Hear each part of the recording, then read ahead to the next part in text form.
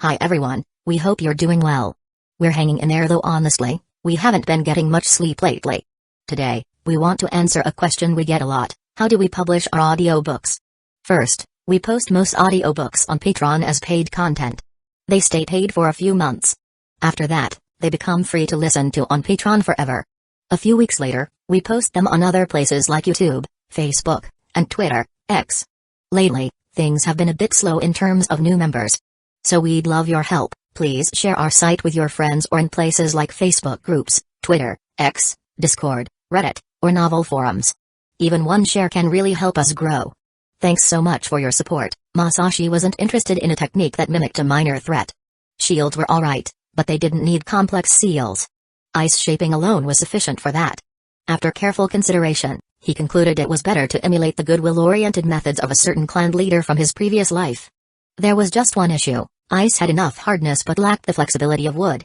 Even after adjusting the chakra ratio, at best he could form figures like Godzilla or King Kong. But using it to bind a tailed beast? Forgot it. A tailed beast could do a warm-up stretch and shatter it to pieces. Copying wood style exactly was out of the question. But that didn't bother him. In his first life, he wasn't a ninja but a nerd. If Naruto didn't have the solution, then One Piece might. After all, copying was hardly copying if it was from different anime, right? With this resolve, Masashi spent his days honing his ice sculpting skills in the training field, enjoying it immensely. Masashi, the children have never seen anything like this. What is it supposed to be? An elder remarked, watching young ones gather around his latest creation. Just a small addition to make the Uchiha garden great again, he replied modestly, adjusting the frozen hair of what appeared to be a surprisingly accurate ice sculpture of Donald Trump, complete with an exaggerated pout and impossibly swooping bangs that somehow defied the laws of both gravity and ice physics. Noticing his unique wintertime hobby, his older relatives requested him to make ice sculptures for the clan's children to enjoy. Masashi couldn't refuse. Watching their grandchildren play was one of their greatest joys. After all, he himself had been a target of their playful antics when he was little. Taking the opportunity to refine his skill, he set up a small exhibition. When the day arrived, it was a major event. The children were thrilled, the elders even more so, and high-ranking Uchihas like Fugaku even brought their own kids to see it. Think about it, we can show the village a different side of the Uchiha, Masashi suggested during a clan meeting. Fugaku's brow furrowed. An ice festival? How would this benefit our position? By making us indispensable to the village's culture, not just its military. On Masashi's strong suggestion and his considerable sculpting skill as proof, the Uchiha clan requested permission from the Hokage building to host an Uchiha Ice and Snow Festival. Tickets were inexpensive, 100 ryo for the public, free for children under 6 and seniors over 60, and 500 ryo for shinobi, with injured shinobi admitted free of charge. The Hokage building didn't think much of it and granted permission. Minato was open-minded, and the elders didn't believe many would come, since winter outings were hardly popular. That winter turned out to be Hidden Leaf Village's most bustling season since the village was founded. Hidden Leaf Village alone had tens of thousands of shinobi, and the total village population was over 100,000. The enthusiasm that poured out left the Hokage building in shock. The festival was packed on day 1 and continued for 3 months, running until January of the following year. Masashi sculpted non-stop to maintain attraction, creating unique ice sculptures every day and even recreating famous landmarks from his past life by memory. After 3 intense months, his ice style's speed had improved to a point where he could sculpt with a snap of his fingers. However, it left him physically drained, not only from the ice work but also from setting up lights within the sculptures. At month's end, when he received his share of the proceeds, Masashi decided it was all worthwhile. It earned him more than any mission he'd done last year. The Uchiha clan leaders promptly decided to make it an annual winter event. No one had anticipated that the ice festival would be so profitable and popular. The Hokage office couldn't refuse subsequent applications. Not only did villagers flock to the festival, but people from other parts of the Land of Fire came, and even visitors from foreign lands, making it a highly successful enterprise. The Uchiha Ice and Snow Festival quickly became one of Hidden Leaf Village's iconic attractions. At Masashi's suggestion, the Uchiha clan leaders, despite their reluctance, allocated a portion of the profits to the Hokage office. Fugaku made a show of sincerity, insisting the Hokage office accept the donation for the growth of Hidden Leaf Village. He refused to leave until they did. The former third Hokage's advisors were dumbfounded, eventually escorting Fugaku out with reminders to take care of himself. Even Danzō, usually stern-faced, softened. This change in relations affected the clan significantly. Uchiha clan members noticed that ninjas from other departments began greeting them warmly, saying, "We're all part of the same system, we should get along." The clan's popularity skyrocketed. Masashi also gained fame. Walking through Hidden Leaf Village, people now addressed him as Masashi-sama. Though he found the title unappealing, as it made him feel 60 years older, there were undeniable perks. During the festival, he could drink free at any bar. "Why do they call me Sama? Do I look like someone who takes advantage of things like that?" he muttered, after being called out yet again. He looked at Shizue and Itachi beside him, visibly uncomfortable. "And why are you here today, Itachi? Masashi, have you been stressed out lately? You seem pretty tense," Shizue said with a grin. "And I have to say, this positive shift in villagers' attitude towards the clan is all thanks to you." "This is only the beginning," Masashi replied, shaking his head. "The real work is yet to come." He looked up at the sky, his Sharingan reflecting the winter sun. Winter was over, a new year had started, and a real crisis was on its way.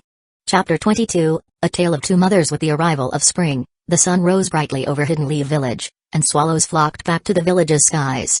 Small groups gathered in the streets, watching the birds swoop between buildings. The streets are lively again, bustling with traffic by day and glowing with lights at night. Mikoto's belly was now visibly large, and Fugaku was no longer comfortable letting her go out alone.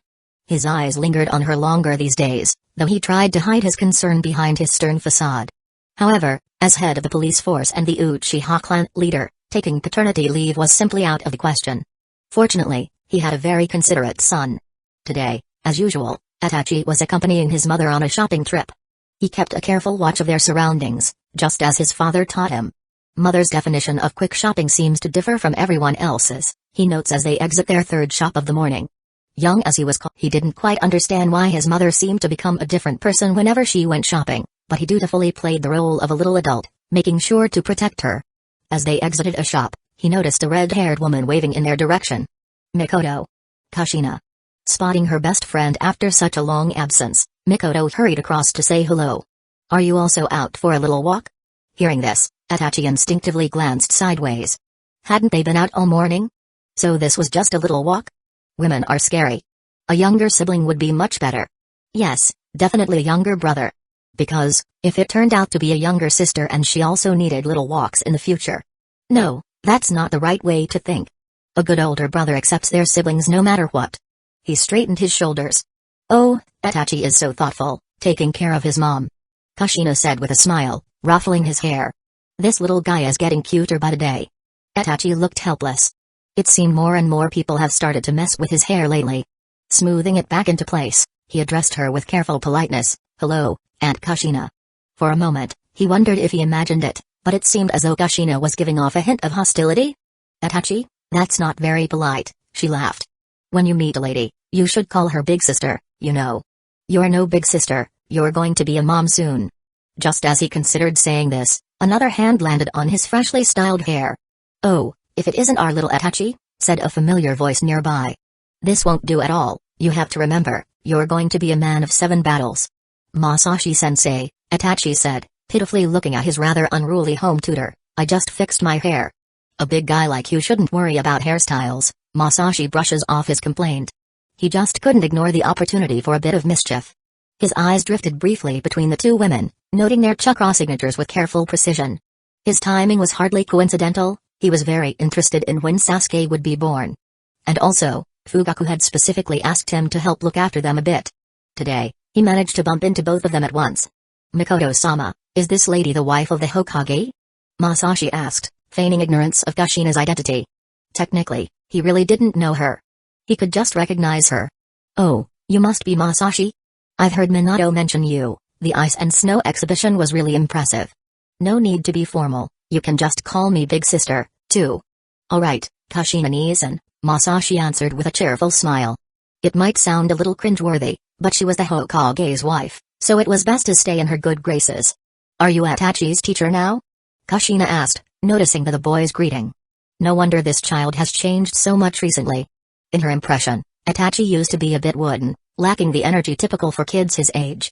She often complained to Mikoto about it, thinking there was an issue with their family's way of raising children. But starting last year, Itachi had become a lot more lively.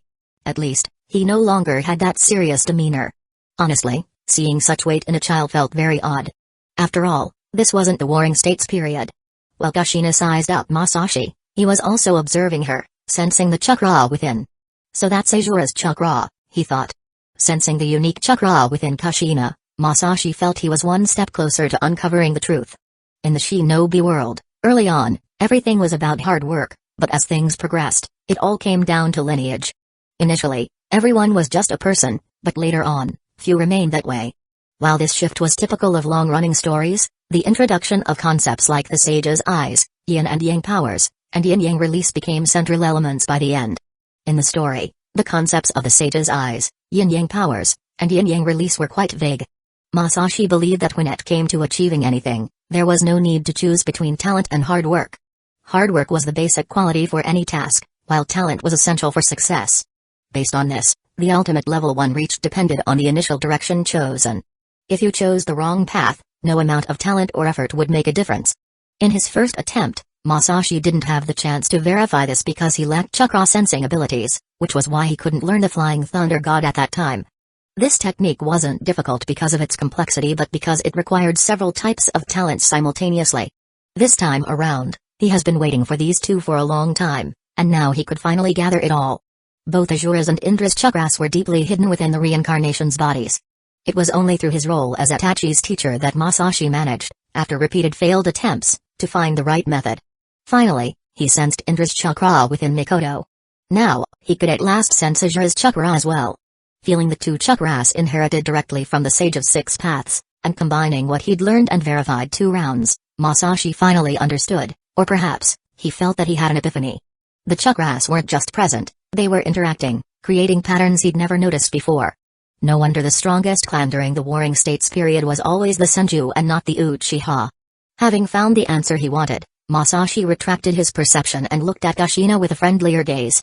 Thanks to this new Azura reincarnation's mother, his future path had become much clearer. He also gained insight into his own current situation. Just as he'd once told Itachi, while it was true that the higher the vantage point, the clearer the view, it was equally important to watch your footing. He had thought himself grounded, but Masashi now realized that he hadn't truly seen the full picture before. He was now eager to verify it all. With Kushina here, there was no need to worry about Mikoto's safety. I still have matters to attend to, so I won't interrupt your pleasant time together, Masashi said, relinquishing the role of chaperone to Itachi. Make sure to be a good host, Itachi. The boy looked less than enthusiastic. Show some spirit. With a light-hearted comment, Masashi took his leave. Back at the clan's compound, he headed straight for the library. The Uchiha library guard looked up from his post. Back again, Masashi? Some historical records need reviewing, Masashi replied, already moving past. What's the rush today? The guard wondered but wasn't too concerned. After all, Masashi visited the library every few days, everyone knew he liked reading. Inside, he headed straight to the far end of the first floor, where historical documents were stored. The Uchiha clan was very proud of its heritage and took their history seriously. The shelves here held scrolls dating back centuries, each carefully preserved. While the historical records weren't the most professional and often contained personal biases, they were very comprehensive. Soon, he found what he was looking for, records on Indra. These patterns in the texts. They match what I sensed in the chakra. Due to turbulent times, some Uchiha records had been lost or damaged, and early records were no longer in their original form. Descriptions of the clan's founder, Indra, were more myth than history. But myths were fragments of history and still hold value, otherwise, they wouldn't be preserved. After carefully reading the scroll, Masashi put it back on the shelf and pulled out another. Indra's figure appeared sporadically in the Uchiha's early history. The previous scroll had simply recorded more detail in one section. Soon, he pulled out another scroll, found a seat, spread it on the table, and began to search slowly. As time passed, the number of scrolls on his table increased, though he returned many after reading. Finally, Masashi compared the remaining ones in detail and confirmed a certain idea in his mind. After carefully returning the scrolls to their shelves, he left the library. To outsiders, he seemed to return to his usual, routine life. Far away from Hidden Leaf Village, a visitor was approaching an unwelcoming place. There it is, Obito said, staring at the flat-roofed building in the distance. Correct, Madara-sama. That's the Mizukage's quarters, Zetsu replied, half submerged in mud as usual. The humid climate of the Land of Water didn't bother him, though he didn't particularly like it either. Speaking of, if we're recruiting new members, why not bring those 2 kids along? Obito ignored him, looking out at the village ahead. Among the countries, none embodied the concept of isolation as much as the Land of Water. As an island nation surrounded by sea, the Land of Water's territory included both the main island and the surrounding smaller islands, technically making it an archipelago nation. Leaving aside the smaller islands, the main island had little flat land and was mostly mountainous. Even on the main island, regions weren't closely connected, each having its own distinct culture. This regional isolation was something other nations on the mainland didn't experience. Even the mountainous Land of Lightning had variations in local customs, but they belonged to the same cultural sphere overall. Only the Land of Water gave you the sense of entering a different country with each area you visited. Hidden Mist Village was situated deep in the mountains, shrouded by mist. This ninja village had no sign of everyday life, with fortress-like structures built of stone, connected by walls, a massive military stronghold. The Mizukage's quarters were the largest fortress in the village. "Someone's coming," Zetsu suddenly said. Obito remained silent, activating his Kamyu to vanish, while Zetsu sank into the ground. Soon after, a team of Hidden Mist Village ninjas appeared. "Strange." Akanoichi muttered, confused, her hand forming a sensor seal. "I did sense chakra here." The Hidden Mist Village ninjas searched around but found nothing. Their movements were precise and professional, exactly what he'd expect from Kiri's elite. "Maybe we were wrong," another ninja said. "Besides, this is right under the fourth Mizukage's nose. Who'd be so bold?" The others agreed. They left, unaware that their revered fourth Mizukage, Yagura, was inwardly cursing. It wasn't that he enjoyed cursing but rather that he physically couldn't speak. He was trapped in his own mental world, with Isabu, the Three Tails, lying beneath him, its eyes revealing the Sharingan. "Does Hidden Leaf Village want to start a war?" Yagura said, glaring at the enemy's Sharingan. He recognized it all too well. "I'm not from Hidden Leaf Village," Obito sneered. The confidence he'd lost after his encounter with Masashi was now returning. He felt capable once more. "Still, that's a Sharingan," Yagura muttered bitterly, struggling against the mental bonds that held him. "Are you that water user?" "Too much talk, fourth Mizukage." Obito pinned him in place atop Isabu with a glance. "Don't mention the guy in front of me." Yagura was stuck in place, shocked. The mental landscape around them twisted with the force of Obito's will. He wasn't that guy? How many monsters did the Uchiha clan have? Just before he lost consciousness, Yagura heard one more sentence. "From today, you're a pawn as well."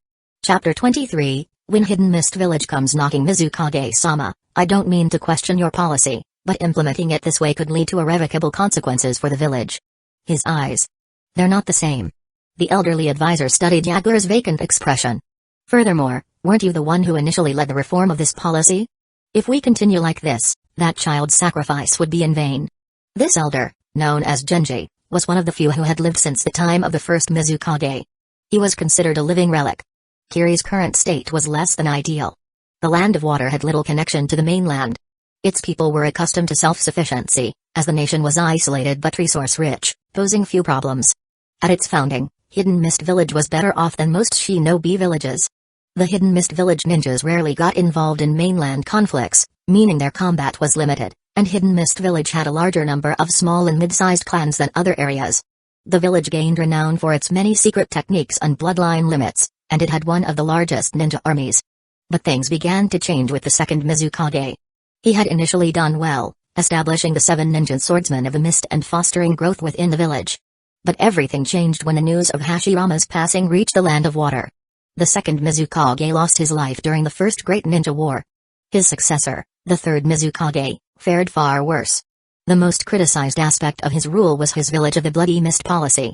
Genji could not understand how the man, who had once seemed perfectly reasonable, became so erratic after assuming the title of Mizukage. During the Third Great Ninja War, the third Mizukage's strategy to wound Hidden Leaf Village on 2 fronts ended in disaster. His administration and Kiri's elite forces suffered unprecedented damage.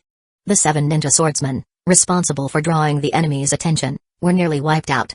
The rear-line plan to unleash a tailed beast on Hidden Leaf Village failed due to a sacrifice among his own.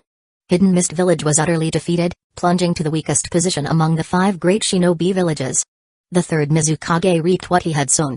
The Bloody Mist policy had turned the village into a haven for extremist radicals. Before his people could execute him, he relinquished power. In these circumstances, Yagura, backed by the younger generation, assumed the role of Mizukage. He quickly initiated reforms to repair the damage caused by the third Mizukage's reign, signing a ceasefire with Hidden Leaf Village, revitalizing Kiri's economy, and sealing the Three Tails within himself, becoming the new Jinchuriki. Under his governance, Kiri's bleak situation began to ease. But now, to Genji's shock, Yagura seemed intent on stopping his reforms to the Bloody Mist policy. Instead, he seemed ready to enforce it more strictly. For now, the situation was not entirely irreversible, as Yagura hadn't publicly announced the policy change. He had, however, consulted with Genji, discussing it for over a month. The policy could not be restarted. Hidden Mist Village had suffered enough under the third Mizukage. Though no structural loss had yet occurred, they couldn't afford another disaster. Unfortunately, Genji had no idea that the man before him was no longer Yagura as he had known him, just a shell of his former self. I understand. I'll consider it further, Yagura replied blankly. Please, do. Genji knew it was time to take his leave. He left the office, worried as ever. After he left, Yagura continued with his paperwork. When everything was completed, he departed for his residence. While there were Anbu in the Mizukage's office, his residence was unguarded. Everyone believed that no one could attack the Mizukage in his home and survive. However, this was sadly not true. There was more than one intruder. At his residence, Yagura sat in his chair, seemingly drained of all his energy. The extraction of his memories was always taxing, though he was no longer aware enough to realize it. Obito appeared behind him, stepping forward until their eyes met. He received Yagura's complete recollection of the day's events. That old man is really stubborn, Obito muttered, releasing his Sharingan's hold. Why not control him too? Zetsu's head emerged from the wall. An elder like him would be easy to handle. One Mizukage under control is enough. The old man's just a symbol, it's better to let the villagers willingly accept this change, Obito replied. Although he wanted everyone in this village dead, he hadn't forgotten his purpose. Utilizing Kiri's resources to groom effective pawns was his goal. He wasn't just here to vent his anger, though his hatred for Hidden Mist Village ran deep. Moreover, the upper ranks, represented by Genji, opposed the original Bloody Mist policy not out of kindness but due to a lack of benefits. In that case, Yagura had plans for the new generation of the 7 ninja swordsmen. Let's allow him to proceed as planned, Zetsu suggested. Only one of the original 7 swordsmen remains. What will you do with him? Will you put him to use? No, that guy has served this village on covert missions for years, he's too calculating. In time, he drew in my plans, Obito said with a smile. I have a better idea, let him go to Hidden Leaf Village. Showing Genji and the others the benefits of restarting the policy was not feasible. Showing them the downsides of not restarting it, however, would be easy. All it took was provoking Hidden Leaf Village. After Kiri's recent defeat by Hidden Leaf Village, the village was highly sensitive to anything related to them.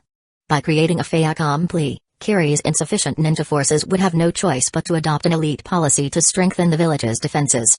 This, in turn, would serve Obito's objective. The fractured Kiri, producing shinobi filled with resentment, would yield perfect pawns for his plans. Hidden Leaf Village? Do you plan to notify Masashi? No need. He's probably already told Hidden Leaf Village's higher-ups about me. In the end, he'll never be one of us, he's too content with life in Hidden Leaf Village, Obito replied. Let him play his games in Hidden Leaf Village. Soon enough, none of it will matter. I'll bring Fuki along to stir things up. It'll be a good time to greet Danzo, too, and give him a little push. As the third quarter of the new year began, Mikoto finally stopped walking around with her big belly. She was about to give birth. At Hidden Leaf Village Hospital, Fugaku and Itachi anxiously waited outside the delivery room, along with other members of the Uchiha clan. As the clan leader, Fugaku was well respected, and with his wife about to give birth, the clansmen hoped for a safe delivery for both mother and child. The corridor was filled with quiet murmurs and occasional glances at the delivery room door. Even you came? Rare to see you at clan gatherings, one of the senior clan members noted as Masashi approached. A clan leader's second son isn't born every day. After more than a month of re-evaluating his path, his efforts had proven quite successful. He could now confidently say he was no longer helpless with tailed beasts. Hard work truly paid off, and now Masashi could finally put his mind at ease, no longer fearing the night of the clan's demise. The sealing techniques still need work, but they'll do against most tailed beast attacks.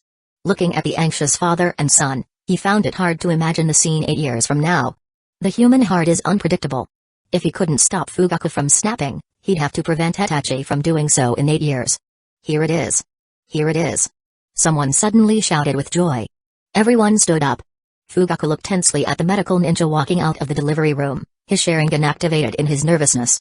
The medical ninja jumped in surprise at the sight of Fugaku with his Sharingan active. Realizing he hadn't begun with the usual small talk, he decided it was best to skip that part, better to avoid ending up on the floor. Don't be so anxious, Fugaku-sama, he quickly said, trying to maintain his professional composure despite the intimidating red eyes fixed on him. Mother and child are safe, it's a boy. Thank goodness.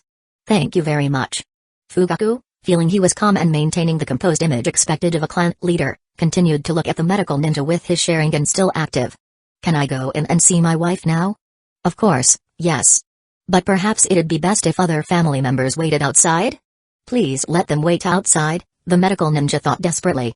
With so many people going in, if anything happened, he doubted the entire medical department could handle it.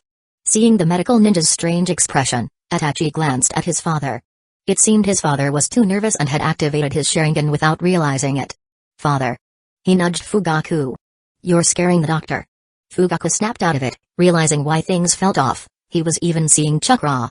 Deactivating his Sharingan, he sincerely apologized, letting the medical ninja breathe a sigh of relief, then escorted father and son into the room.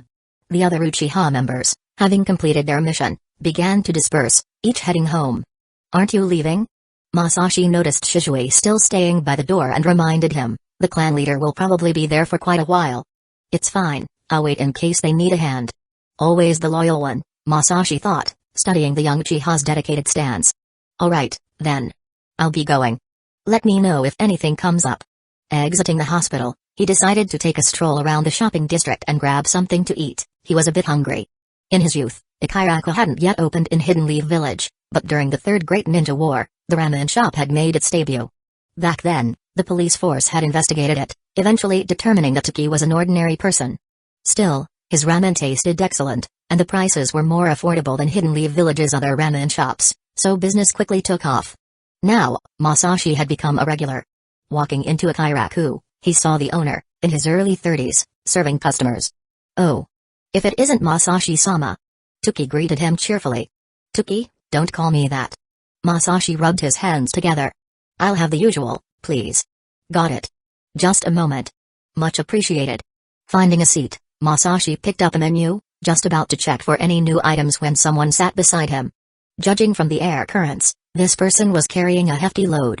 I didn't expect you to come to a place like this. I thought you only dined at high-end restaurants. Turning to look, Masashi saw a blonde woman whose prominent presence matched what he'd sensed. Who are you? She looked familiar, but he couldn't remember who she was. Really? You're the one who brought me to Hidden Leaf Village. The blonde seemed a bit miffed. Huh? Did I do something like that? After a moment of consideration, he suddenly remembered her, spurred on by a certain prominent feature. Oh, it's you, Madoka? It's Kumeka. That's what I meant. Masashi handed her the menu. You look like you're doing well. Go ahead and order.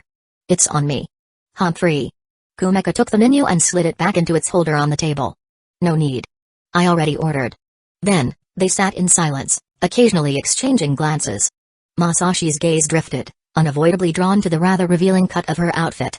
Being an artist at heart, he pondered the cultural differences between Hidden Leaf Village and Hidden Clouds Village. Tell me, are you always this relaxed? Kumeka broke the silence. I've joined your Anbu's training division, but I still get tidbits of news about the Uchiha. Want to hear it? And how would I listen? He asked out of habit. Do I need to get closer? At first, Kumeka didn't understand, but following his gaze downward, she quickly caught on. Is that what you like? That can be arranged, given that I owe you something, after all. No need for the act. Masashi looked away. I've got a pretty good idea of which division you joined. What's the deal, selling info to both sides? How much would a bowl of ramen really get me? Kumeka shrugged. At first, I thought the Uchiha were a noble clan in Hidden Leaf Village, but then I saw how things are, and I was surprised you even tried recruiting me. What's wrong with it? Masashi's gaze drifted toward Taki as the smell of ramen wafted over. Nothing, as long as it doesn't bother you. But with the number of Hidden Mist Village ninja you killed, they're sending a delegation to meet with the Hokage soon. You might want to watch your back and avoid getting pummeled. Kaori? Masashi turned to her. Will they be meeting the Hokage or a former Hokage advisor? I don't know. I've just been ordered to greet them. It's not classified, so you'll see soon enough. They're an official delegation. Oh, a delegation. This doesn't fit the pattern. Is Obito planning something? Masashi thought of the Hidden Mist Village ninja he'd faced on the battlefield. To call them terrorists would be to overstate the term. The Bloody Mist policy raised warriors of dubious mental stability. Those people didn't typically send formal envoys to Hidden Leaf Village. Masashi didn't know exactly when Hidden Mist Village was brought under Obito's influence, but the thought couldn't be dismissed. Hidden Mist Village hadn't sent an official delegation to Hidden Leaf Village at this point. Any efforts at reconciliation had been attempted right after the war, and a delegation had already come to Hidden Leaf Village to sign an agreement. Hopefully, this wasn't Obito's doing. The timing didn't add up. Kushina wasn't due for another 3 months. But then again, when had anything in this village ever followed the expected timeline? Chapter 24, The Sharpest Weapon is a Smile. Bonus, even though they possessed chakra and the mysterious abilities of ninjutsu, the world of shinobi wasn't purely about fighting and killing. Human relationships were actually the main theme. Flowers needed to bloom, trees needed to bear fruit, and people needed to express themselves. Often, shinobi actually survived by their words. The sharpest kunai wasn't always the one made of steel. Kumeko was an experienced shinobi, and she wasn't influenced by Hidden Leaf Village's original political environment. Smart move, Masashi noted. Using small pieces of information to build trust while staying detached from village politics. Joining the Anbu didn't mean severing her ties with him, so when they met again over a meal, she naturally rekindled their connection. Through what seemed like an insignificant piece of information, she shifted their relationship from a victor and spoils dynamic toward a friendship. Or perhaps she was just lucky to encounter Masashi. With any other Uchiha, she might have been killed on the spot. This was because the traditional Uchiha clan operated on intimidation and dominance. Their approach to outsiders followed a questionable script: provoke with arrogance, destabilize with emotional manipulation, and demand rather than negotiate. A conversation would typically end not with an exchange, but with a threat: just hand it over. Masashi was different. He followed what the clan would have scorned as weak: stay calm, communicate clearly, maintain emotional stability, and ensure fair exchange. So Kumeko was indeed fortunate. A typical Uchiha Jonin would have followed the clan's way, enraging her with words, subduing her with the Sharingan, breaking her mind with Ganjutsu, and finally using fire to reduce her to ashes, keeping only her head as proof of the kill. Masashi felt this was a case of kindness being repaid with kindness. Kumeko thought she was strengthening their relationship, but to Masashi, she had actually provided valuable intelligence. Since the third Mizukage, Hidden Mist Village has been under the influence of Madara, which explains the strange decision to seal the three tails within a Hidden Leaf Village shinobi. But by the fourth Mizukage's time, this perfect Jinchuriki would be countered by the Mangekyō Sharingan, tearing down the last facade. As Madara's best tool for Obito, Kiri's delegation wasn't here with good intentions. Yet such crucial information hadn't reached the Uchiha clan, who were in charge of police work, showing that the Hokage's attitude toward the Uchiha hadn't changed at all. While the matter itself might be trivial, the principle remained. Perhaps Minato was unaware of this, but unconscious actions often revealed one's fundamental attitude. If the basic attitude hadn't changed, then the relationship between the Uchiha clan and the Hokage's office wouldn't change either. There was no longer any right or wrong between them. To break the deadlock, one side would have to yield first. But now, as point met point, it could only end in an endless clash. And Masashi wouldn't take the Hokage's side. Thus, the plan had to change. Protecting the fourth Hokage and the current Jinchuriki was no longer the top priority. He wasn't disappointed. After all, his goal was never the people in the Hokage's office. Days later, the Uchiha clan finally received a notification from the Hokage's office that a delegation from Hidden Mist Village was about to visit. The messenger was Dodo from the Akimeki clan. When this plump shinobi arrived, he was all smiles. Before delivering the Hokage's message, Dodo even joked and laughed with Uchiha Jonin. The Akimeki clan was strong even back in the Warring States period, known for their destructive power. Dodo was a staunch supporter of the fourth Hokage and had served in Minato's team during the Third Great Ninja War. Thus, the Uchiha clan treated him with respect. The clan head, Fugaku, personally received him, with all the Jonin present. "Ah, Fugaku. Still as formal as ever, I see," he called out warmly. "Some traditions are worth maintaining," Fugaku responded. However, when he conveyed the message, the entire Uchiha clan fell silent. But no one asked the foolish question, "Why are you only telling us now?" During Hashirama's era, the Uchiha had decision-making power. In Tobirama's era, they had advisory rights. But during Sarutobi's era, the Uchiha became mere executors. When the fourth Hokage assumed power, the Uchiha had high hopes, but now it seemed like merely an extension of the Sarutobi era. What was there left to say? In light of this, the smile on Dodo's face faded as he realized that something might have happened, something that Minato might have overlooked. In the past, the Uchiha often responded to messages from the Hokage's office with silence, but this time, The silence was particularly unsettling. Fugaku? He asked tentatively, is something wrong? If there's anything I can help with. Some bridges can't be rebuilt with mere words, Fugaku thought bitterly. No, nothing, he forced a smile at Dodo. It just came rather suddenly. Dodo had been a comrade in arms, and Fugaku knew his personality well. There was no need to direct his emotions toward him. The Akimaki clan had gentle and loyal members, and even the stoic Uchiha found their company pleasant. In the past, they might have muttered sarcastic remarks under such circumstances, but now, the Uchiha no longer behaved that way. Masashi had, after all, injected something new into the clan.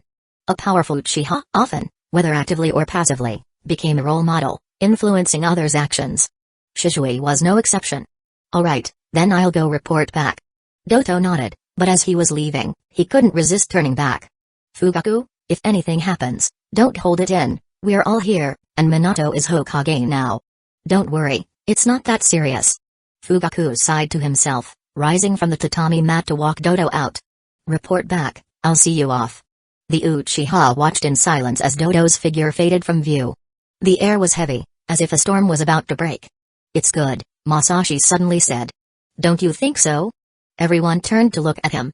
Some looked pensive, while others were holding their anger back. Masashi, what do you mean? Shisui asked. We shouldn't expect anything, so why feel disappointed? Masashi looked at them all. Is everything we've worked for really just for that building? The Akimaki clan may be kind, but they aren't pushovers. In the past, they wouldn't have spoken like that. The anger in many eyes began to fade, with some quickly understanding Masashi's intent. Think of how many people live in that building, and how many live in Hidden Leaf Village. Which matters more? Masashi continued, standing up. I may be young and a bit blunt, but I think that if one shinobi clan must fall, it won't be the Uchiha.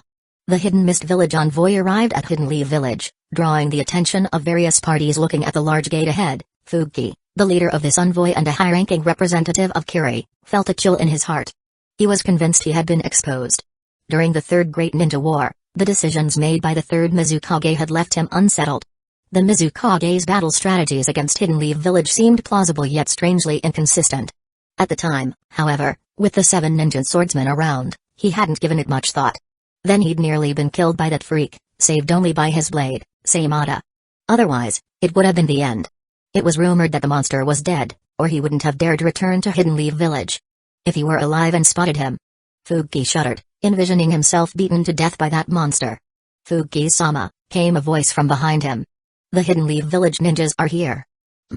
Fuki nodded, glancing back at the figure concealed entirely in a cloak. About a month ago, the Mizukage had suddenly shifted his policy and started aligning himself with the old ways of the Third Mizukage. Although it hadn't been officially announced yet, the revival of the Bloody Mist was already inevitable. This cloaked figure had frequently appeared by Yagura's side during that time. Now he had joined the envoy as well. Although he hadn't done much on the journey, Fuki saw him as Yagura's eyes on him. But why would the Mizukage feel the need to monitor a former close confidant like himself? It seemed Yagura had noticed his own cautious actions after he began to suspect something was wrong with him. A few months ago, it had felt like Hidden Mist Village was returning to prosperity. Yagura had become a perfect Jinchuriki, revered by all within Kiri. With loyal veterans like Ao, Genji, and Kanbai supporting him from above while rising talents like Zabusa and Mangetsu stood ready to inherit the legacy. He thought things would improve beyond what they'd been in the past. But that dream crumbled when Yagura changed overnight. Now, former allies turned on each other under the pressures of power, and the war within Hidden Mist Village had already begun. All hopes and aspirations began with the Bloody Mist, and they would end there too. For the sake of the village, I'm willing to do whatever it takes. Fuki took a bold step toward the gates, followed closely by the rest of the delegation. This guy, he's definitely up to something. Hidden beneath the robe and mask, Obito stared at the figure ahead, his heart burning with murderous intent.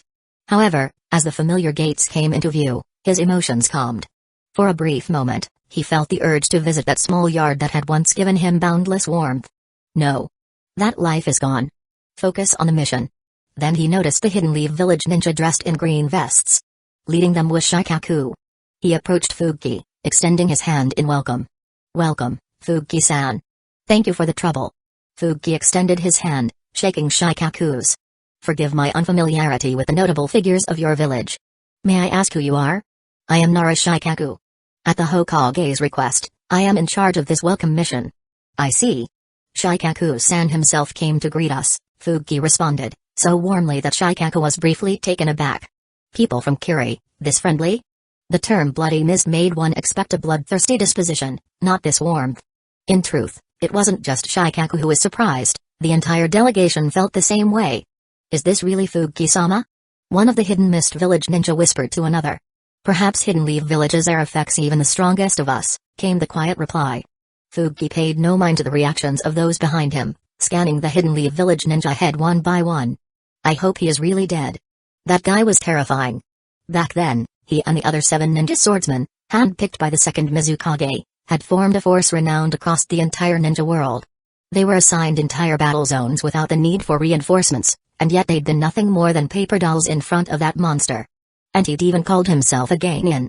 Where was the shame in that? Kiri's 7 ninja swordsmen had yet to be reformed since then. Suddenly, Fugi heard a gasp from behind him. A flash of anger appeared on his round face as he turned back. One of the delegates was staring intently ahead. Following the gaze, Fugi spotted a young Hidden Leaf Village ninja with a red and white fan emblem on his left arm. He recognized that symbol as the Uchiha clan's crest. But so what? This wasn't a battlefield, what's with the overreaction? Is there a problem? Holding back his anger, Fugi stared at the Hidden Mist Village ninja. From the look in his eyes, Shikaku confirmed that this was indeed a Hidden Mist Village ninja, a fierce gaze was their signature. Now that felt right. Just a moment ago, he'd almost mistaken Fugi for someone like Shoza. Apologies, Fugi-sama. The Hidden Mist Village ninja was sweating under Fugi's glare. I asked if there was a problem. If this wasn't Hidden Leaf Village, Fugi wouldn't have bothered with words, a slap would have cleared things up. Even if he didn't trust a single member of this delegation, he would never allow them to disgrace Kiri's honor. I believe the issue may be with me, the Uchiha stepped forward. Seeing an old enemy from the battlefield, I can't help but feel complicated emotions. Oh? Fugi turned back, the fierceness gone from his eyes. Ah, I see. Hidden Mist Village has many talented ninjas, but we cannot compare to the Uchiha. Truly an enviable heritage. No one in the delegation found Fugi's remark inappropriate. Kiri, the shinobi world's last bastion of bloodline purity, was a haven for clan values. The entire delegation was made up of ninja clans from Kiri, with more than half carrying bloodline limits. I take pride in my lineage, but a true shinobi transcends their origin. Fugi-san, there's no need to flatter. Haha, they say the Uchiha are very proud, but I see that's not always the case. May I know your name? An undeserved compliment. I am Masashi, fortunate to have fought alongside your village's elite and emerged victorious. Masashi. Fugi's smile faded abruptly. Now he understood why that subordinate had lost his composure. In the Third Great Ninja War, Hidden Mist Village had lost many to Shizui. But among the clans, another name was equally feared. This Uchiha's water ninjutsu alone was enough to shatter Hidden Mist Village shinobi's morale, but the worst part was that he had copied various bloodline techniques from Kiri. It wasn't just the Yuki clan. Kiri's most promising young talent, Mai, had fallen prey to his shameless mimicry as well.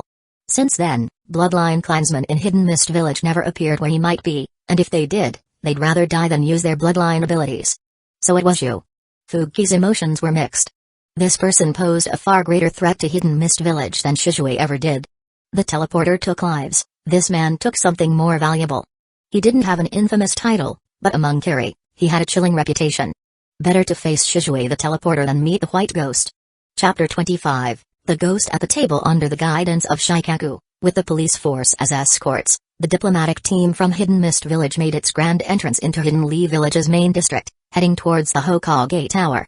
Along the way, Hidden Leaf villagers looked on with curiosity at these foreign ninjas clad in high-collared sweaters, their faces full of fascination. Small clusters of people gathered at shop entrances and street corners, some pointing discreetly at the visitors. Those are Hidden Mist Village ninja. They look so normal, a villager whispered to his companion. SHHH.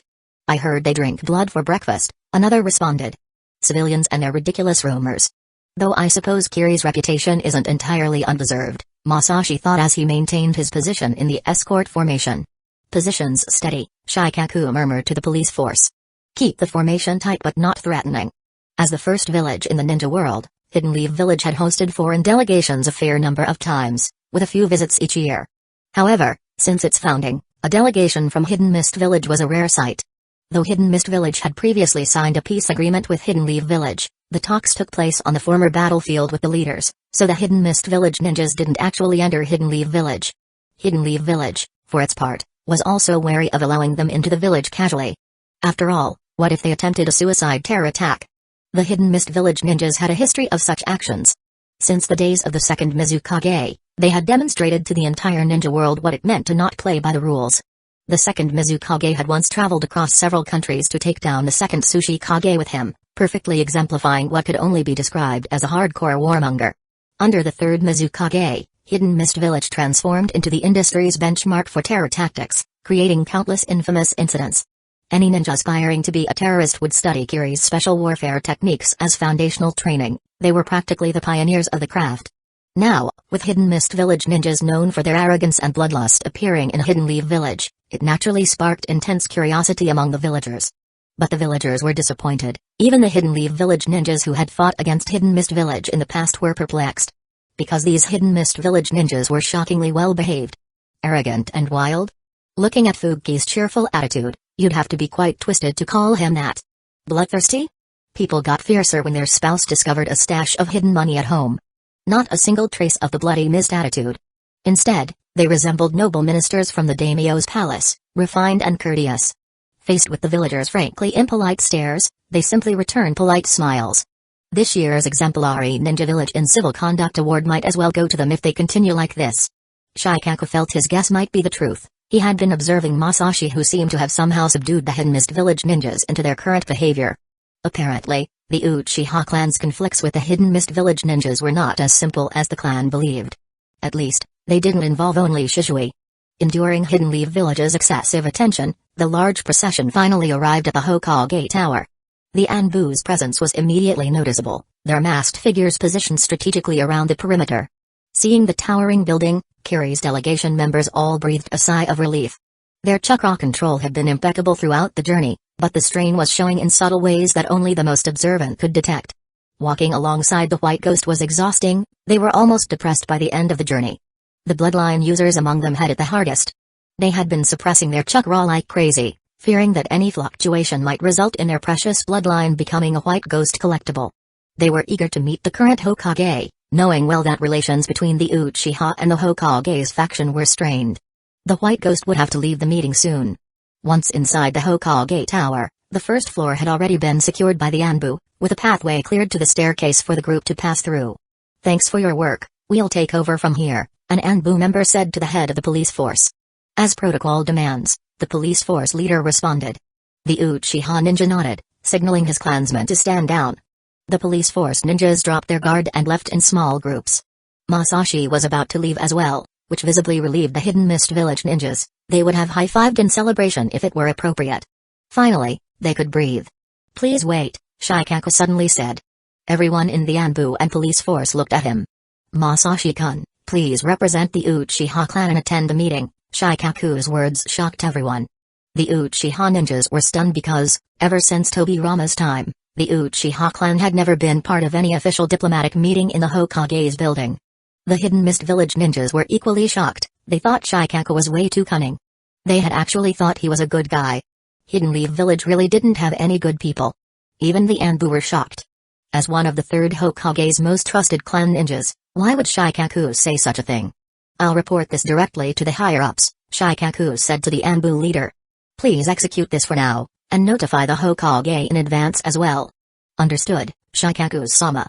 The Anbu leader recognized that hesitation wasn't an option here, so he acted quickly. "Masashi-san, please attend as well." "Oh? Sure." Masashi had no idea what was going on, but he didn't mind. This could be interesting. Wait, why did the Hidden Mist Village ninjas look like they'd seen a ghost? He cast a confused glance at them, who all wore expressions of dismay, and followed the Anbu team upstairs. With Shikaku and the Anbu leading the way, the delegation was escorted to the third-floor reception hall. The hall was spacious, designed for diplomatic discussions.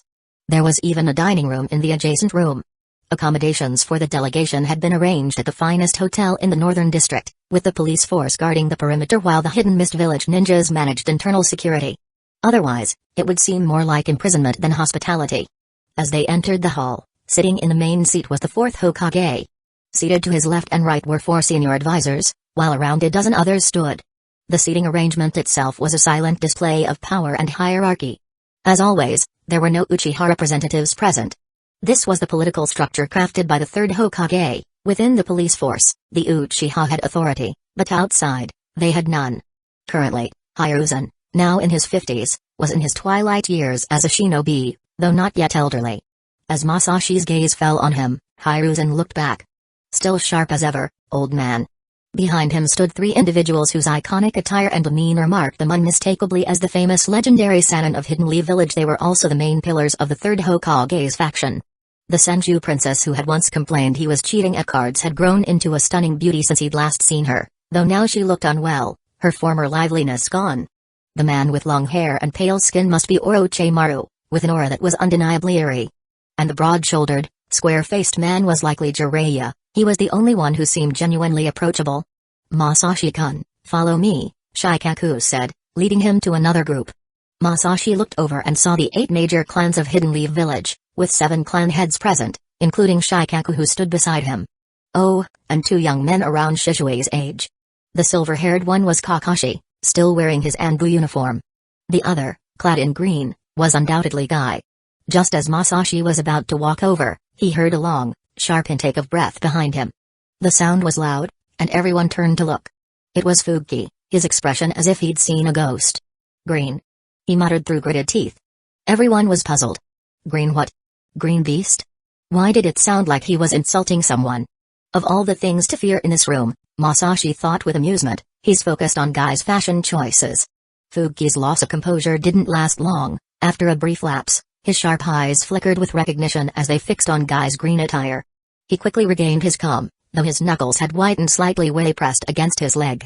"Apologies, I lost my composure," he admitted openly, which, in turn, earned some goodwill from Hidden Leaf Village's side. "There's no need, Fuki-san," Minato replied in a gentle tone. The wars of the past were tragedies for both sides. As someone who personally took part, it's only natural to feel conflicted and upset about it. "Thank you, Hokage-sama, for your understanding." Fuki wasn't truly bothered by the war, it was the sight of that familiar attire that had stirred up dark memories. But since Hidden Leaf Village had given him a way to save face, he wasn't going to reject it. After taking a long look at the young boy in green, he tried to compose himself.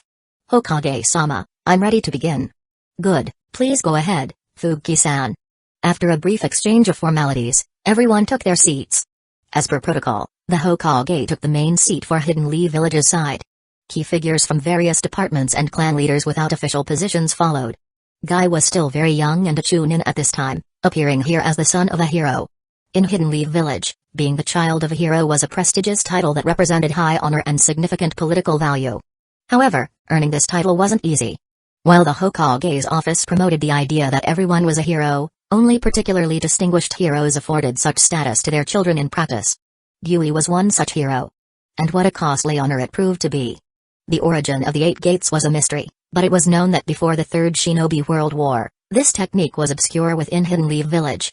It wasn't until Gyui made a significant impact that the Hidden Leaf Village High Command realized its terrifying potential. Normally, this would have led to a scene where high officials beat their chests, lamenting the loss of a great talent. But Guy's existence forced a different outcome. Following in his father's footsteps, Guy also mastered this technique. So the narrative shifted to 2 generations of Hokage extending their arms in a loving embrace for the hero's orphan. Masashi sat at the far end, with Kakashi between him and Guy. Judging by the seating arrangement, Guy's significance to Hidden Leaf Village as upper echelon was clear. They were already planning his future role in the village. Guy didn't yet possess his future grandeur, seemingly unaware of the meaning of his seat, sitting there in a daze while casting a complex gaze at Fuki. He knew the man before him was practically his father's killer. Kakashi's expression was unreadable, as usual, with only one eye visible, but his body language spoke of careful alertness. In short, everyone was serious. Fuki took out a scroll, placed it on the table, and gently slid it towards the space between Minato and Hiruzen. The position was chosen with care, a detail that didn't escape anyone's notice. Minato took out a scroll of his own and slid it towards Fuki, while picking up the one from Kiri's side. "I'm unfamiliar with the daimyo of the Land of Water's handwriting. Could you verify it, Sandaime-sama? You're the Hokage, such an important document should be checked by you personally." "I shouldn't overstep," Hiruzen replied with a smile. "Of course, I will help verify the handwriting if you want. It just shows how immature I am, having to trouble you for such a small matter," Minato sighed, before unrolling the scroll and spreading it out between him and Hiruzen. The two examined it carefully. Across the table, Fuki also unrolled the scroll Minato had given him and scrutinized it, his expression giving nothing away. This was a high-level meeting, with discussions covering not only Hidden Leaf Village and Kiri's interests but also state matters between the Land of Fire and the Land of Water. It was no wonder that the Hokage's office had not disclosed the meeting's details to the Uchiha clan. Except for Kakashi and Guy, the others on Hidden Leaf Village's side seemed fully briefed on the matters at hand. Why is there no tea or any snacks? Masashi observed the room. After a while, both parties had completed their examination of the credentials, the atmosphere shifting subtly as they prepared to address their findings. Fuki-san, what do you think of the daimyo's authorization? Minato inquired. I've reviewed it, there's no issue. How do you find our daimyo's authorization, Hokage-sama? The wording is fine, though it lacks the daimyo's personal signature, Minato remarked. For a long time, all daimyo of the other nations, including the Land of Wind, Earth, and Lightning, have signed the authorizations themselves. Our customs differ from other nations. We use personal seals, which hold the same authority as signatures, Fuki explained apologetically. I hope you understand. I'll let it go this time. However, if your country truly intends to build good relations with others, wouldn't it make sense to follow common practices? Our daimyo has never personally signed documents, but I'll be sure to mention it to the Mizukage when I return. I'll ask him to encourage the daimyo to change his approach. That would be ideal, Minato nodded. Hiruzen suddenly spoke up. Since the Land of Fire and the Land of Water have no prior alliance, should we each retain a copy of this authorization for our records? Agreed, Fuki nodded, understanding the underlying message about trust and verification. Minato handed the authorization to Hiruzen and continued, we're discussing national matters here, Fuki-san, and with your wisdom, we hope this meeting will benefit both sides. Of course, Fuki said with enthusiasm. Among all nations, the Land of Water and the Land of Fire are closest. Today's disputes are temporary, and in the long run, mutual support is the best strategy. If we remain enemies, it will harm both our countries. We're both located in the south of the continent and should focus on the big picture, fostering lasting peace. That way, we won't fall prey to the northern countries. His words drew glances from all those present. What a bold move, Masashi thought, playing the regional card while Hidden Cloud's Village's alliance is still fresh. Fuki-san, Minato couldn't help but remark, his tone carrying a subtle warning, the Land of Fire and the Land of Lightning, Hidden Leaf Village and Hidden Cloud's Village, also share friendly relations. That's exactly what I mean, Fuki said with approval, smoothly turning the point to his advantage. If Hidden Leaf Village and Hidden Cloud's Village can get along, what's there to worry about with us from Kiri? An elder with a cross-shaped scar on his chin frowned beside him, clearly disapproving of this direction. The friendship between the Land of Fire and the Land of Water will not consider the stance of a third nation. Then he turned to Minato and said, Hokage-sama, let's continue with the main agenda. The room's atmosphere shifted once again, ready to delve into the real matters at hand. Chapter 26, Wolves at the table. Sitting in his seat, Masashi listened intently to the exchange on both sides. After a while, he grasped the essence of the negotiations. In simple terms, due to the constantly expanding battlegrounds of the Great Ninja War, the conflict had risen to the level of nations. With Hidden Leaf Village as the victor, the Land of Fire also naturally emerged as a victorious nation. Although Hidden Mist Village and Hidden Leaf Village had signed a truce agreement, including some economic exchange clauses, this agreement was limited to the two villages. From the perspective of the two nations, a mere truce was far from enough. However, as this conflict arose from the Great Ninja War, the negotiations fell to the two major shinobi villages, with their respective daimyo granting them full authority. This situation explained why, after Hidden Sand Village's defeat, the daimyo of the Land of Wind reduced military funding and cut back on mission orders. For the Land of Wind, Hidden Sand Village had declared war on Hidden Leaf Village using the third Kazekage's death as a pretext but surrendered early on, essentially dragging the Land of Wind into a costly situation. Consequently, the nation had no choice but to make concessions to the Land of Fire. The inner workings of the central government are completely different. It's no wonder the third Hokage can still hold a supporting role. Reflecting on this, Masashi gained a lot. These mechanisms were something the Uchiha clan had never truly understood before. It wasn't that they lacked interest, they had just never been part of the inner circle and were always isolated from both Hidden Leaf Village and the daimyo's national affairs. In the Uchiha clan's understanding, a truce between villages meant peace between nations as well. Due to their lack of insight, they had significant misconceptions about the nature of Hokage succession. Hiruzen's retirement wasn't simply due to a bad deal with Hidden Stone's village. Though Hidden Leaf Village's reputation seemed damaged, the Land of Earth still had to make concessions. In fact, Hidden Stone's village's stinginess had only strengthened the Land of Fire's negotiating position, forcing the Land of Earth to give up more. Hiruzen had secured all the benefits Hidden Leaf Village was owed. His retirement was merely a move to elevate Minato into the inner circle, further solidifying their faction's influence. Masashi felt a bit of a headache. Though he valued the learning, he couldn't deny the toll it took. The habit stemmed from his previous life as a gamer. He'd always been the type to exhaust every possibility in a game before moving on, methodically exploring each path until nothing remained unknown. Where others might abandon their pursuits after failure, he would dive deeper, pushing himself to the absolute limit of what could be learned or achieved. The talks continued. Minato's inexperience showed as he struggled to fully embody the mindset of a shinobi village leader. He was often led astray by Fuki, though the two veterans beside him would intervene immediately to set him back on track. What alternatives can we consider? Minato asked. Perhaps if we examine the trade routes, the northern sea routes are not negotiable, Fuki jumped in quickly. They're vital to our economy. Your economy? Danzo's single visible eye fixed on him. Interesting. Our intelligence suggests your northern ports are operating at less than half capacity. Tell me, what's really being protected there? Fuki's jaw tightened. That's not, and these reports, Danzo continued, sliding a folder across the table, show your southern trade has increased threefold in the past month. Curious timing. Hiruzen took a long draw from his pipe. Perhaps we should discuss those merchant ships that were spotted near the Land of Lightning's waters? Color drained from Fuki's face. He opened his mouth, then closed it. This is like watching a tiger and a wolf corner their prey, Masashi observed as the two veterans systematically exposed every deception. The port fees alone, Fuki tried again, would barely cover a tenth of the damages, Danzo cut in. Let's not waste time with these peripheral issues. Sweat beaded on Fuki's forehead as he shuffled through his papers. Each argument he raised was countered before he could fully voice it. Every alternative he suggested was revealed as already compromised. Finally, his shoulders slumped. Our daimyo says we can offer a compensation of 1 billion ryo, but that's the limit. Anything beyond that is unmanageable for our country. At these words, Hidden Leaf Village's side perked up. They've been waiting for this number, Masashi realized. Everything before was just theater. Minato leaned back thoughtfully. Hiruzen took out his pipe and began smoking again. Tapping his cane, Danzo spoke slowly but firmly. 2 billion ryo is the absolute minimum. If this war continues, your country will only owe more. Fuki shook his head, holding his ground. 1 billion is beyond our means already. Asking for more is impossible. Please consider reducing the amount. Reducing it is out of the question. The war has brought us to this point, there's no way around it. However, given that the other side was paying, Danzo made an effort to keep his composure, softening his tone slightly.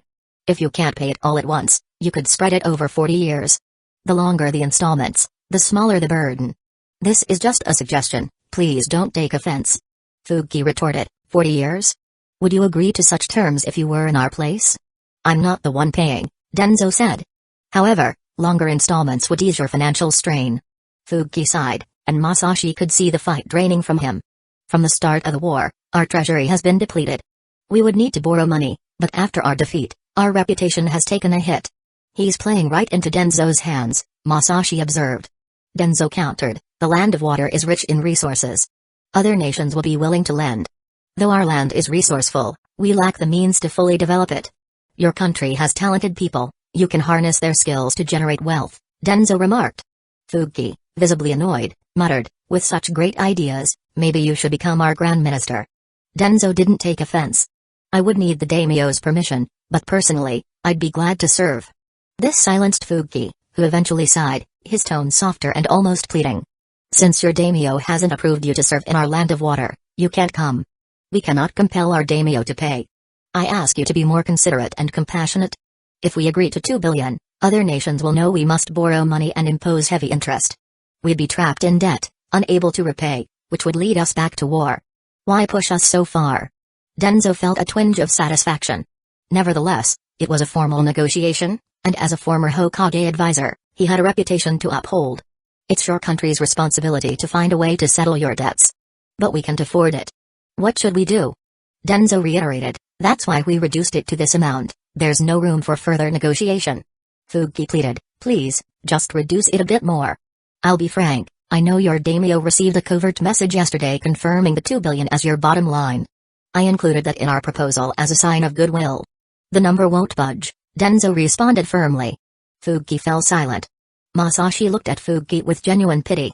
Danzo, an expert in intelligence, wouldn't speak so confidently without solid information. One of the 5 great nations, yet all its secrets laid bare, what was left to play? After an intense verbal exchange, the first round of talks between Hidden Leaf Village and Hidden Mist Village came to an end, and the attendees stood up to leave. The terms are acceptable to Kiri, Fugi said. Of course they are. We've left you no choice, Danzo thought, watching the Hidden Mist Village representative. Fugi, who had acted subservient and overly accommodating during the meeting, now carried himself as if nothing had happened. His transformation was immediate, from a bowing diplomat to a proud ninja of Kiri. No one found this surprising. The other representatives exchanged knowing glances, well versed in this political theater. After all, everyone here was just doing their job. Why take it so seriously? As long as they tried their best, that was enough. As he reflected on how he had just secured 2 billion ryo for the Land of Fire, Danzo was filled with a sense of accomplishment. These past few days had been exhausting. Managing foreign intelligence work was mentally taxing. The Uchiha representative showed remarkable restraint today, one of his advisors commented quietly. Restraint born of necessity, nothing more, Danzo replied coldly. The only thing he wasn't entirely satisfied with was that today, the Uchiha clan had been allowed to participate. Although Shikaku had promised an explanation, Danzo still had reservations. These ninja clans always banded together in critical moments. But clans were relics of a bygone era. In the era of one nation and one village, they were bound to decline. The Shimura clan was a perfect example. Over the past few decades, they had steadily faded into insignificance. Some clan members had hoped Danzo would intervene, but he had refused. Old things should be buried. What kind of person did they think Danzo was? He wasn't clinging to outdated traditions, he was aiming to become Hokage, because he believed his methods were what Hidden Leaf Village truly needed. Why did they cling to those tiny plots of land? What was so bad about becoming an ordinary member of the village? The village wasn't stingy, accomplishments were fairly rewarded. Why did they insist on relying on a clan to compete with non-clan ninja? The Sarutobi clan was no different. How many genuinely outstanding talents did they have? They couldn't withstand any major upheaval.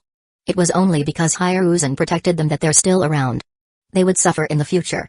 The Uchiha's influence grows daily, a root agent had reported earlier that morning. Then we must grow faster, Danzo had responded, his grip tightening on his cane.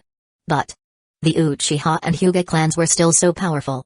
Especially the Uchiha. Danzo's hostility toward the Uchiha wasn't just due to their strength. He still remembered how, after Tobirama sacrificed himself for the village, the Uchiha had rejoiced, eager to seize the village's highest authority. The Senju clan, who co-founded the village, had never acted like that.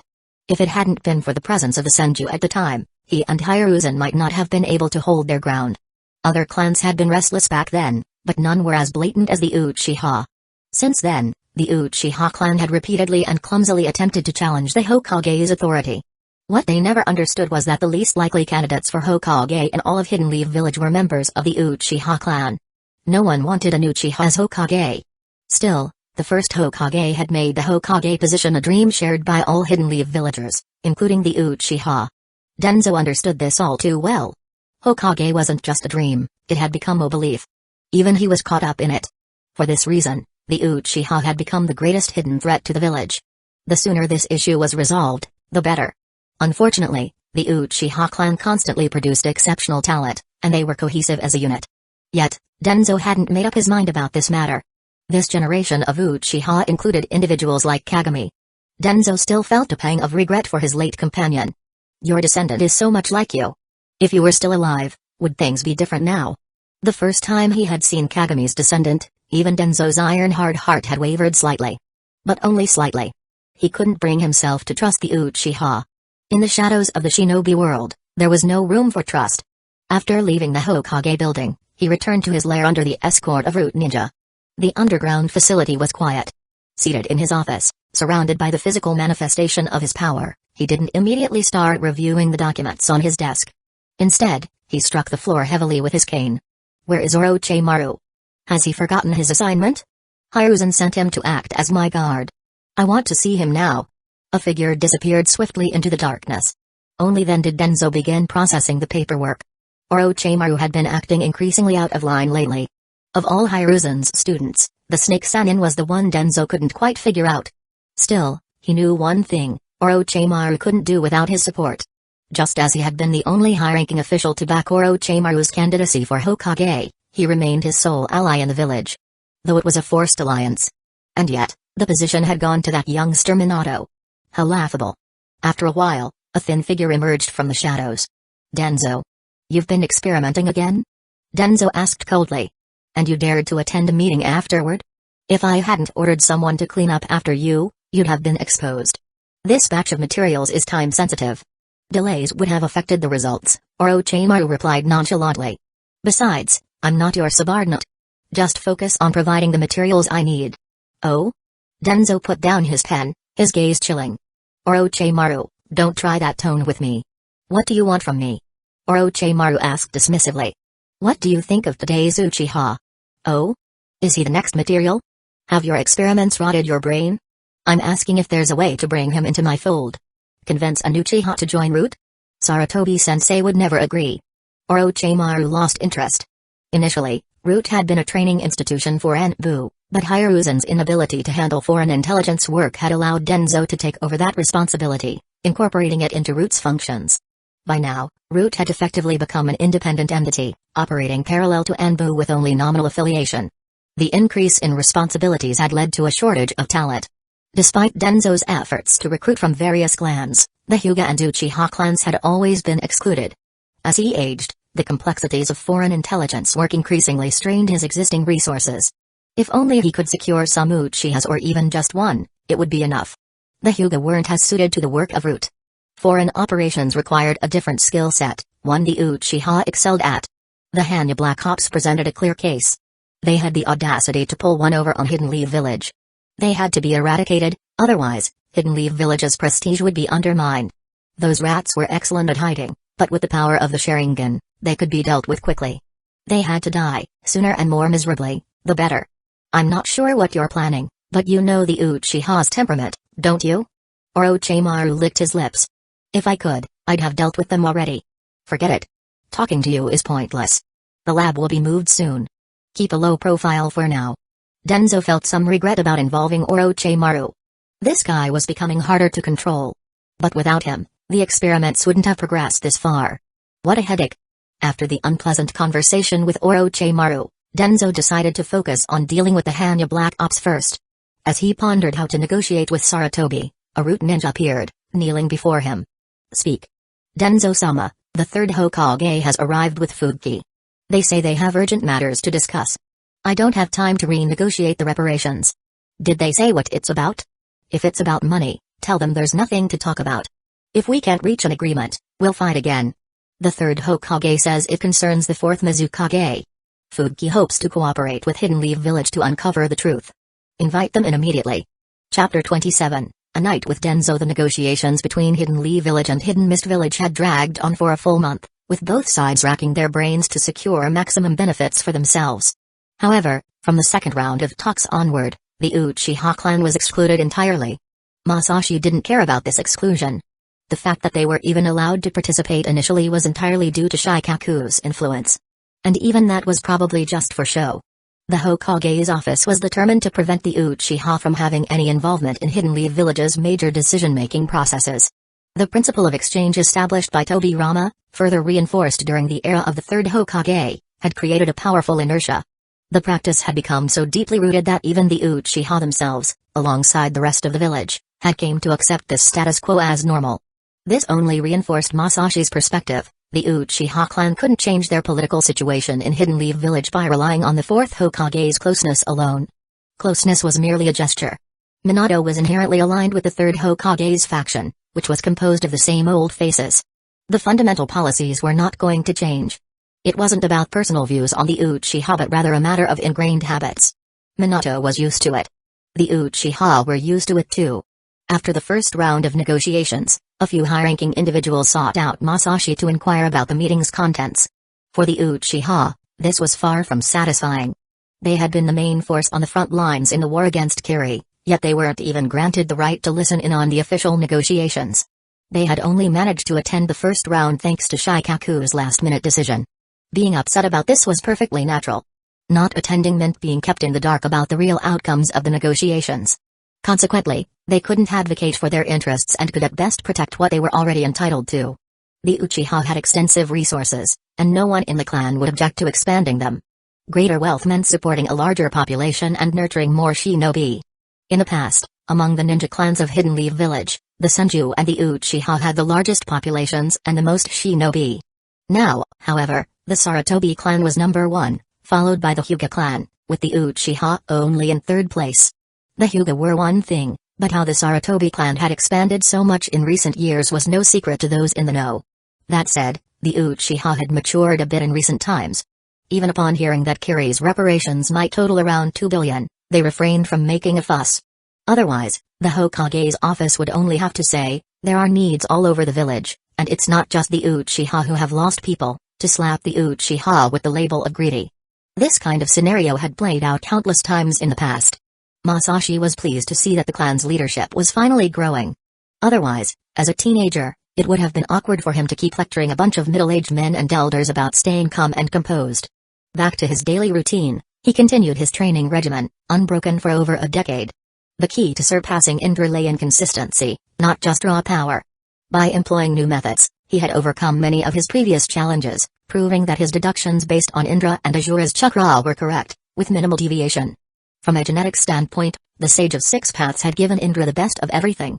Unfortunately, Indra hadn't persevered. His descendants, the Uchiha, had only amplified his gifts. Thanks to the second reincarnation, Masashi had the chance to walk the correct path once more. However, his good mood lasted only until the clan leader summoned him for another meeting. After a month without seeing him, Fugaku, now the father of another child, seemed to be in an unusually good mood. His expression was much less stiff than usual. But the moment he spoke, Masashi's face darkened. Have you met with Danzō? He's asked the clan for permission to have you join Root. He must be out of his mind. Masashi was baffled. Why would I leave a stable job at the police force to work for Root?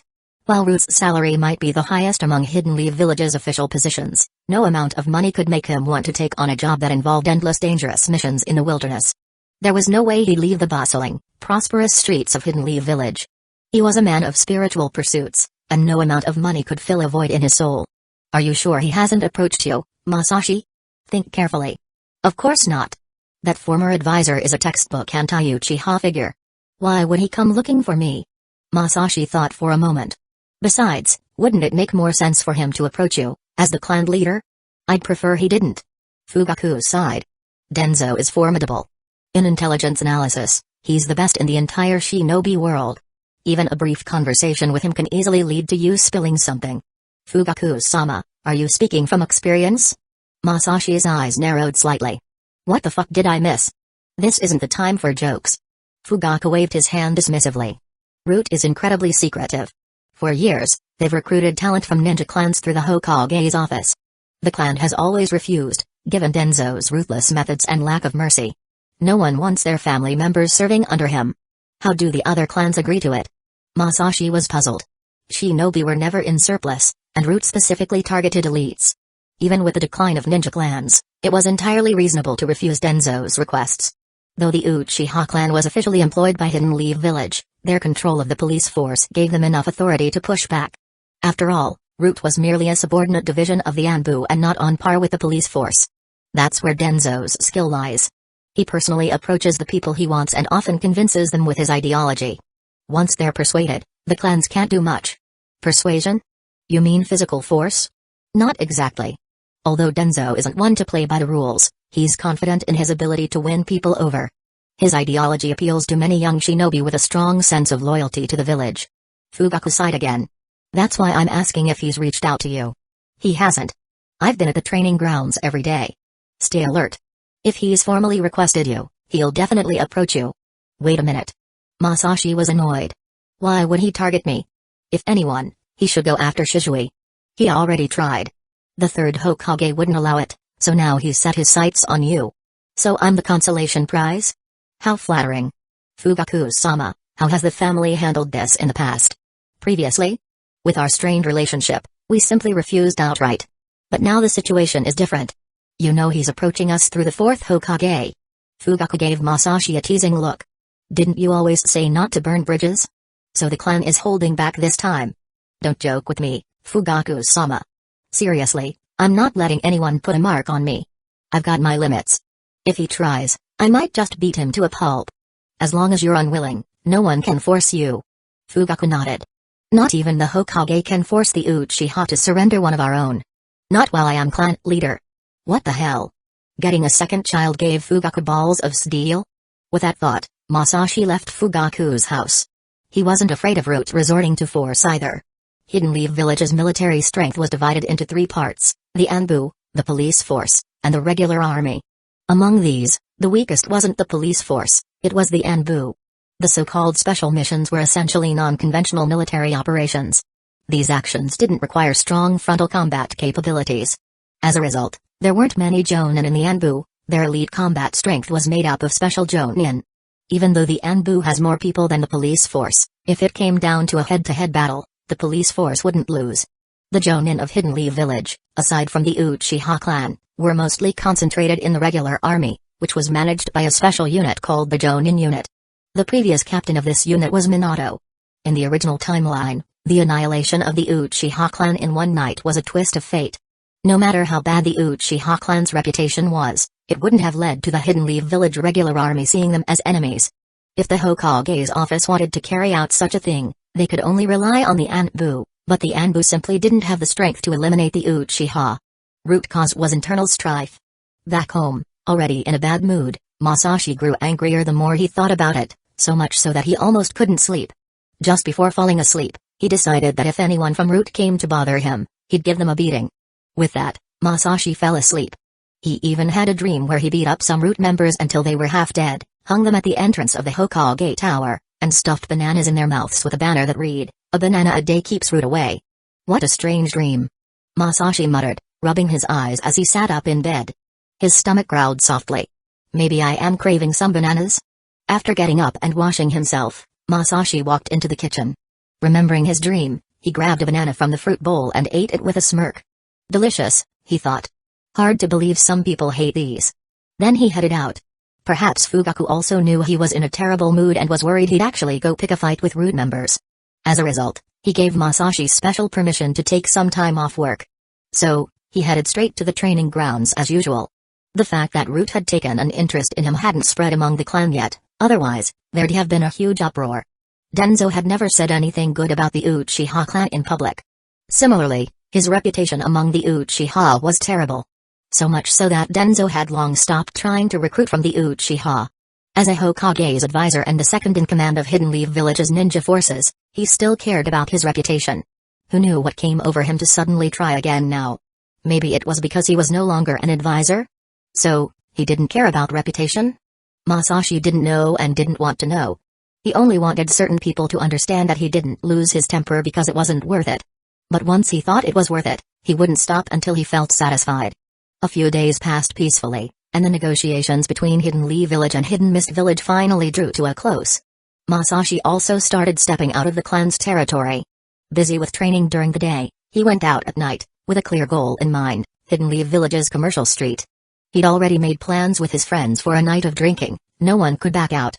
Anyone who did would be ridiculed mercilessly. At night, the commercial street became its busiest and most lively. Bright lights and bustling crowds filled the area, the air alive with the sounds of laughter and conversation. Young people moved in groups, laughing and chatting. Street food stalls were set up with pots and stoves, cooking up all kinds of dishes. The rising steam was filled with enticing aromas. Customers chose their favorite spots, ordered a mix of dishes, and enjoyed their food while chatting loudly. "You seem tense," Tetsuka observed as they walked. "Root still bothering you?" "Let's not spoil the evening with politics," Masashi replied, his eyes scanning the crowd. "Too late for that," Inika muttered. For Masashi, the beauty of life lay in these nights in the city. Anyone trying to take this from him, he'd make sure to scatter their ashes. But people's joys and sorrows were never truly connected. There were always those whose natural talent lay in spoiling others' happiness. Masashi had imagined many ways Danzo might bother him, but he never expected this. In front of a bar, Tanaka was visibly trembling. His friends wore expressions of discomfort. Danzo, dressed in casual clothes, didn't seem to think he was out of place at all. He seriously inspected the shop's signboard. "These are passable. Thank you for your praise. How long have you been in Hidden Leaf Village?" "Not long, just this year." "Not bad. Doing business in Hidden Leaf Village shows you have good judgment. Yes, that's exactly what I thought. Am I that frightening?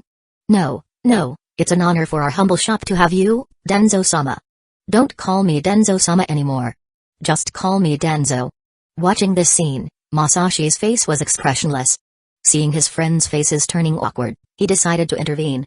Boss, he said, is this how you run your business? Letting Danzō-sama stand out here in the cold? Before Tanaka could respond, Masashi waved his hand. Didn't I book a private room? Hurry up and show us the way. Bring out your best. Danzō-sama isn't someone you can treat casually. Danzo, I bet you won't drink with the ladies. I'd also like to experience it, Danzo replied calmly. It's been a while since I drank. Getting drunk for once doesn't sound bad.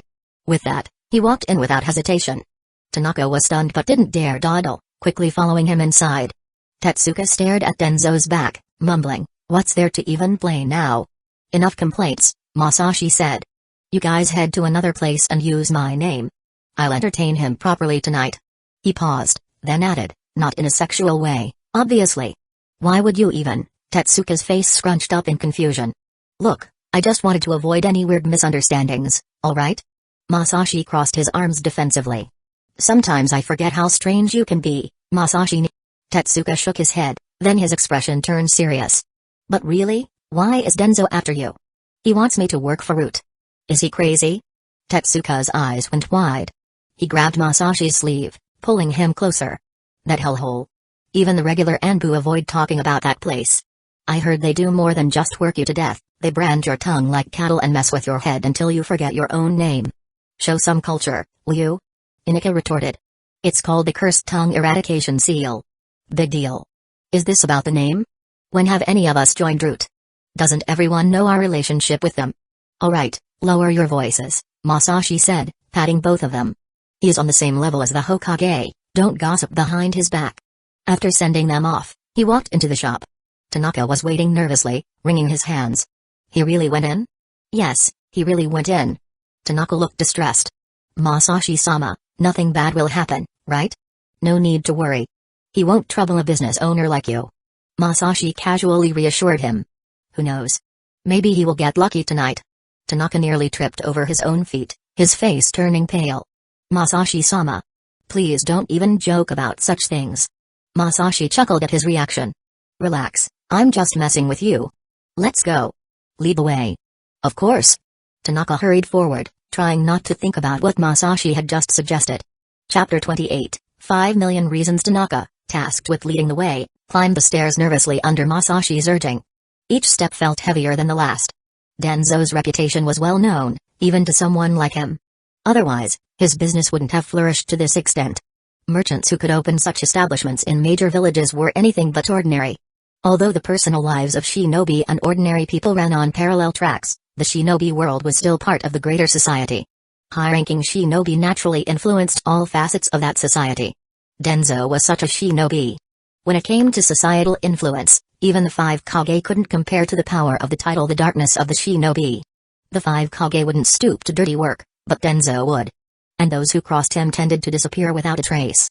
The tendrils of Root reached across nations, leaving traces everywhere. Naturally, Tanaka was terrified. Arriving at the door of the private room, he swallowed hard and was about to muster the courage to open it when another hand rested on the door. It belonged to a shinobi wearing a mask distinctly different from those of the Anbu, his gaze ice cold. The mask's design seemed purposefully intimidating, white with thin, blood-red lines trailing down from the eye holes. Under the shinobi's stare, Tanaka suddenly felt the urgent need to relieve himself. The masked shinobi glanced at him only briefly before turning his attention to Masashi behind him. Danzo-sama said you are to enter alone. Masashi smiled warmly, exuding an air of friendliness that seemed oddly out of place. But first, you should apologize to the owner. Both the Root shinobi and Tanaka froze. Masashi, a short blade pressed against the Root shinobi's chin, silencing his words. The movement had been too quick for Tanaka to follow. One moment Masashi was smiling, the next the blade was already in position. Apologize for disturbing his business, Masashi instructed calmly, like a teacher pointing out a mistake. His Sharingan showed a cold kind of friendliness. The Root shinobi stiffened, but when his gaze met Masashi's eyes, his demeanor changed instantly. My deepest apologies for disturbing your business, he said to Tanaka, bowing slightly. Please excuse my earlier rudeness.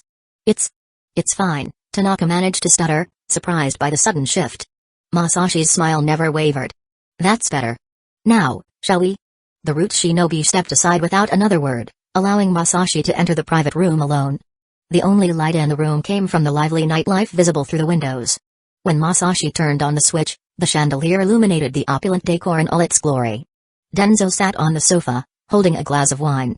Masashi shut the door behind him, poured himself a glass of wine, and sat down opposite him without saying a word.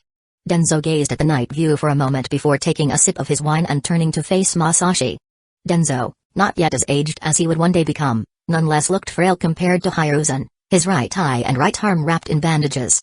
But there was nothing frail about the intensity of his presence. With his Sharingan active, Masashi saw clearly, his right hand was an artificial limb, and his right eye was a dead eyeball. He hadn't yet embarked on that other path. This was a man who had committed countless morally questionable acts yet genuinely believed he was in the right. He never hesitated to declare his darkness philosophy. Every action, every death, every sacrifice was justified in his mind. Superficially, he might even seem tragic. But his ambition and self-interest were undeniable, and his extreme personality often escalated minor issues. While he wasn't wholly evil, he was far from innocent. As they said, old habits died hard, he had truly grown into this version of himself. It seems your temper isn't as mild as you usually let on, Danzo remarked, unconcerned by Masashi's active Sharingan gaze. Danzo-sama, is Root really so short-staffed? Masashi deactivated his Sharingan, his eyes returning to black. These shinobi sacrifice everything for the village. Can't you at least improve their public image? Constantly operating outside the village makes social detachment inevitable, Danzo replied dismissively, swirling the wine in his glass. Just don't let them wear Anbu uniforms, Masashi said. Only real Anbu are entitled to wear that. You're too aggressive. We don't concern ourselves with such trivialities, Danzo said, putting down his glass. But you seem to hold Root in high regard. Each has their role.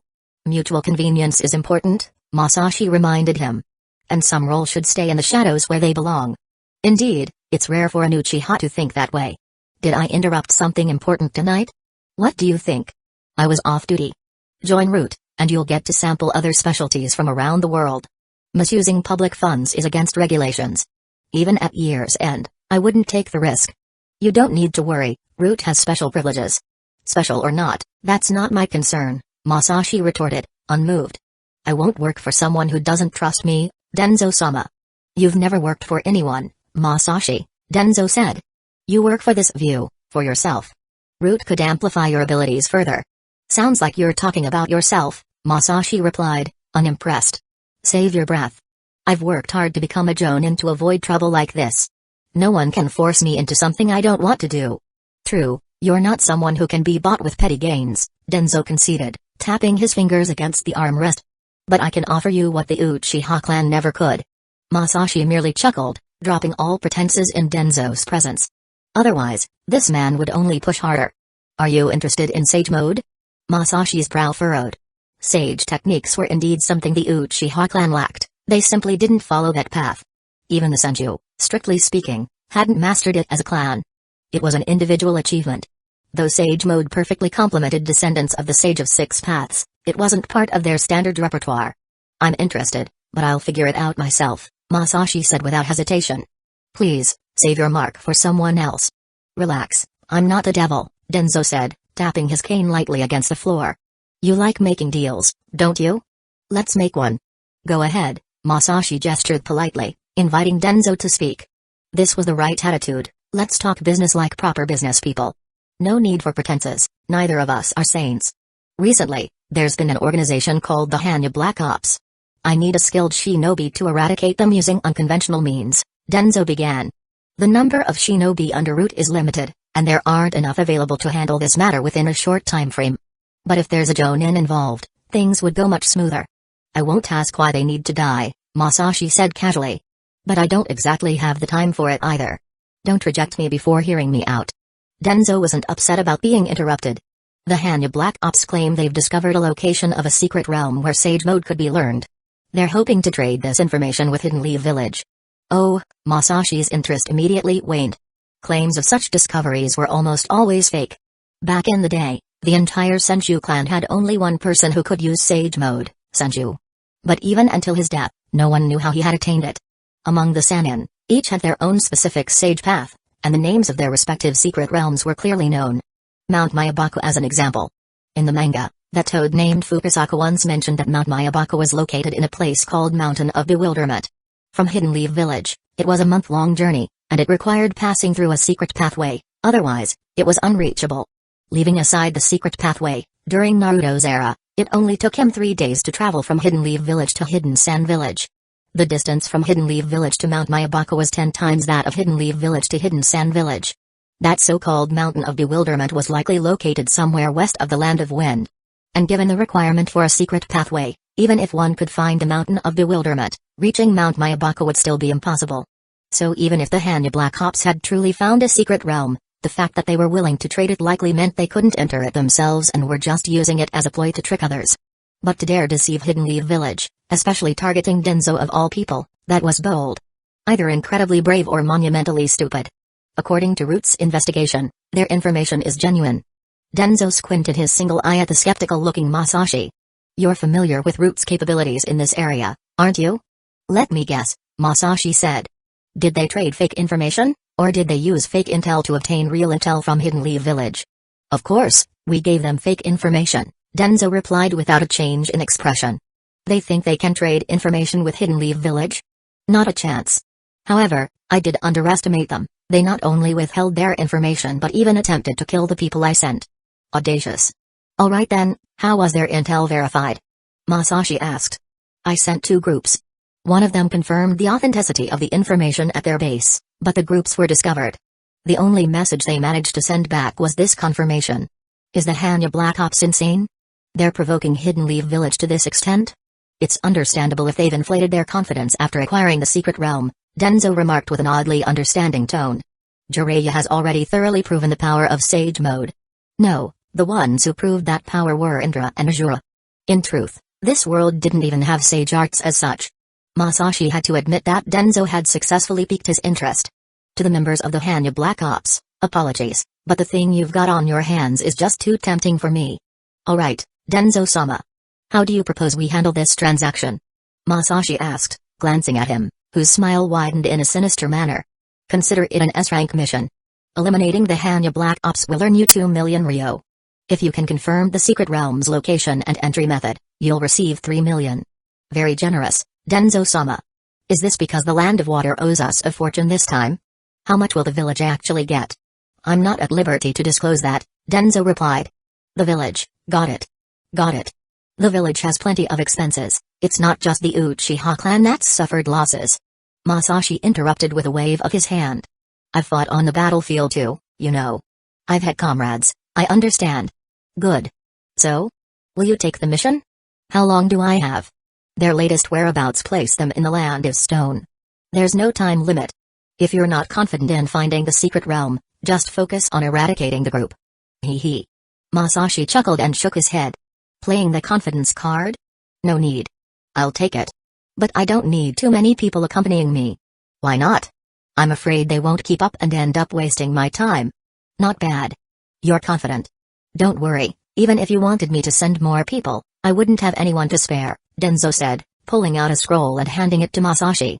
The location is written here. Look at it now. You'll head to the Land of Stone alone. Our contact will guide you to the Hanya Black Ops. The mission has already been filed, and 2 million Ryo will be transferred to the Uchiha clan's account tomorrow. Feel free to verify it. Everyone knows Danzō-sama is generous with money. Masashi opened the scroll, memorized the critical information such as meeting points and codes, then handed it back to Danzō.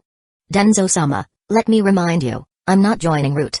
I'm just taking on a village mission, he couldn't help but emphasize. The Cursed Tongue Eradication Seal is just a necessary confidentiality measure. Aside from keeping my operations private, it doesn't affect anything else. Root is not the Hyuga clan, Danzō finally showed some irritation. The core members are all from ninja clans, you didn't know that?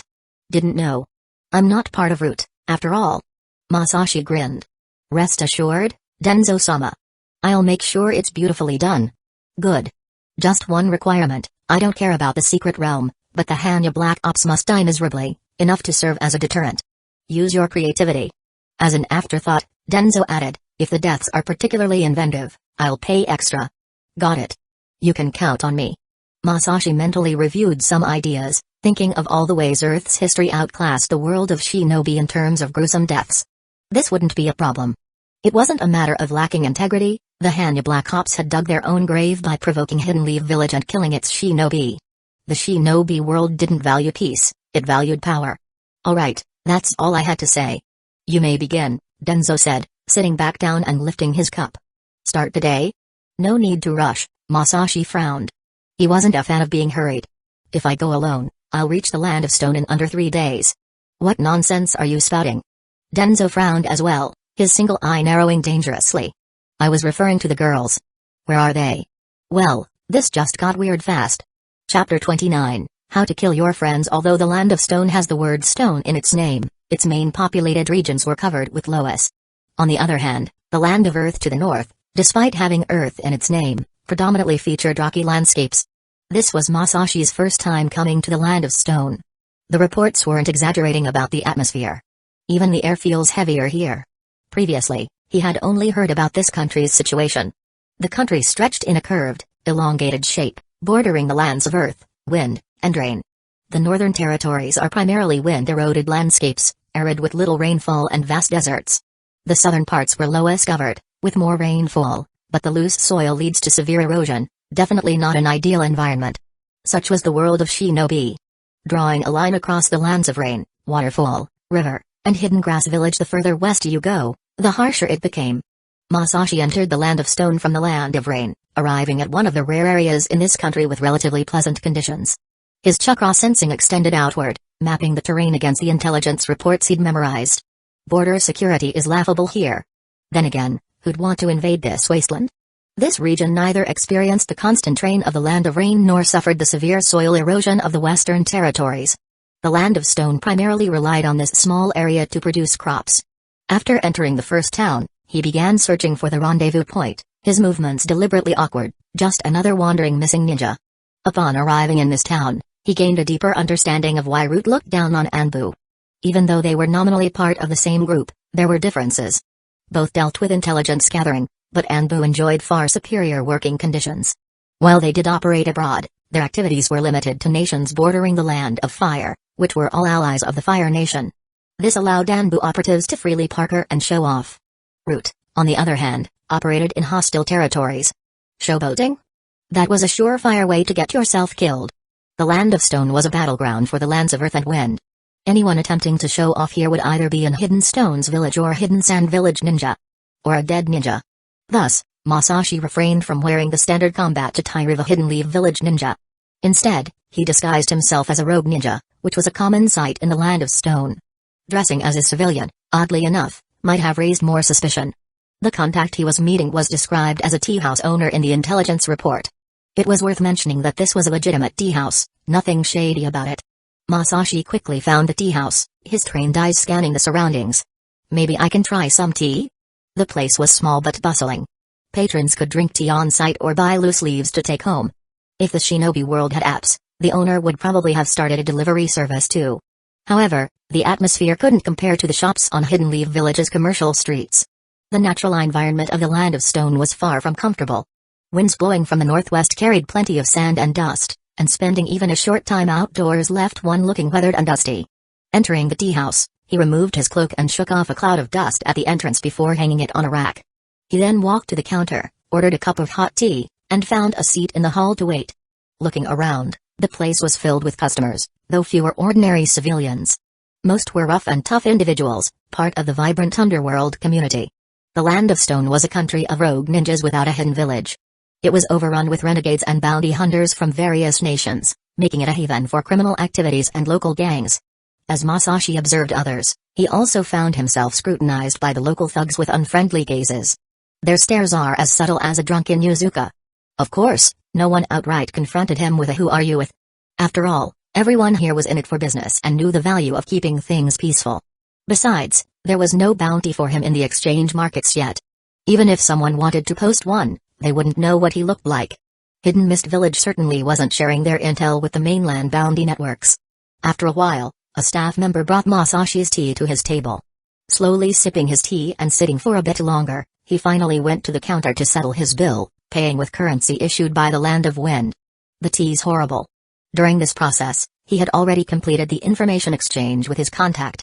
As he put his cloak back on and left, the people in the tea house no longer paid him any attention. This place is even less pleasant than the Land of Rain, he thought with a sigh before heading to a local inn to rent a room. He planned to stay here for a few days. Working for Harut wasn't easy, primarily because of the oppressive atmosphere. But being so blatantly scrutinized by weaklings was something he could endure. Over the next few days, Masashi acted like a regular traveler, staying low-key in the town. On the designated day, he checked out of his room at night and headed to the rendezvous point. Predictably, someone followed him. With a casual sweep of his sensory abilities, Masashi confirmed that none of his pursuers even had chakra levels comparable to a Chunin. Clearly, his disguise had worked too well, they truly believed he was just a low-level rogue ninja. Appreciating once again how rare chakra sensing was in the ninja world, he stopped and waited for his followers to appear. Soon, several bounty hunters surrounded him, emerging from the shadows with exaggerated stealth. Just you guys? Masashi scanned them with his chakra sensing again and confirmed there were no reinforcements. They didn't even bother setting up proper ambush positions. First time in the Land of Stone, huh, kid? The bounty hunters grinned openly. We're running low on cash, so we'll need to borrow some from you. He met the leader's eyes for just a fraction of a second. They always start with that line. What a disappointment. Masashi had hoped for spies or something more interesting, only to encounter this rabble. The first attacker came low, blade aimed at his knees. Masashi leaped back, but steel cut into his shoulder. Someone had gotten behind him.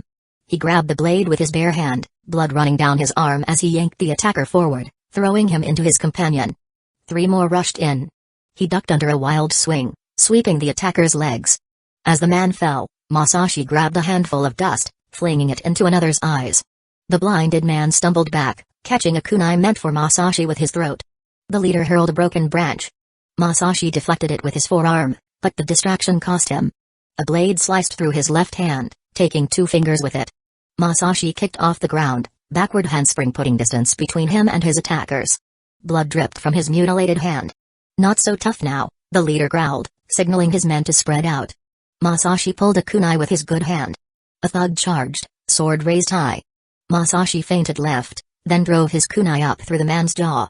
Using the dying body as a shield, he pushed forward into another attacker, both of them crashing into a building. The impact knocked the wind from his lungs. A blade found his ribs, scraping bone. He twisted, snapping his attacker's wrist and stealing his weapon in one motion. The stolen blade opened the man's throat. 2 down. 4 to go. The leader attacked from above, leaping off the boulder. Masashi rolled, but not fast enough.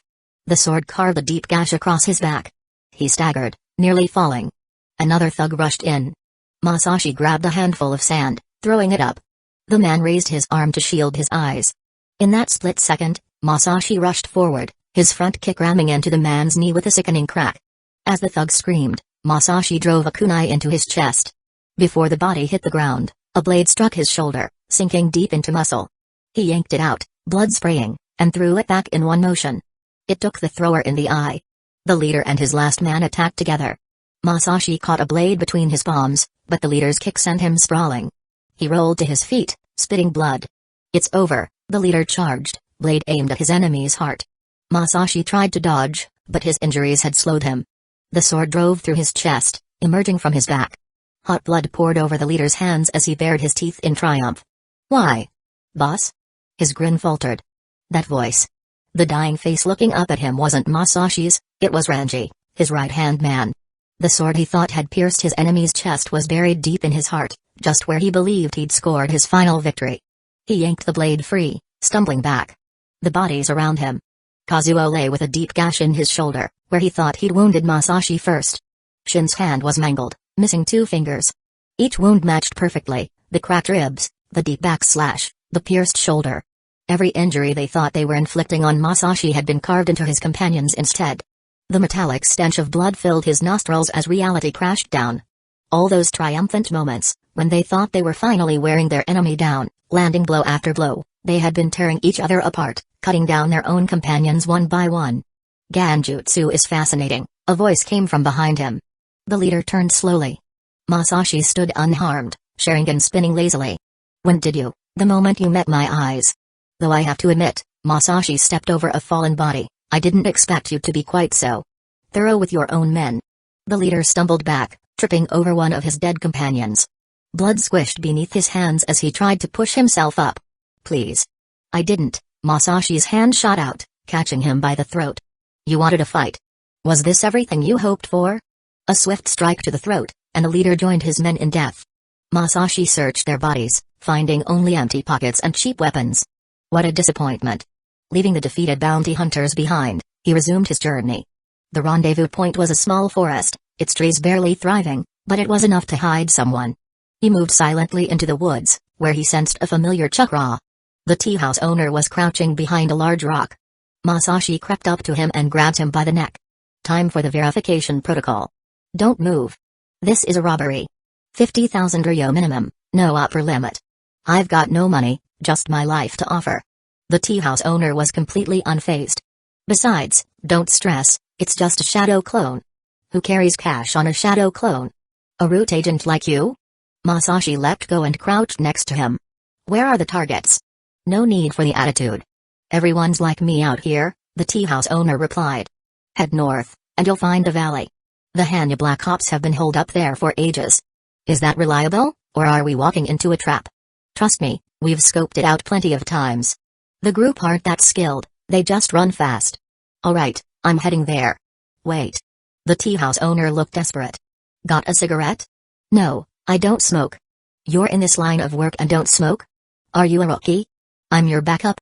If Root hadn't paid handsomely, no one would have came to this place. And why would a shadow clone need cigarettes? "My wife's strict. I can only smoke using a shadow clone. Also, watch out, the Hanya Black Ops like strapping explosive tags to themselves." With that, the tea house owner's clone dissipated in a puff of smoke. What a guy, more afraid of his wife than enemy shinobi. Chapter 30, Flash, Strike, Silence. Following the Root Ninja's directions, Masashi continued heading north. As the vegetation thinned out and eventually disappeared, he found himself in a region of yellow loess hills. He began to understand what the Root Ninja meant by valley. It was essentially a series of ravines typical of loess landscapes, each fold and crevice offering potential hiding spots or ambush points. In such an environment, earth jutsu was the most convenient for stealth, but even without it, the fractured terrain and numerous ravines were enough to make do. Moreover, the weather cooperated, rain began to pour again, providing him with significant cover. Using the terrain and the rain as concealment, he finally located the hideout of the Hanya Black Ops. Just as the Root Ninja described, the Hanya Black Ops abilities were indeed mediocre. It didn't take long for him to find their base.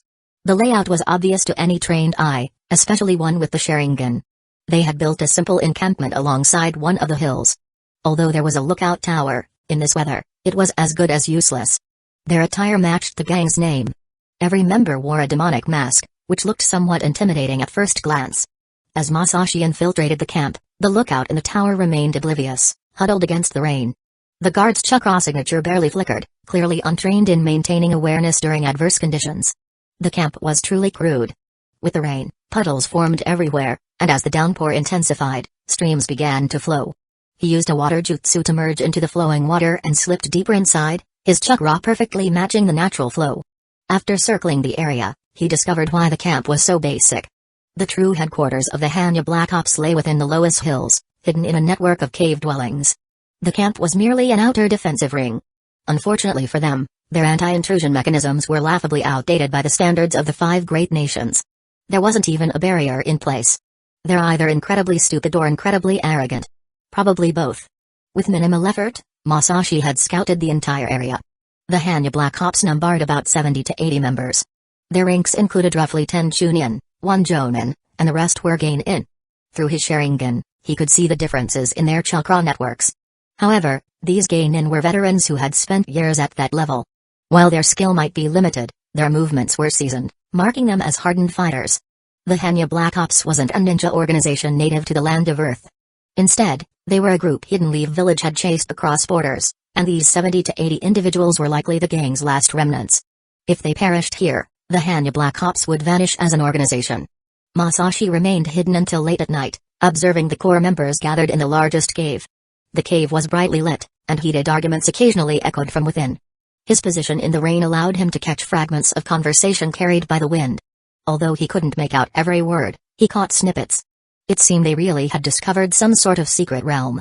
However, he wasn't overly optimistic. The world was vast, but places that taught sage arts were rare. The most renowned ones were the ones tied to the legendary Sannin. In all these years, no fourth secret realm of similar caliber had ever surfaced. After confirming that the Hanya Black Ops consisted only of those present, he marked the area with a flying thunder god seal and retreated to the camp. The client had explicitly demanded no survivors, so he couldn't let anyone escape. Total elimination. Speaking of which, Danzō might put on the act of an old-fashioned leader, but his tea-drinking skills were surprisingly refined. His methods were thorough, likely honed during his younger years on the front lines as Hidden Lee Village's intelligence expert.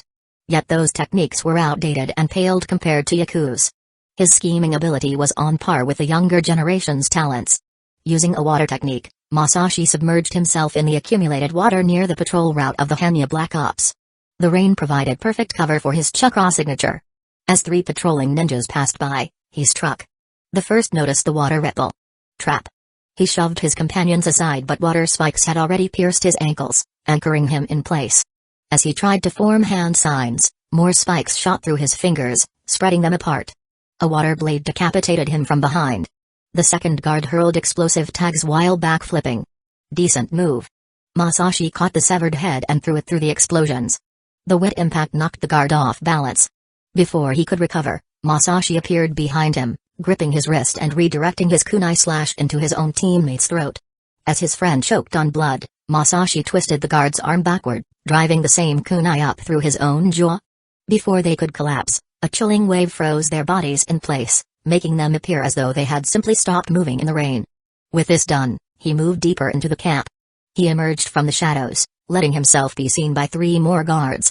2 immediately rushed forward, hurling shuriken while the third hung back, hands moving to unspool steel wire.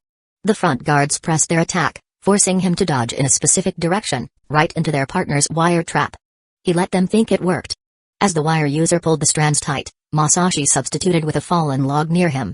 The wires sliced through the wood with a sharp crack, sending splinters flying. Before the wire user could react, Masashi's blade slashed up from behind him. Within minutes, the camp's surface was devoid of life. Except for the lookout tower. That posed no challenge. He quickly launched a great fireball at the tower, reducing it to splinters. But the guard showed unexpected insight, collapsing the tower to crush his attacker. As burning wood rained down, he formed hand signs. Earth-style, stone column spheres. Stone spikes erupted upward. Masashi weaved through the spikes, grabbing one as he moved. In one smooth motion, he ripped one spike free and threw it through the guard's chest. The man coughed blood but managed to trigger explosive tags hidden in the tower ruins. Masashi used the impaled body as a springboard, launching himself clear as the explosion transformed the remaining wood into deadly shrapnel. Shadow clone jutsu and other similar techniques might look flashy, but without mastery, they were futile in combat. The orange glow of the flames illuminated the rain, drawing attention from the caves. Masashi marked a kunai, weighing it in his hand. Silhouette started out into the open. Exactly what Masashi had hoped for.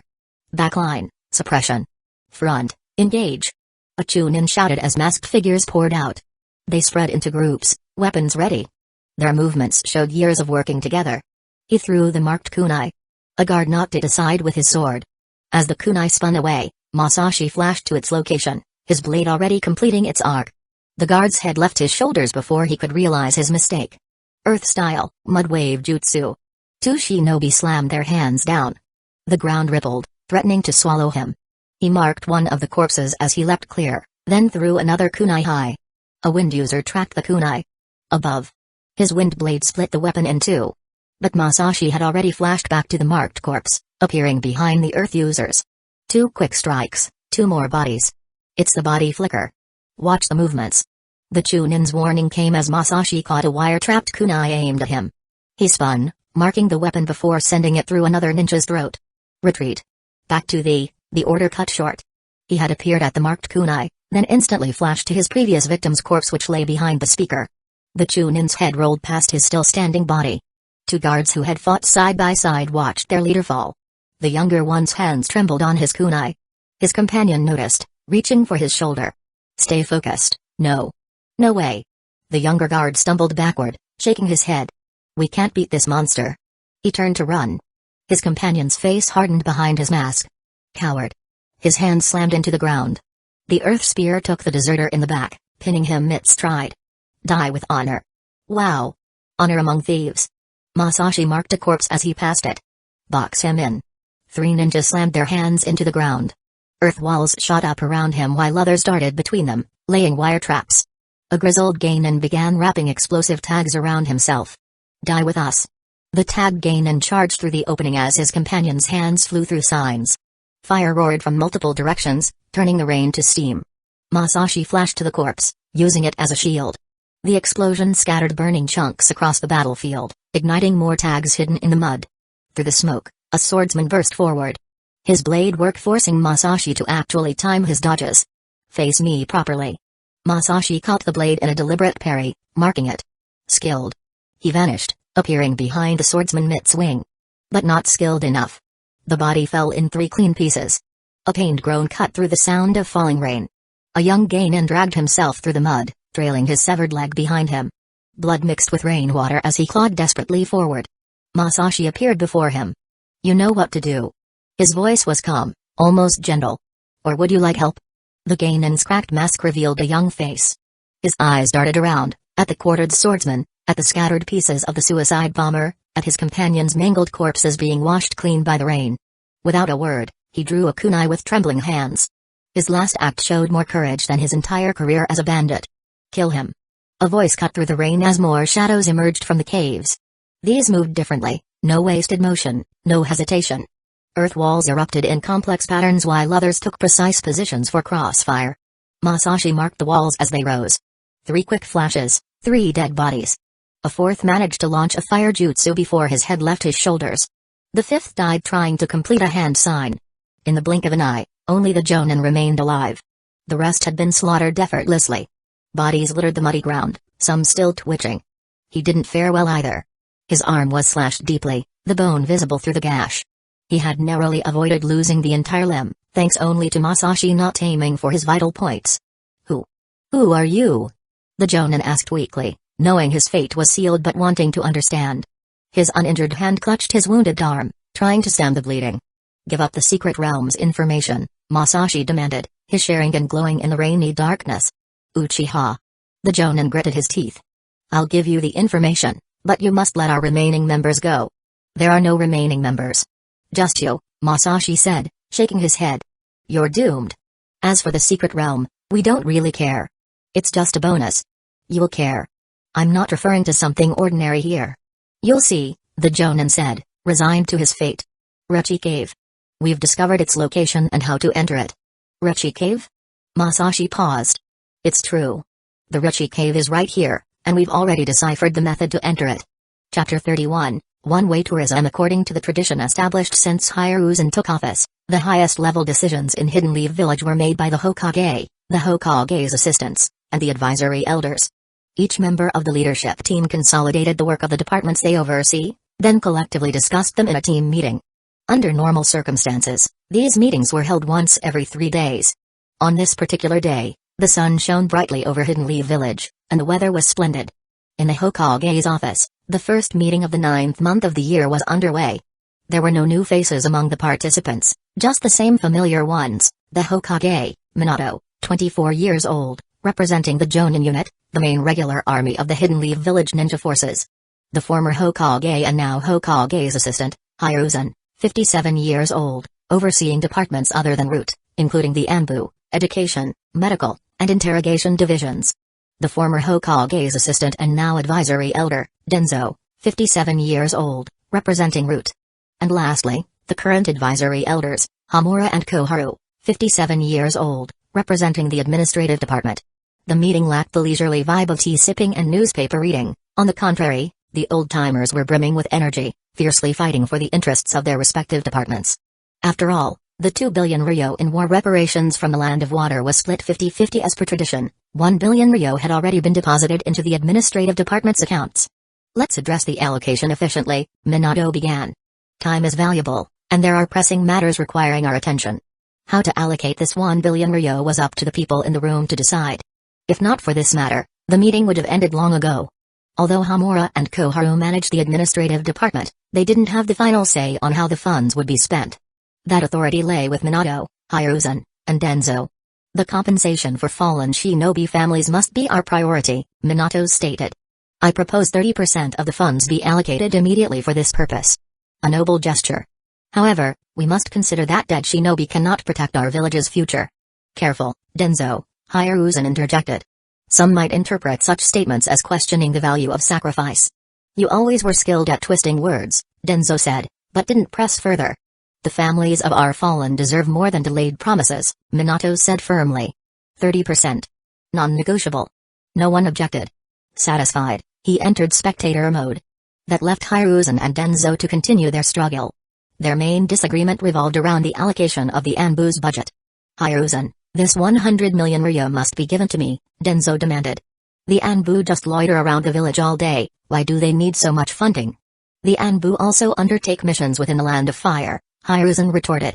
The war has just ended, and taking drastic actions abroad right now could easily lead to trouble. Don't forget, Root is also part of the Anbu. Nonsense. Trouble arises only when there isn't enough funding. If the budget is sufficient, there'll be no issues, Danzō argued.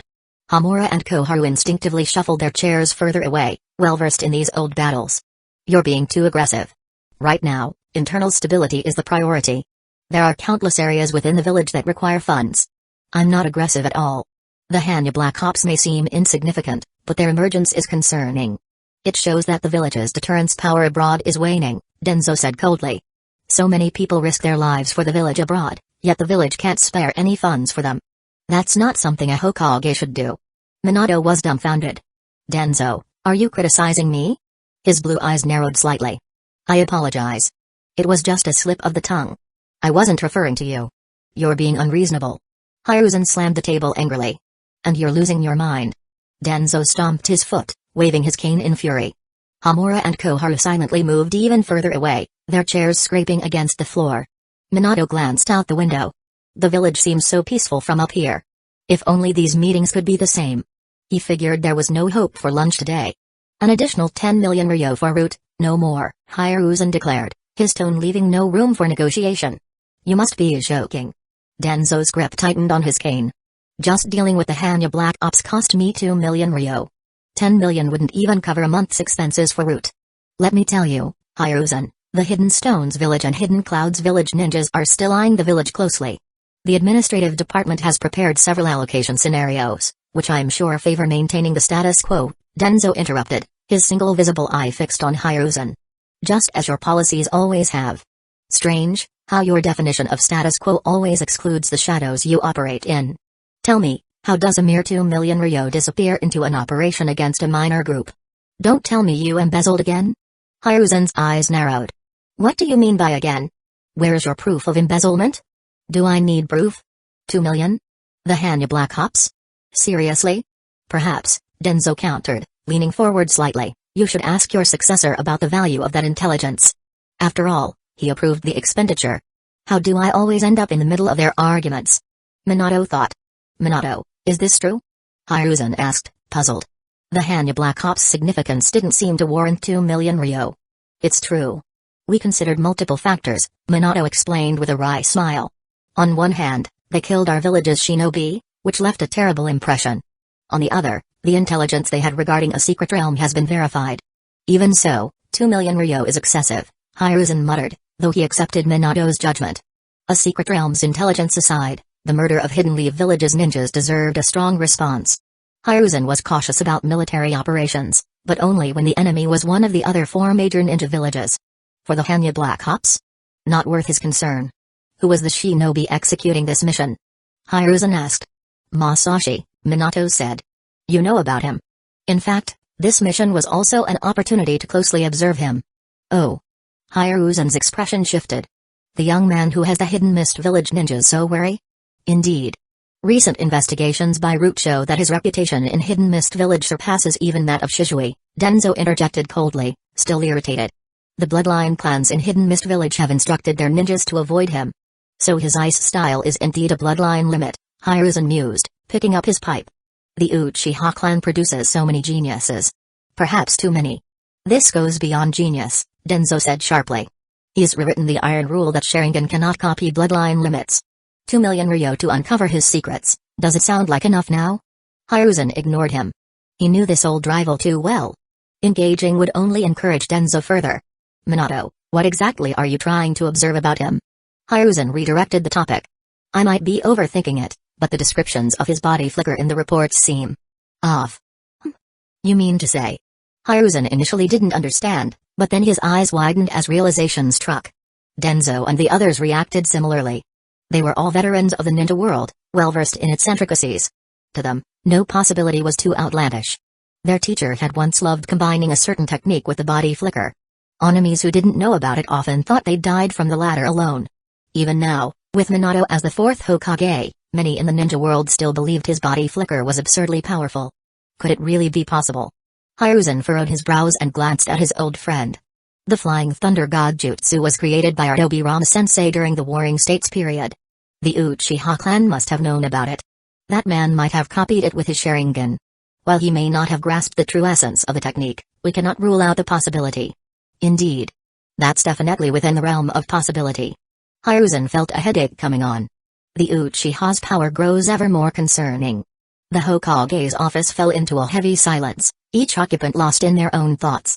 Meanwhile, in the distant land, Masashi was staring at the scene before him in silence. This better be worth the trouble. This is the entrance you mentioned? He asked, glaring at the Jonin. I told you, this intel isn't my primary objective. Mount Myabaku, Rishi Cave, and the Shikatsu Forest were the three most famous places to learn Sage Mode in the Naruto world. Make no mistake, they didn't gain fame because of a legendary Sannin. These secret realms were renowned long before. What lay before his eyes was a deep ravine with yellow soil, its walls dotted with countless cave openings. This has got to be a joke, he thought, scanning the cliff face. Am I supposed to check each of these caves one by one? If not for his habit of first verifying things with his Sharingan, he might have actually thought someone was messing with him. Unfortunately, while the Sharingan could detect lies, it couldn't perform detailed soul searching. Otherwise, he wouldn't have had to ask. It's definitely here. We followed the natural energy emanating from the earth to find this spot, the Jonin explained. He looked reluctant, as if spilling this long-sought secret had been a last resort for his own survival. You have people in your group who can sense natural energy? That's impressive, even if it's just residual energy, Masashi said, skeptical. Why haven't they gone in themselves if they're that skilled? It's not just us. There's a particular clan that can naturally sense and absorb the natural energy circulating in the earth. We located this place through them. The man shifted his weight, uncomfortable under Masashi's piercing gaze. What about that particular clan? Don't take it the wrong way, but your group's strength isn't enough to handle shinobi capable of using natural energy. We followed them secretly. We avoided conflict, the Jonin admitted. There was almost a fight once, but after learning why we were here, they ignored us. Of course they would. Mastering natural energy isn't something just anyone can do, it's a gift. The strong know when to ignore the weak. The clan the Hanya Black Ops mentioned was likely the one Jugo came from. This clan had lived for generations in places where natural energy seeped from the earth, passively gaining some sage art abilities. It was through this clan that Orochimaru found Rishi Cave. In the Warring States period, natural energy wasn't unfamiliar to shinobi. They were obsessed with it, seeing it as a source of immense power. The Ten-Tails, revived in the original timeline, was feared because it could freely manipulate the natural energy of the world, rendering its strength immeasurable. But no matter how much shinobi coveted it, natural energy was elusive. It was like a refined maiden who wouldn't easily entertain just anyone. The fame of the three secret realms lay in their mastery of natural energy's three primary mediums, earth, water, and air. Rishi Cave governed earth. Shikatsu Forest governed water. And Mount Myabaku governed air. In theory, someone who obtained the sage arts of all three realms could access natural energy anywhere in the world. Hashirama was one such extraordinary individual, though his knowledge might not have come directly from these realms. After all, for someone like Hashirama, who had never found anything difficult to master since childhood, his abilities were unparalleled. If asked to teach, he'd likely say, you just do this, then that, and voila. Wait, why isn't it working for you? Natural energy wasn't just known to shinobi, even ordinary people with influence were aware of its existence. Among the three secret realms, Mount Myabaku was the most famous. Many sought its maze-like paths annually, but even if they found it, they couldn't enter without the toad's permission.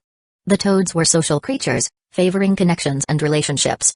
Gaining entry required knowing the right people, but once inside, you were safe. No wonder so many desired to undertake its trials. Shikatsu Forest remained a mystery to the outside world, though it had close ties to the Uzumaki and Hazuki clans. The slugs were reclusive. They rarely interacted with outsiders, and even if you found the entrance, they might ignore you entirely, making you think you had the wrong place. Its safety rating was sky high. The trials weren't accessible in the first place. Rechi Cave, however, had a peculiar reputation. Its entrance was relatively easy to find, but leaving was an entirely different story. The snakes were exceedingly hospitable, but not in a way that cared for their guests' well-being. If the cave relied on tourism for income, it would have gone bankrupt long ago. Actually, it did rely on tourism, but it was strictly one-time transactions. In the current shinobi world, Orochimaru was the only one to have ventured into Rechi Cave and come back alive. Even so, it was still regarded as one of the 3 holy lands of sage arts, alongside Mount Myabaku and Shikatsu Forest. No wonder the Hanya Black Ops felt bold after finding traces of Rechi Cave. After all, if they were killed by Hidden Leaf Village, they might still end up dead inside the cave. So many caves. Have you pinpointed the right one? Masashi asked. There's no need to pinpoint. This entire area serves as the entrance. Any spot could lead to Rechi Cave, the Jonin explained, gesturing at the honeycomb of openings. One of our members left us this information. He could sense the natural energy seeping from the earth. And where is he? He didn't come back. Of course not. Classic Rechi Cave. Show me where he left the message. The Hanya shinobi nodded and jumped down into the ravine, Masashi following. They descended to the bottom and stopped before one of the caves.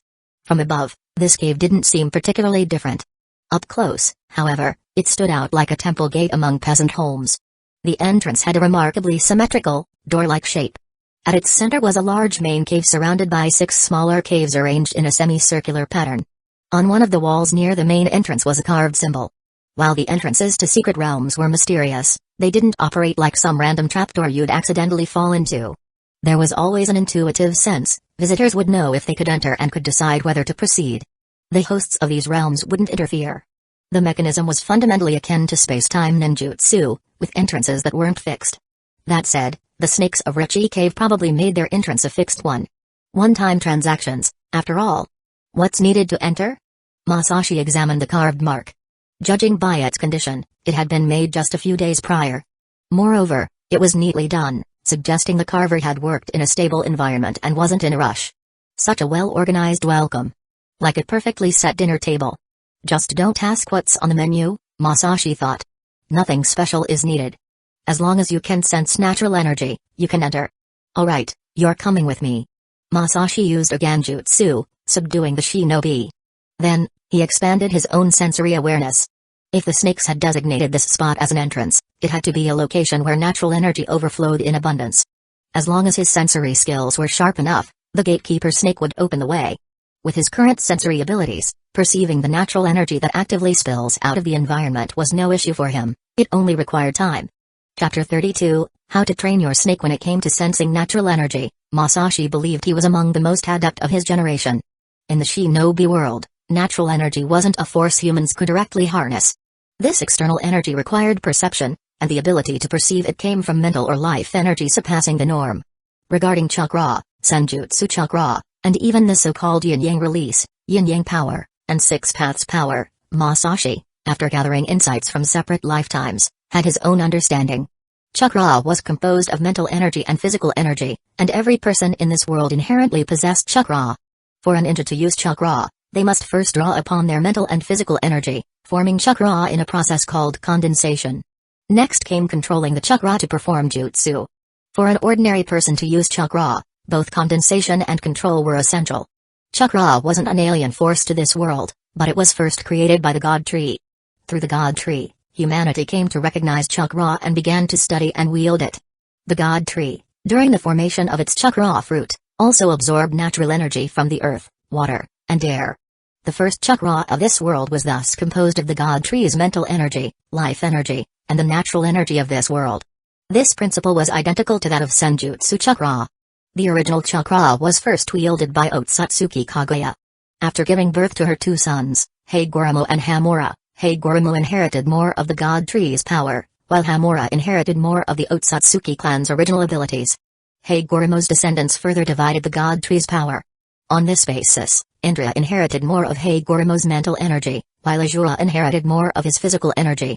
When these 2 brothers condensed chakra, their chakra was inherently different, possessing extraordinary effects. Indra's chakra, infused with an unusual level of mental energy, manifested as ocular power, giving rise to the Sharingan. Ashura, through arduous training, fully unlocked his physical potential. His chakra reserves rivaled those of the tailed beasts, he possessed exceptional regenerative abilities and endurance, and, most importantly, he could turn any ordinary jutsu into something extraordinary. Neither was inherently superior, however. Indra's ocular power gave him a higher starting point, whereas Ashura, beginning as an ordinary person, had to achieve greatness through relentless training. This unique potential passed down through their bloodlines, creating the Uchiha and Senju clans. The Uchiha saw power in the eyes, the Senju in the body. Neither of these clans had seen anyone like Masashi, who could successfully harness the strengths of both. In the past, circumstances simply didn't allow it.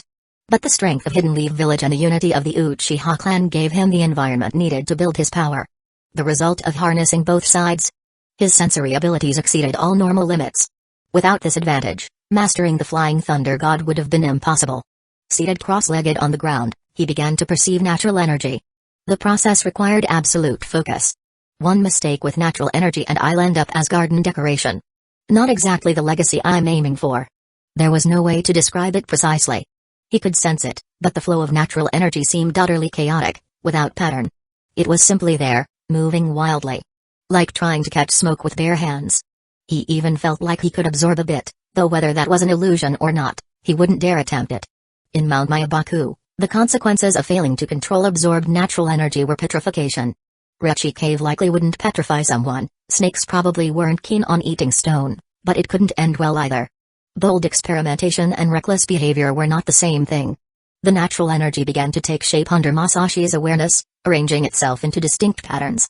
He saw it, an entrance. The energy converged into a clear pathway. As long as he released his chakra, he could enter. He ceased his sensory efforts and stood up, brushing the dirt off himself. His clothes were coated in dust.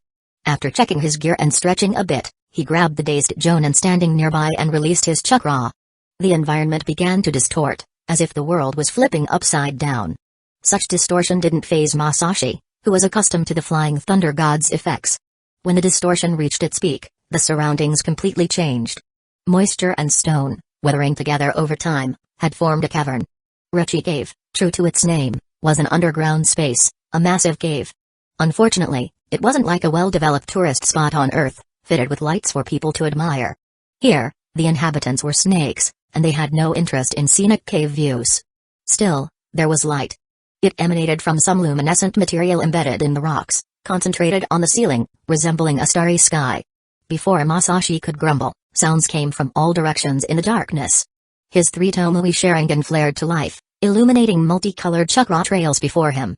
As the starlight from above illuminated more of the space, the figures of the newcomers became clear. Snakes. Big ones. Small ones. They crawled in different ways, some slithered horizontally, while others, astonishingly, seemed to crawl upside down. Judging by the crowd, the latter wasn't moving by its own power. This sight was definitely not for anyone with ophidiophobia. Suppressing his impulse to strike first, he calmly said, "I've come to seek an audience with the White Snake Sage. Let's see if diplomacy works before we resort to force." The serpentine horde advanced. It seemed these smaller snakes had no intelligence. Just chakra-infused snakes. No value in keeping them alive. His attempt to call out had failed, so Masashi decided not to hold back. Besides, it was too dim in here for his liking. Fire style, dragon flame jutsu. A jet of fire from his mouth morphed into a mighty dragon with powerful claws. The fiery beast spiraled through the air above the snake swarm. The dragon's massive frame incinerated those it touched. Snakes nearby were desiccated instantly, their water evaporating, leaving lifeless husks behind. In an instant, the horde, like a tide crashing onto the shore only to be pulled back by the waves, retreated in panic, scrambling to escape their natural predator. Masashi showed no mercy. Snakes incapable of understanding human words were of no value. Even if they were infused with chakra, this world's basic rule was simple: everyone had chakra, not everyone could use it. The same principle likely applied to Rechi Cave. These snakes were raised on natural energy, but that didn't guarantee much. Snakes probably birthed large clutches at a time. He didn't know how many, but certainly more than humans. With his Sharingan, the entire cave was laid bare before him. No snake could approach without his notice. The distant ones were burned, and those that came closer were sliced into pieces by wind, resembling neatly diced snake meat. Eventually, the juvenile snakes disappeared entirely, replaced by a colossal figure. Towering high enough to nearly reach the cave ceiling, it was massive even at a distance. Masashi could feel the undisguised killing intent radiating from the other side. Soon enough, similar figures emerged at other entrances of the cavern. The serpents had finally shown themselves. The killing intent was overwhelming, thick enough to make lesser shinobi freeze in their tracks. "You're finally out?" Masashi grinned as he observed. Through his Sharingan, he studied every detail of their movements, calculating distances and angles. The body of the fire dragon faded slowly in the air, leaving behind only its searing heat. "Which one of you is taking me to the white snake sage?" His crimson Sharingan reflected the ferocious forms of the serpents. Their killing intent crashed against his casual demeanor, but he didn't flinch. "This human is mine," hissed one serpent, speaking in human language. "Manda?" Masashi smirked at the familiar snake. "Did Orochimaru not feed you enough? Then again, if I accidentally kill you, I doubt he would mind." As the signature summon of Orochimaru, Manda was unmistakable to Masashi. After all, he was a shinobi of Hidden Leaf Village. But Manda did not consider himself allied with any Hidden Leaf Village ninja. Swinging his massive body, he lunged forward with an open maw, moving with ferocious speed, showing just how famished he was. And then, he bit into solid rock. The impact sent cracks spider webbing across the cavern floor. As rubble scattered everywhere, Masashi, carrying the Jonin, landed atop Manda's head. "Damn brat. Stop jumping around." He roared, shaking his head furiously, but Masashi stood firm, as if rooted to the spot. "You want to eat me? I am hungry too, wondering if snakes tasted like chicken like I heard." Masashi chuckled, further inciting Manda's fury. Other serpents had already surrounded them. One among them was particularly massive. The big snake shoved aside the others, hissing loudly, prompting the rest to withdraw. The golden pupils of the colossal serpent locked onto Masashi. Under him, Manda's body seemed to freeze momentarily. "You are a Hidden Leaf Village ninja, huh? Fine, I won't eat you," Manda sneered. "My wife seems to fancy you. You snakes live in a matriarchal society, don't you?" "Wife?" Masashi glanced at the colossal female serpent. "Manda, I didn't take you for such a sucker for love." "Ma'am, you don't mind me bullying your backup husband, do you?" The enormous female serpent, uninterested in banter, stared greedily, her golden eyes fixated on Masashi. Her tongue flicked out, tasting his chakra in the air. "This one would do," he nodded approvingly. Time to show them why the Uchiha are feared. If the tailed beasts were to rank their most disliked humans, the Uchiha would undoubtedly claim the top spot. Through generations of battle and dominance, they'd earned that hatred. The Uchiha clan's ancestral technique was simple: dominate with their gaze. No fancy hand signs, no complex chakra manipulation. No complex jutsu necessary, the Sharingan was the ultimate genjutsu. Though Masashi's ocular power could not compare to Madara's, these summoned beasts lacked the willpower of a tailed beast. As their eyes met, his Sharingan overwhelmed the female serpent's will. The greed in her pupils disappeared, leaving behind a pair of golden Sharingan. With a light leap, he landed atop the female serpent's head. Carrying the Jonin was slightly inconvenient, but this man needed to die somewhere discreet, not out here, and certainly not in the bellies of the serpents. Some secrets needed to stay buried. The female serpent, now docile, lowered her head slightly, seemingly to make Masashi more comfortable. Her submission was absolute. "Damn it! Damn it! What have you done?" Seeing his goddess, or rather, her eyes, transformed into Masashi's shape, Manda was enraged beyond reason. His massive body thrashed, sending tremors through the cavern. "I'll devour you. Devour you. Annoying."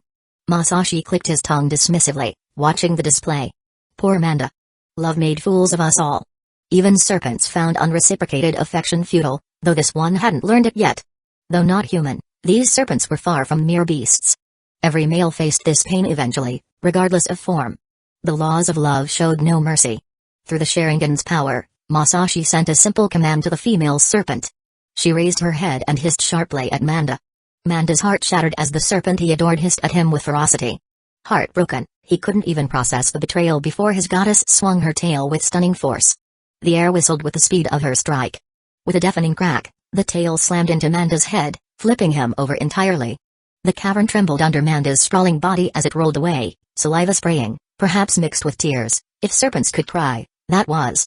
His massive form disappeared into the shadows. Now that's more like it. Can't grow without a little tough love, huh, Manda? Masashi gave a thumbs up to Manda's rolling form, then turned to the other serpents, who now looked unsure. Grinning, He spread his fingers wide and gestured dramatically. Go, Saviper. Hiss. Hiss. The female serpent swayed eagerly. She barreled through the group with unbridled force, ramming and lashing until the area was clear. Then, she charged deeper into the cavern with Masashi aboard. This enraged the remaining serpents. Their hisses turned savage, echoing off the walls. Perhaps some among them had their own affections for the colossal female serpent. Regardless, they refused to let her off and surrounded her with aggression, snapping fiercely. But such a challenge was no match for him. Though the female serpent's reflexes couldn't evade all attacks, Masashi's response was faster. Under his control, she avoided every strike with slippery, unpredictable movements, retaliating with equal ferocity. One by one, the other serpents were knocked away. They crashed into walls and each other. Suddenly, two more serpents emerged from another entrance, closing in from both sides. Before the female serpent could react, the serpent on the right was bitten by a larger one. It was Manda. His return was as violent as his exit. With cold, merciless eyes, he flung his unfortunate kin into the depths of the cavern. The other serpent, seemingly shocked by Manda's betrayal of his own kind, hesitated briefly before slithering away with even more dexterity than the female serpent had shown earlier. Now this is unexpected. Heartbreak makes monsters of us all. He couldn't hold back and shouted, Manda, you're the MVP of Richie Cave. Manda wasn't amused. Give me back my wife, you bastard. Suddenly, a shadow was over them. A serpent coiled on the ceiling lunged with its maw wide open. The attack would crush both Masashi and the female serpent. Manda roared in rage, preparing to attack. His body coiled like a spring, muscles tensing. But before he could, Masashi leapt into the air and, to the attacking serpent's surprise, landed a punch on its jaw. The movement was too fast to follow. Boom. A thunderous explosion shook the cavern, sending shockwaves through the air. With that single punch, he drove the serpent back into the ceiling. Its body lodged into the rock, blood pouring from its maw. The serpent was dead. Its massive form went limp, suspended in the cratered ceiling.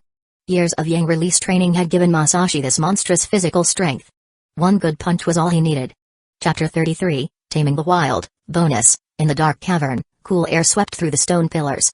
Perched comfortably atop the female serpent's head, Masashi let the breeze blow through his hair. The jonin had already been tossed to the side. The serpent carried them forward as it sped ahead. Though other serpents emerged from the darkness, none dared to block his way. It seemed he had passed the test of Richie Cave. More and more serpents appeared in his vision, accompanying him on all sides as they advanced together. These serpents, who had absorbed natural energy over countless years, possessed formidable physical prowess. Despite their massive size, they exhibited astonishing agility. Riding on one of these serpents was far more comfortable than any bus on Earth. As the cavern extended further, the scenery grew more intricate. Richie Cave was not a single hollow, it was an expansive network of interconnected caverns, large caves nesting smaller ones, upper levels linked to lower levels. Stalagmites reflected in pools of water, creating mirrored illusions that could disorient any invader. Limestone formations piled up like seated arhats, their shadows creating perfect hiding spots for the cave's inhabitants. Clusters of stalactites formed forests of stone towers, resembling a fortress that had grown naturally over millennia. Masashi felt like a tourist, marveling at the scenery of Richie Cave. It perfectly aligned with his aesthetic sensibilities, making him feel the trip was worth it, even if he hadn't paid a cent or bought a ticket. The only thing out of place? A persistent, overzealous serpent. Manda clung tightly to the female serpent, accompanying them the entire way. Whenever another male serpent approached, it would immediately bare its fangs and chase them off. Stay back. This territory is mine. He had snarled. Apparently, Manda wasn't just infatuated, it was fiercely possessive. And to be fair, he had the right to be. Masashi had yet to encounter any other male serpent larger than Manda. Richie Cave differed markedly from Mount Myabaku. There were no human-like structures here, everything was natural and primal. Nor did any serpent seem to use techniques. He understood why. Hand signs, though not strictly necessary for chakra control, were largely essential in practice. In his memory, only Hashirama could instantly use jutsu without hand seals, and even then, it was limited to ordinary techniques. Could these brute serpents compare to Hashirama? They didn't avoid hand seals because they didn't need them, they avoided them because they couldn't form them. After all, they were snakes. Unlike toads, they didn't have limbs. How could a snake form seals? Maybe they could tie themselves into knots and hope to make their enemies die laughing. Their bodies were their best weapons. This indicated that Richie Cave's sage mode likely focused on physical enhancement. If that were the case, it would suit Masashi perfectly. He didn't lack jutsu, What he needed was a way to further unlock his physical potential.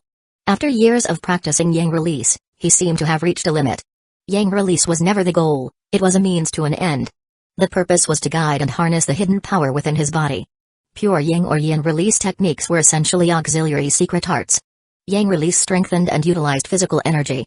Yin Release enhanced and utilized spiritual energy. Nothing special. Different schools merely varied in focus and efficiency. When it came to physical energy, the Uchiha couldn't match the Senju. Masashi was convinced he had already hit the Uchiha clan's natural ceiling for body development through Yang Release, with no room left for qualitative improvement. The extent of his body's potential was as follows: chakra reserves so vast that it would take continuous big moves to deplete them. Perfect level chakra molding and control by Hidden Leaf Village's standards, with significant boosts to Sharingan and regular ninjutsu. Casting ordinary jutsu without hand seals? Not a chance. His stamina? Decent, but not extraordinary. Healing? Slightly above average, wounds healed faster than most, but that was it. In terms of overall power, he was undoubtedly stronger than his first-round self. Yet when it came to pure physical energy, his former life had him beat. Even accounting for the time spent training across both lives, the results were different. In the shinobi world, bloodline ruled everything. But unless he unlocked the hidden physical energy within the Uchiha bloodline, he would never grasp the secrets of Yin-Yang Release. At best, he'd end up as another chakra battery bound to the divine tree. Life or death, all left to the so-called child of prophecy. Masashi would never entrust his fate to someone else. His current strength came from decades of nearly masochistic training, hard-earned through sheer grit. No luck involved. He endured because of stubbornness, he refused to believe in destiny. Time passed, and the temperature around him began to shift from cool to warm. The surroundings grew brighter. To Masashi's surprise, human-like structures started to appear in the natural landscape. He stood up, looking ahead. The shadows around him had almost entirely disappeared, replaced by a massive light source up ahead. Countless serpents gathered around, retreating as the female serpent approached. It dove directly toward the source of light. Before him, a vast plaza opened up. Even the serpent, under his mental control, exuded an air of reverence as it slowed down, crawling cautiously. Masashi turned to look. Manda had followed them in, his eyes filled with the same reverence, alongside a hint of obsession. Shaking his head, Masashi commanded the female serpent to stop. He lifted the jonin and leapt down from the serpent's head. The ground beneath his feet was stone, a massive slab akin to those in human towns, but scaled to the serpent's colossal sizes. Manda hesitated before inching closer, trying to approach the female serpent. The female serpent ignored him. He looked at Masashi with what seemed like a pleading expression. He genuinely liked this female serpent. For her, he fought other serpents every day in Richie Cave. As a result, he had no friends among his kind, a complete outcast. Masashi never expected Manda to be like this. The snake reminded him of his own lost youth. Out of empathy, he softened his tone. Manda, let me give you some advice. Acting this clingy won't end well for you. Hiss. You. Stop talking nonsense, the snake growled, suppressing its voice under the watchful gaze of the figure ahead. All right? Will you release the Ganjutsu now? Fine. You escorted me all this way. Masashi released the Ganjutsu. The female serpent shook her head violently, regaining her will. Yet like Manda, she dared not act out here. Lowering her golden gaze to Masashi, she seemed to etch his image deeply into her mind before speaking for the first time. Human, when you fail, I will request permission from the sage to devour you. Then Masashi watched as the female serpent raised her head and rubbed it against Manda's face, the same spot she had slapped earlier. The two serpents hissed softly as they nuzzled, eventually slithering away together. Masashi found it amusing. These serpents were quite fascinating. Turning back, he faced the towering, majestic figure that seemed fused with the earth. Bowing respectfully, he said, White Snake Sage, my name is Masashi. I have come to learn Sage Mode. A massive stone chair was in the vast plaza terminal, a seat far too large for any human. The armrests of the chair rose nearly 10 meters high, and the seat itself was 4 to 5 meters off the ground. The backrest was intricately carved into the shape of a dragon's head, with its mouth biting down on a colossal scroll inscribed with the words Richie Cave. Standing below it was Masashi. The chair's velvet drapery hung down to the ground before him, and atop the seat coiled a giant wide-scaled serpent. Its head rested lazily on the armrest, exuding an air of authority. This was the White Snake Sage, the master of Richie Cave. A pity it wasn't one of those mythical serpents that could transform into beautiful maidens. If it were, Masashi wouldn't mind using his charm to try his luck. Even if it were just a snake, as long as it could transform into a beautiful maiden, He'd give it a shot. Not for anything romantic, after all, more friends meant more paths to walk. Gurgle gurgle. A strange rumbling came from the white snake sage's belly. As he speculated whether it might be hungry, a gust of white smoke spurted from the sage's nostrils, spreading out like a gale sweeping across a wasteland. Learning sage mode? The white snake sage shifted slightly, extending her head toward Masashi for a closer look. At first glance, the sage seemed smaller than Manda. Coiled, Manda could reach up to 18 meters tall, whereas the white snake sage, perched on the chair, appeared to be only about 12 or 13 meters high. However, that was just a fraction of its true size. Her body coiled around the entire stone chair, extending endlessly until it fused seamlessly with the earth itself. It was one with the land. Together with the great toad sage of Mount Myabaku and the slug sage of Shikatsu Forest, the white snake sage stood as one of the strongest users of sage mode in the shinobi world. On her head rested a black hat adorned with a large crystal orb, while her neck bore a necklace of beads. The orb seemed to serve as a tool for observing the world, marking the sage as a cultured being, distinct from the rough-and-tumble denizens of Rechi Cave. The great toad sage also used a crystal ball for observation. Incidentally, the crystal ball technique was the same one Hiruzen used for spying. While it was unlikely Mount Myabaku learned it from Hidden Leaf Village, given Hidden Leaf Village lacked such a demand, it showed the technique's broader utility. All techniques in this world arose from a pressing need. Would Hiruzen, the so-called professor of ninjutsu, really need to use a crystal ball just to view the peaceful village he governed? Of course not. The three sage sanctuaries, however, were a different story. Leaving aside the mysterious slug sage and the ancient, nap-prone great toad sage, the white snake sage's situation required such tools. With her body merged into the earth, she wouldn't have any other way to observe the outside world. While Masashi pondered these thoughts, the sage grew impatient. Her scales shifted slightly. This brat had shown up, said a single sentence, and gone silent. Annoyed, she asked, "Do you know the rules of Rechi Cave?" "Oh, I get it," Masashi nodded. "One bite from the sage, and sage mode is within reach, right?" Hee hee. The white snake sage chuckled softly. No descendant of Indra had ever stepped foot into Rechi Cave before. This one was indeed different from other humans, arrogant, confident, and undeniably Indra's kin. Self-assured, too, evidently certain of his success. But a kid was still a kid. Indra was a kid. His father, Hagoromo, was also a kid. Even his grandmother, Kaguya, was just a kid. This wasn't about power, it was about the fact that the three sages had lived so long that everyone seemed like a youngster in comparison. "All right, I'll grant your wish," the sage said, growing intrigued. The taste of Indra's descendants should be quite good. She extended her head, opening her mouth, but soon realized the logistics were inconvenient. "Climb up here and pierce yourself," she instructed. "You're too small to bite cleanly." "Sure, just a moment." Masashi leapt onto the white snake sage's body, climbing to her mouth. "Which one should I use?" he asked, examining the fangs. "Pick one that feels right," the sage replied lazily, flicking her tongue before resting her head back on the armrest. "Alrighty." Masashi rolled up his sleeve, inspecting and choosing a fang based on thickness, angle, and sharpness. Placing his hand against the chosen fang, he said, "I'm ready." The white snake sage moved her mouth slightly, piercing Masashi's skin. In an instant, a wild surge of natural energy flooded into his body. Unlike the toads of Mount Myabaku, the serpents of Rechi Cave fused natural energy directly into their bodies. For the white snake sage, whose body was an inseparable part of the earth, manipulating natural energy was as effortless as moving her limbs. As the energy coursed through him, he felt as though he'd returned to the night he first awakened his Sharingan. The mental impact was enormous, and his body reacted as if consumed by fire. Whether in his previous life or this one, Masashi had always excelled in chakra control. If he had drained in the 8 gates, he might have understood this sensation better. Natural energy rampaged within him like an unleashed husky, running amok in every corner of his body. Refusing to be careless, he immediately sat cross-legged on the white snake sage's body, focusing his chakra to chase down the unruly natural energy. It was anything but pleasant. Rechi Cave's natural energy mirrored its inhabitants, full of a free-spirited vibe. Once inside him, the energy dispersed completely, reveling in its new freedom. It tumbled and sprinted, upending everything in its path like a chaotic whirlwind. The chaos reminded Masashi of his college days, wild and untamed energies that seemed to resist any attempt at control. But he wasn't going to be like Hitler, trying to force everything different into submission. Sometimes the path to mastery wasn't through subjugation, but through understanding and adaptation. This natural energy was similar. Fighting against its nature would only lead to failure. The key was to guide it, not eradicate it. Between his past life hobbies and present life training in Yang release, he had accumulated enough knowledge and experience to handle the situation.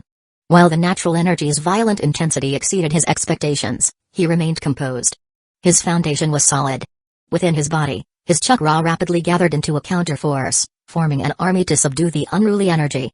Chapter 34, Not Your Typical Snake Sage. Compared to Naruto's experience in Mount Myabaku, Masashi's treatment in Richie Cave was anything but ordinary. It was downright absurd in many aspects. However, his preparation for training in the Sage Mode of the three great secret realms was probably the most thorough of all Sage Mode novices. Otherwise, when the Hanya Black Ops confirmed the existence of Richie Cave, they wouldn't have immediately changed plans and allowed him to enter Richie Cave for Sage training. To put it bluntly, in the absence of Indra's chakra, Sage Mode was the best channel for the Uchiha clan to develop their physical energy. Especially since Masashi had been relentlessly stimulating his body's potential for over a decade, his capacity to bear natural energy far exceeded that of most people. When he perceived the natural energy infused into him by the White Snake Sage using sufficient chakra, their energies quickly merged. This far surpassed Richie Cave's traditional exam requirements. Traditionally, the trial required the practitioner to merely endure the natural energy, or more precisely, to withstand the refined natural energy imbued with Richie Cave's unique characteristics by the White Snake Sage, without being eroded and transforming from human to snake. Successfully doing so qualified one to train in Richie Cave's Sage Mode. In the realm of the cave, as days passed, tremendous changes began to occur within his body. At some point, hundreds or thousands of snakes had gathered in the square, all fixated on Masashi, who was seated cross-legged under the White Snake Sage. Whether he would be food or a comrade would be decided upon his awakening. Without the sage's permission, not a single snake dared to act rashly, even though another person, paralyzed by Ganjutsu, stood frozen nearby like an appetizer. The White Snake Sage had shed her usual lazy demeanor, sensing the changes taking place within Masashi. These changes were beyond its expectations. Logically, without her guidance, a human who had never been exposed to natural energy should not have been able to reach this stage. Moreover, his appearance had remained completely unchanged, even lacking the eye markings, indicating that he had perfectly mastered the natural energy within him, becoming the most flawless practitioner to ever enter Richie Cave. Erosion was no longer a possibility. Once he awakened, he would have succeeded completely. The White Snake Sage's only remaining task would be to teach him how to actively absorb natural energy and the techniques of Richie Cave. Though the process seemed simple, the sage couldn't help but feel an odd emptiness. Past inheritors had been different, their ignorance and clumsy struggles had brought her a great sense of accomplishment. But that was all there was to it. The benefit of living for so long was that unless the heavens themselves collapse, nothing could significantly shake your emotions. She leaned her head back against the armrest. At the same moment, Masashi opened his eyes. "You woke up quickly, descendant of Indra," said the White Snake Sage, exhaling a puff of smoke. "Since you're awake, get down." Masashi nodded and jumped down. "How do you feel now?" the White Snake Sage asked. "Quite good." Masashi assessed the changes in his body. Coming here was the right choice. "It seems you came prepared." Behind the sage, a dragon head carving opened its mouth, and a scroll dropped from it, unfurling before Masashi. "Since you've entered Richie Cave, before formally studying the sage arts, you must first become a contractor," said the White Snake Sage. "Write your name." Without hesitation, Masashi bit his finger and wrote his name on the scroll. The name above his was none other than Orochimaru. "Now, choose.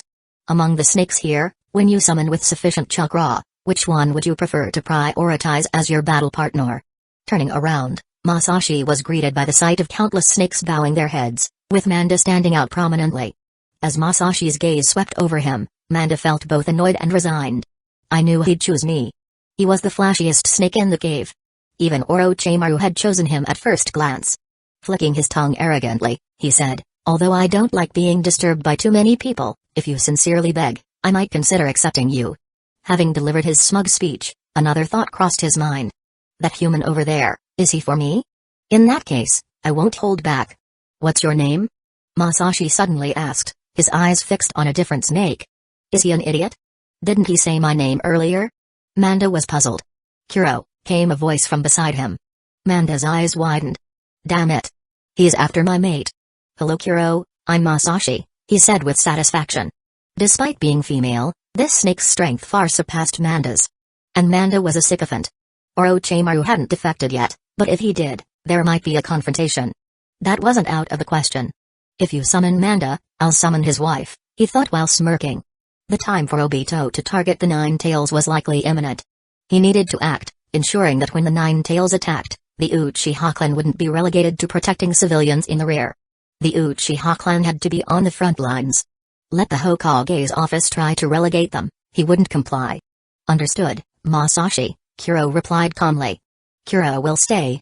The rest, disperse, the White Snake Sage commanded. The snakes obediently dispersed, including Manda, none daring to defy the sage's order. Now then, I shall teach you the sage mode of Richie Cave, the White Snake Sage said, swaying its head. Please guide me, Masashi humbly requested.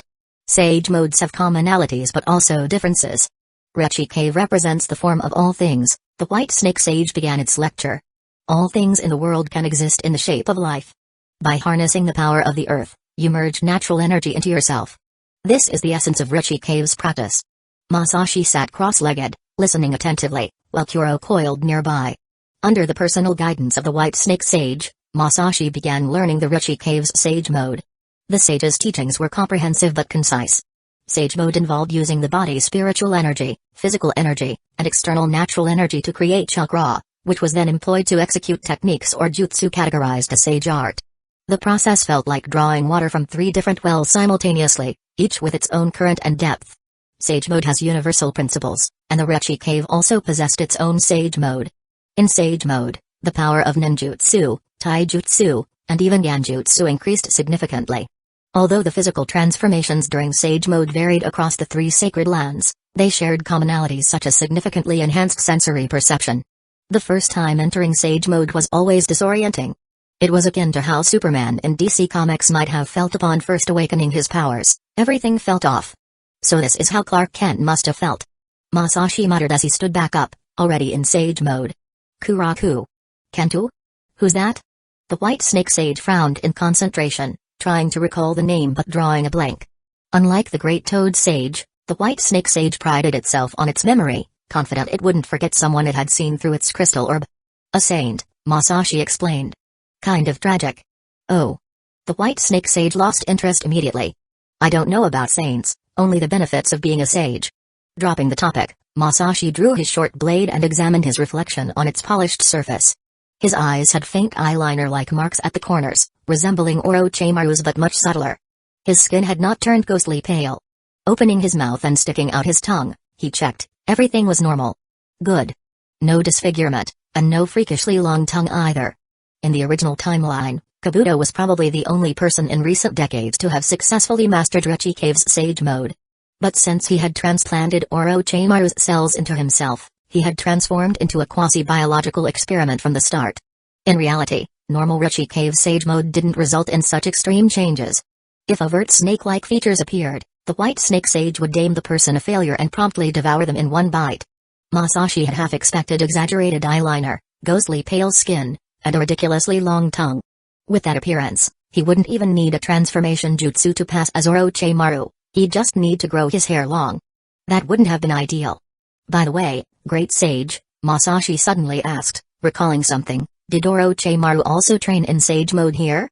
He had never seen him use it. Oh, Orochimaru. The White Snake Sage shifted its coiled body to a more comfortable position before responding.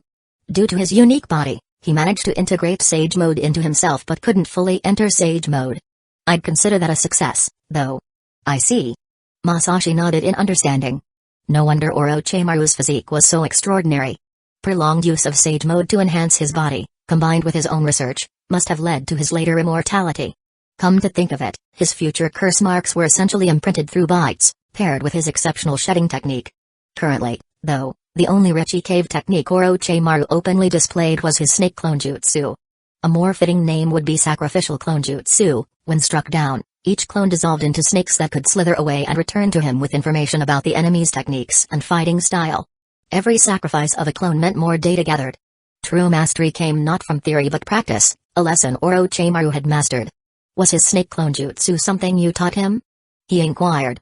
Masashi, do you think this is Mount Myabaku? The White Snake Sage sounded displeased. She held certain resentments toward Mount Myabaku, which was far more renowned than Richie Cave. While Mount Myabaku's toads freely wandered the world making contracts with ninja, Richie Cave remained more selective and secluded. Let me explain the differences between Richie Cave, Mount Myabaku, and Shikatsu Forest, the White Snake Sage offered. Unlike Mount Myabaku with their accessibility, we focus on quality. The three sages were familiar with one another's domains. While they wouldn't divulge secrets to outsiders, sharing them with a disciple of Rechi Cave was acceptable. Just as chakra could have nature transformations, sage mode also possesses natures. These could be categorized into three forms: shape, spirit, and essence. Rechi Cave's sage mode corresponded to the shape of life. Externally, it enabled objects to behave like living beings, such as making rocks writhe and grow like organisms. Internally, it granted heightened physical vitality. Common effects included traits unique to snakes, but the techniques depend on the user's existing ninja arts. The advantage of Rechi Cave Sage Mode lay in its ability to integrate with the user's body, enhancing physical energy over time to its fullest extent. However, its critical flaw was a lack of resistance to Genjutsu. For an Uchiha like Masashi, this drawback was negligible. In contrast, Mount Myabaku's Sage Mode was versatile, with an extensive range of techniques. Its downside was that the energy cannot be permanently integrated, requiring preparation and temporary activation. And it offered exceptional resistance to Genjutsu. These strengths and weaknesses perfectly complement each other.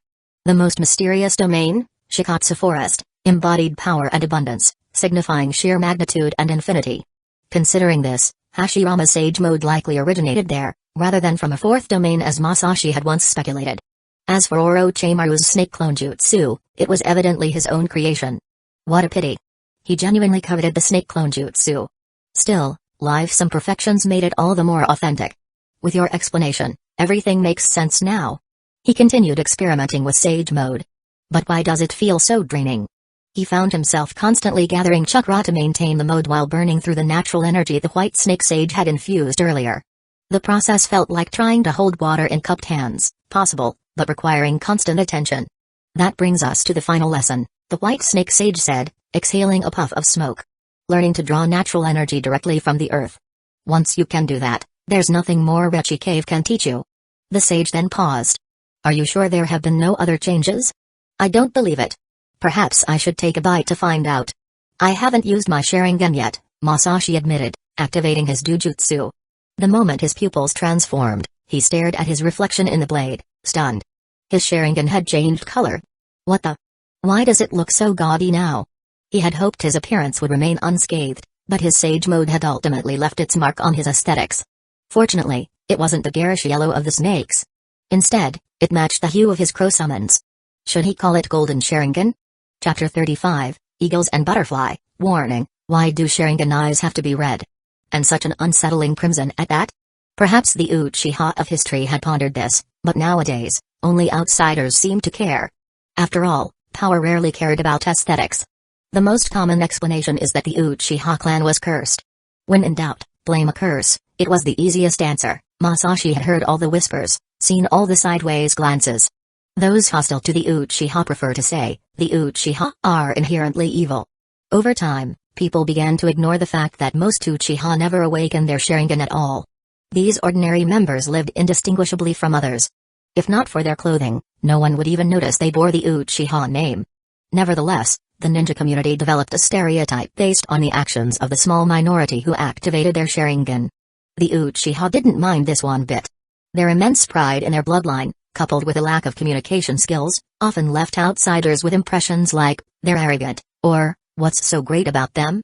However, one thing was undeniable, the unique color of the Sharingan must be linked to the Uchiha's distinctive chakra, which, at its core, was still chakra. And Masashi's first attempt at Sage Mode drew on the power of the White Snake Sage. So, if his eyes changed color, it seemed only natural. It didn't bother him for long. Only by experimenting could he find out what his final version would be. And his hypothesis proved correct. Under the White Snake Sage's guidance, Masashi spent about a week learning to draw natural energy from the earth and activate Sage Mode with his own power. When he entered Sage Mode using the energy he absorbed, his Sharingan didn't turn into some grotesque form, though his eyeshadow expanded significantly, perhaps too much. But that wasn't important. What mattered was that his Sharingan finally returned to normal. That was the way it should be, otherwise, it looked like his eyes were smeared with dirt. Technically speaking, even the traditional Sharingan wasn't entirely crimson, its pupils and tomoe are black, while only the iris was red. The greatest reward of this training was that he gained insight into the sage techniques of Rechi Cave, including the principle behind the sage art, inorganic animation. This technique would later be developed independently by Orochimaru or Kabuto. However, without the foundational knowledge of Uchiha's sage techniques, the jutsu couldn't exist. That's why it's called sage art, in organic animation, not secret art, in organic animation. Masashi applied this principle to his ice style, solving its lack of mobility. Sage techniques were indeed incredibly useful. The eyeshadow, however, now resembled Kankuro's face paint, an over-the-top mess. Still, it was better than growing snakeskin all over his body. Appearance matters. While it might not be the deciding factor in a business negotiation, a poor appearance could prevent the meeting from happening in the first place. Wearing thick makeup to a negotiation might earn a comment about excessive powder, but if your eyes made people think of filth, they might throw up. And Masashi excelled at persuading clients to willingly pay more. Maintaining his appearance was non-negotiable. It was simply a matter of whether he could afford more food rather than less. And choosing the lesser evil was basic ninja protocol. Having mastered the necessary techniques, he didn't stay in Richie Cave. After synchronizing his chakra with Kuro, he bid farewell to the White Snake Sage and left the cave with the Jonin from the Hanya Black Ops. That fellow hadn't starved to death purely because Masashi had plenty of soldier pills. After all, those pills needed to be brought back to Hidden Leaf Village for reimbursement. Getting to the cave had been difficult, but leaving was simple. Once you mastered Richie Cave's sage techniques, entry and exit became effortless. He emerged at the same spot where he had first entered the cave. Alright, time to wrap things up. Releasing the Hanya Black Ops Jonin, Masashi used Ganjutsu to compel him to deal with his former comrades' corpses in the most brutal way he could imagine. The Jonin moved under his Ganjutsu, arranging the bodies in the Nordic blood eagle pose. The Jonin severed their ribs from the spine with his kunai and pulled their lungs through the opening to create a pair of wings. Each was positioned face down against the massive tree trunk. When he was done, the whole thing looked like some messed up collection of dark angels pinned to the tree. Creative death poses didn't matter, ninjas had seen it all. What mattered was the intimidation factor. By now, the upheaval at the Hanya's base must have caught the attention of nearby ninjas. The Land of Stone was teeming with rogue ninjas and local insurgents. Through their gossip, the news would spread most effectively. When he reached the camp, he found bounty hunters looting and beheading corpses. We didn't know they were yours. One of the hunters gasped as Masashi approached. Now everyone will know. With one strike each, several more bodies hit the ground. Then the Hanya Jonin got to work. He gathered all the corpses into a tree. The Sharingan's manipulation didn't erase the subject's awareness. They retained their consciousness but lost control over their body. This was part of Masashi's punishment. Rules existed to protect most professionals. If the Hanya Black Ops wouldn't follow them, they deserved this outcome. Dragging the unfortunate Jonin along, he began his return journey. The trip was uneventful, no one dared rob him, likely deterred by his reputation. Having completed his mission, he saw no need to hide his identity anymore.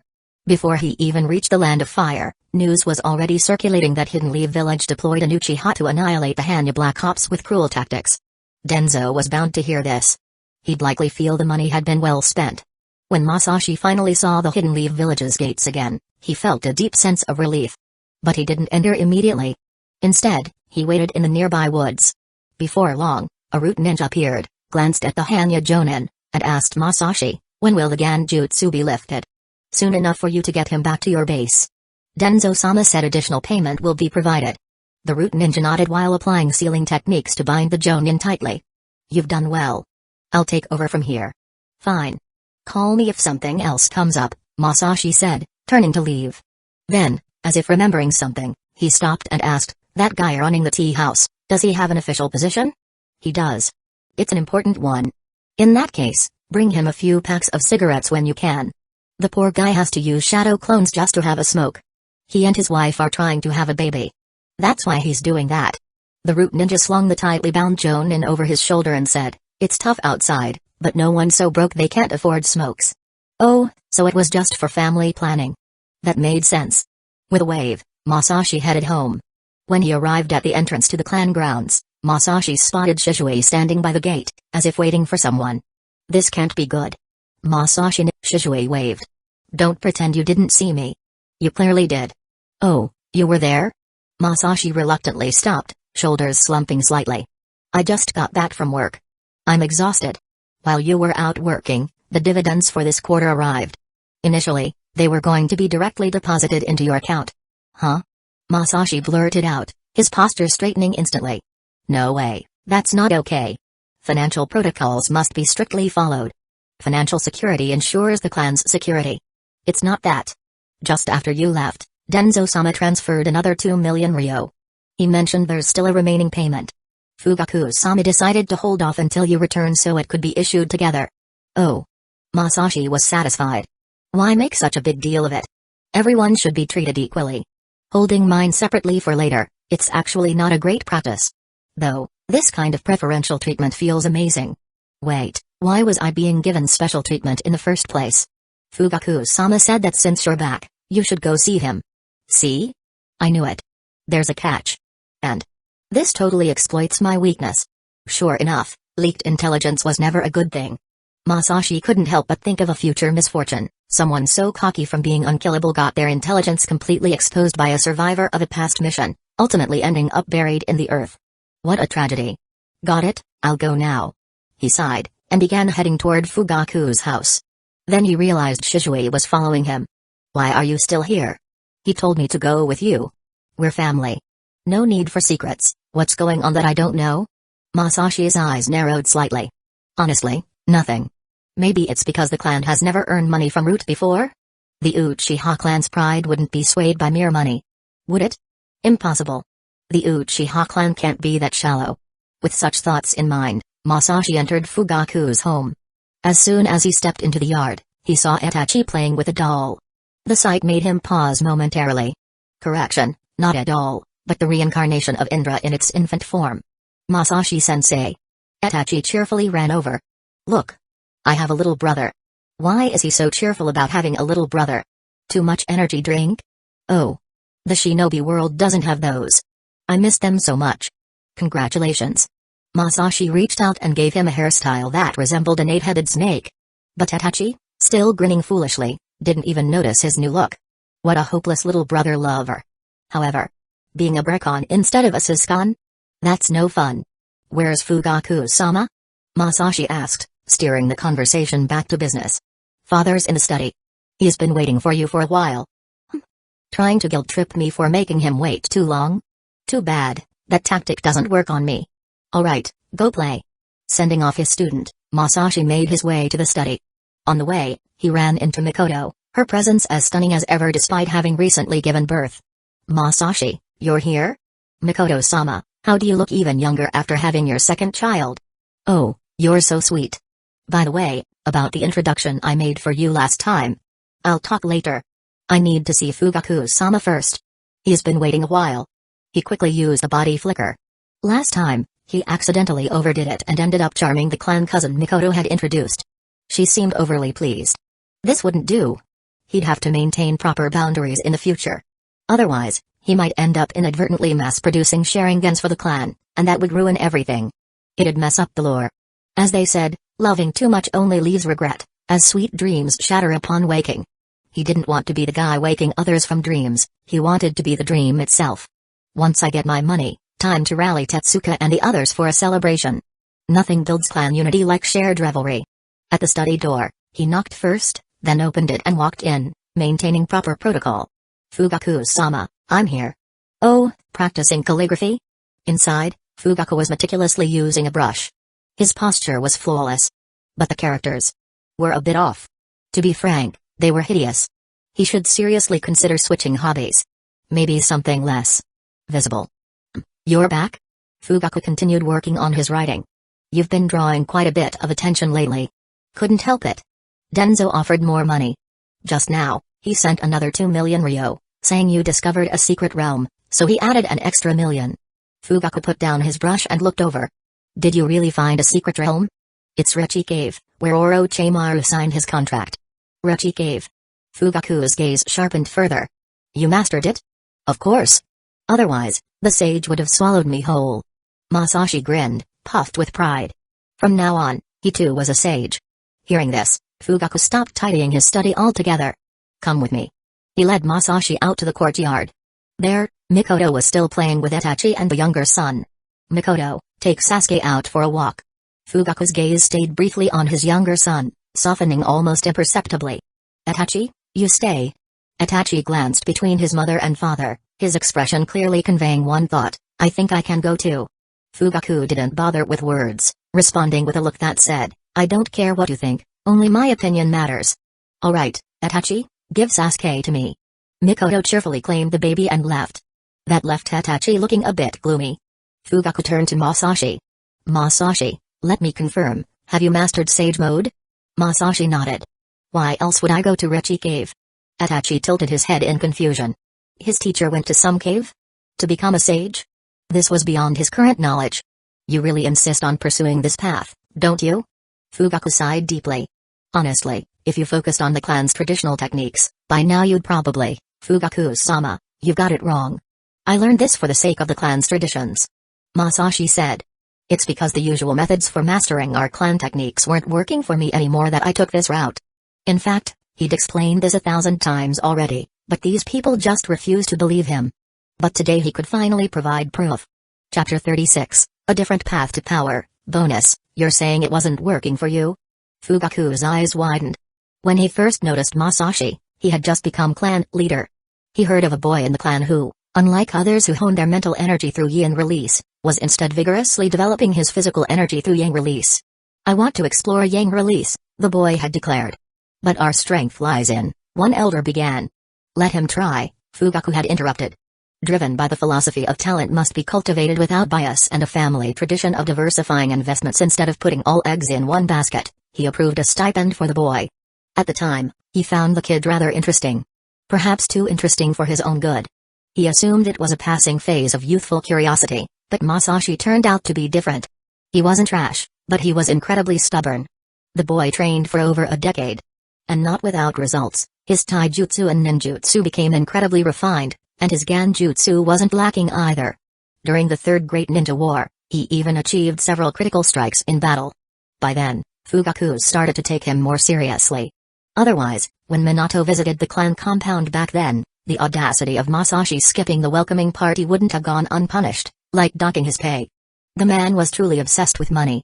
But more importantly, at just 10 years old, he'd already been frequenting those places. Who taught him that? Fugaku was furious. He had given him a stipend, and the boy spent it on drinking tea and gambling dens? To top it off, he awakened his Sharingan while there. Seriously? The first ever to awaken Sharingan in such a setting? Still, he believed deep down that if someone with Masashi's capacity to unlock physical potential focused on mental energy instead, they'd achieve greatness much faster. Look, he even learned Sage Mode. Was regular clan training no longer good enough? And what about the Mangekyō Sharingan? Fugaku-sama, have you mastered Susanoo? If not, I have. Why not come and learn from me? Masashi, that's a rather arrogant statement. Fugaku smiled faintly in frustration. You're fully aware that the 3 Tomoe Sharingan isn't its limit, yet you refuse to go further. Is it because you don't want to dirty your hands? No, I simply believe there's no need to walk that path, Masashi replied. All roads lead to Hidden Leaf Village, after all. No way I'm going blind here, boss. I don't even have a brother. Of course, he couldn't say that aloud. It might give people the wrong idea, as if he'd cut down a brother if he had one. Besides, who in their right mind would assume both siblings could awaken the Mangekyō? Even if they could, wouldn't it make more sense to exchange powers directly? Twice the joy, none of the pain. Naive. You might not even realize it yourself, Fugaku said, his gaze sharp as he tried to steer Masashi back on track. Do you think no one has tried this path before? The clan abandoned it for a reason. Your stubbornness only shows you're not as unique as you think. That's why I'm practicing Sage Mode. Masashi sighed. I get what you're saying, Fugaku-sama. Pure yang release won't cut it, there's a limit. Oh? Fugaku's eyes gleamed. So, you've already reached the limit? Your talent truly is remarkable. It's not too late to change course. Your current persistence is merely a symptom of our clan's innate arrogance. Arrogance, Fugaku's biggest observation since becoming clan leader. Uchiha members who awakened the Sharingan often became prideful, though they rarely realized it due to their semi-isolated environment. Fugaku hadn't noticed this himself until he became leader and started interacting with the Hokage's office more frequently. The change in perspective was enlightening. To him, Masashi epitomized Uchiha arrogance, prideful to a fault, prone to overthinking and stubbornness. No, Fugaku-sama, you've misunderstood. I'm very down to earth, Masashi said, not wanting to waste time arguing. He just wanted to claim his stipend and leave. Today, I've got something to prove. Prove what? If it's Sage Mode, there's no need. Fugaku sounded disappointed. He'd seen Sage Mode before and understood its limitations. It wouldn't fundamentally enhance the Sharingan. Why turn your eyes into toad-like spectacles? The Sage Mode you've seen is from Mount Mayabaku. Rechi Caves is different, Masashi explained.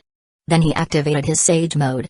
After leaving Rechi Cave, he had maintained a steady absorption of natural energy. The power flowed through him like a river finding its course. Flame-like patterns emerged on his face, completing a wild and tribal look. It was impossible to call this mere eyeshadow. The markings covered his entire face. Fugaku was startled. This was indeed different from the Sage Mode he knew. And as a man who appreciated arts, he thought it had a certain untamed flair. But there was no way he'd praise Masashi for this. The boy's ego was inflated enough. So what? Is this the difference you were talking about? Ignoring the sarcasm, Masashi activated his Sharingan. Under the amplification of Sage Mode, his visual prowess surged, nearing a critical threshold. Watch closely. This is what innovation really means. Then, something changed. It began at his shoulders, spreading to his arms, and soon engulfed his entire body. A substance resembling white crystalline eyes formed an armor-like covering. The only flaw? No helmet. Another ice-style technique? Masashi, this is, Fugaku began impatiently, only to stop midway. This isn't ice-style. It can't be. As if to answer his thoughts, Masashi clenched his right hand.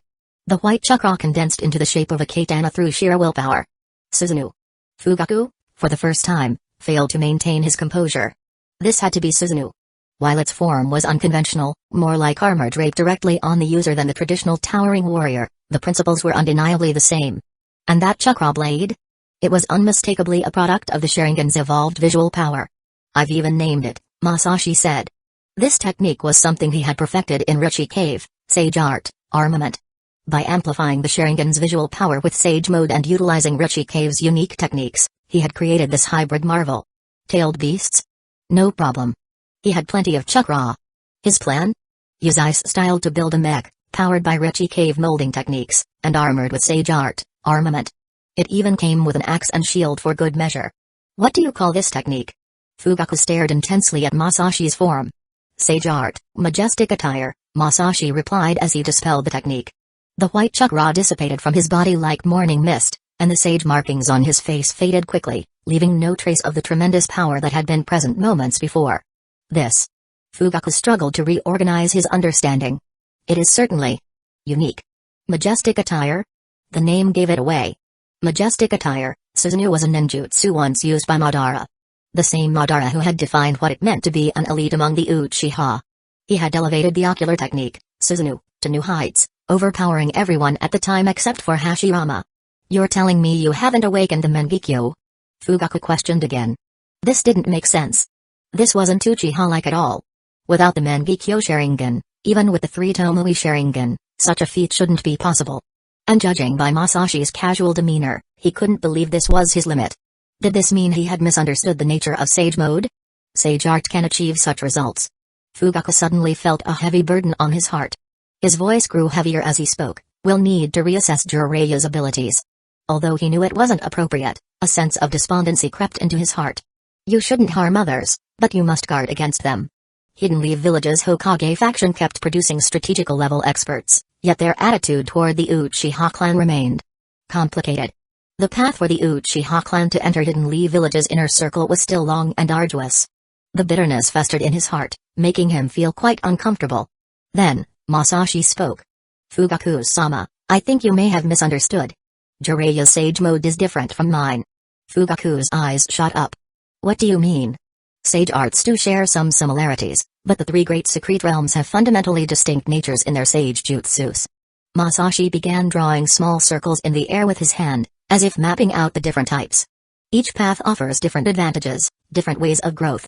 Noticing the clan leader's disheartened demeanor, he could guess his thoughts and decided to offer some consolation.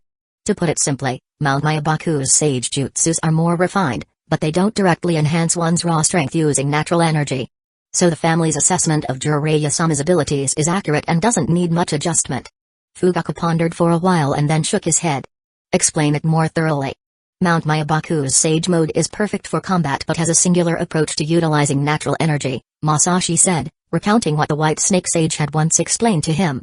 Fugaku waved his hand, feeling a bit overwhelmed. That was understandable. Masashi himself had taken over a week to fully digest this information. How does that mean we don't need to reassess Jiraiya's strength?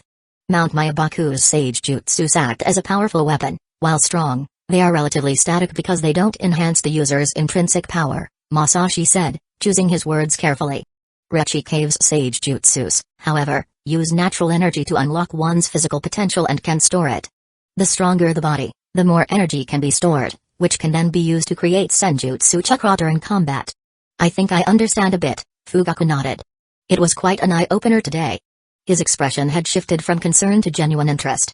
So, Rechikave's techniques are superior?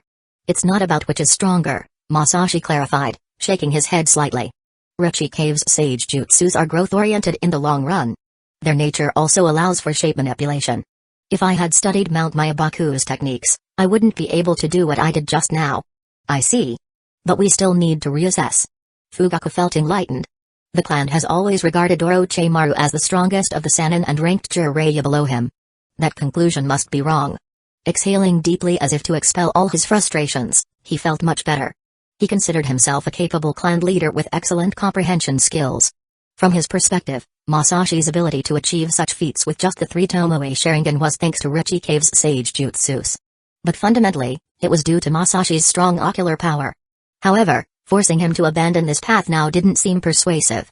Previously, it might have been debatable. But now, he had demonstrated abilities that should have been impossible with just the 3 Tomoe Sharingan. He was so damn stubborn. Then again, without such stubbornness, he likely wouldn't have achieved such miracles. Forcing himself to remain calm, Fugaku reminded himself that this path might not be replicable for others. He still held to his belief that following the clan's traditional methods was the safest approach. The point is moot, I won't convince you otherwise, he said, resigning himself. He decided not to ask about Masashi's true limits, it was exhausting. Besides, there was an even more pressing matter. There's something important you need to know. The 4th Hokage's wife is about to give birth. And she is the Nine-Tails Jinchuriki. I know. Masashi kept his expression neutral. This marked the true turning point for the Uchiha clan in Hidden Leaf Village. It was the moment they were pushed into direct opposition.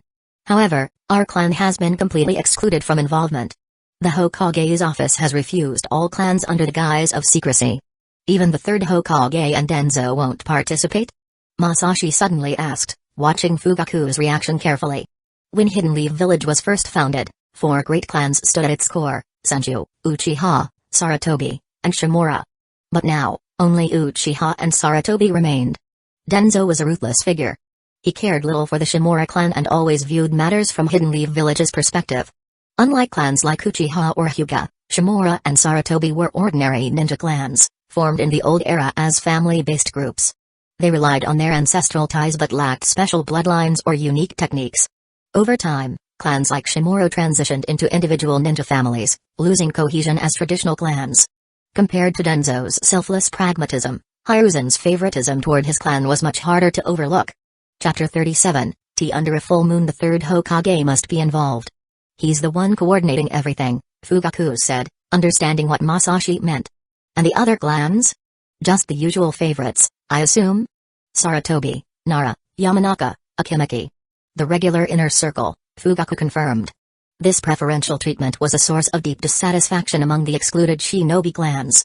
Their Anbu members' participation wasn't enough, not when it came to matters of this magnitude. Nobody intended to disrupt anything, but when a Jinchuriki was giving birth, what if something happened? Would everyone just wait passively for the unexpected? If this was standard procedure, fine, but why did only those close to the 3rd Hokage merit involvement, while others were kept at arm's length? Since the days of Hashirama and Madara, no one in Hidden Leaf Village had been able to face a tailed beast bomb head-on. Everyone's lives were on the line. Tailed beast bombs didn't differentiate between social status. The Anbu is still under the 3rd Hokage's command, Masashi nodded and let the topic drop. No point pushing further when the decision's already made.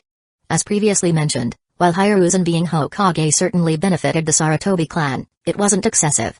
This was shown by the number and quality of the Sarutobi clan's Jonin. Their advantages were limited and not over the line. To give credit where it was due, Hiruzen was a qualified Hokage, though their perspectives were different. This matter will be discussed at tonight's clan meeting. Come over after dinner, the meeting starts promptly at 8, Fugaku rubbed the bridge of his nose, clearly finding the situation troublesome. Don't keep skipping meetings. Since you're back, Attend properly. For something this important, I'll be there, Masashi agreed. At the very least, the clan needed a unified stance to deal with any contingencies. Relying solely on improvisation in emergencies was a bad idea. Uchiha leaders often lacked quick decision-making outside the battlefield. Try not to go out in the coming days. I have a bad feeling, Fugaku added. The two exchanged a look, confirming they were both thinking of the same person. Regarding Obito, Masashi hadn't told anyone besides Fugaku, who had decided to keep it a secret. It wasn't appropriate to make it public. Obito's name was already etched on the memorial stone. Instead of exposing him as a traitor, it was better to let him die as a hero. The Obito everyone had known was already gone. If he now claimed to be Madara, so be it. After agreeing with Masashi on how to present this matter, Fugaku informed the Hokage's office. Whether they believed it or not didn't matter. This level of openness was the Uchiha's greatest gesture of trust toward the Hokage's office. The conversation between them ended there. Afterward, Fugaku handed Masashi a check, instructing him to train diligently, rest more, and drink less tea. Masashi readily agreed, pocketed the money, and left. That left Shizue for Fugaku's second talk. The third would likely be at Achi? Masashi didn't care about the latter meetings, he had no time. Being a clan leader was tough. Being a father was tough. Fugaku, a mature man, didn't need his concern. But the young ladies did. Returning home, Masashi stored the check and counted his little stash of savings. Perfect? There was still plenty of cash at home. There was no rush to cash the check, after all, it was from the clan's bank. Internal checks could be cashed anytime as long as they weren't damaged. If damaged, they could be reissued as long as the funds hadn't been withdrawn. Satisfied with his fuller wallet, he changed into casual clothes, pocketed his wallet, and cheerfully went out. Strolling through the commercial district, he admired the pretty girls passing by, marveling at how lovely Hidden Leaf Village's streets were. When it was time for dinner, he ducked into a small food stand, had a good meal, and headed back to the clan area. Times have changed, he mused, walking toward the main hall. In the original timeline, Uchiha clan meetings were held secretly in the Naka Shrine, as depicted in the story. Secret meetings, naturally, indicated things had reached a point where the clan was completely isolated. Even holding a regular meeting invited suspicion. The Uchiha clan wasn't at that stage now. Meetings were held in the clan's main hall as usual. Upon entering the hall, he glanced around and quickly spotted his target. Inika, he approached and patted his comrade. Masashi. You're back? Inika's face lit up with joy. This time, you've really hit the jackpot. Of course. The usual rules, Masashi winked. You know what to do. Got a new trick? Absolutely. Stagnation isn't my ninja way. You're the best. Watch, everything will be set up perfectly for you, Inika responded with fervor.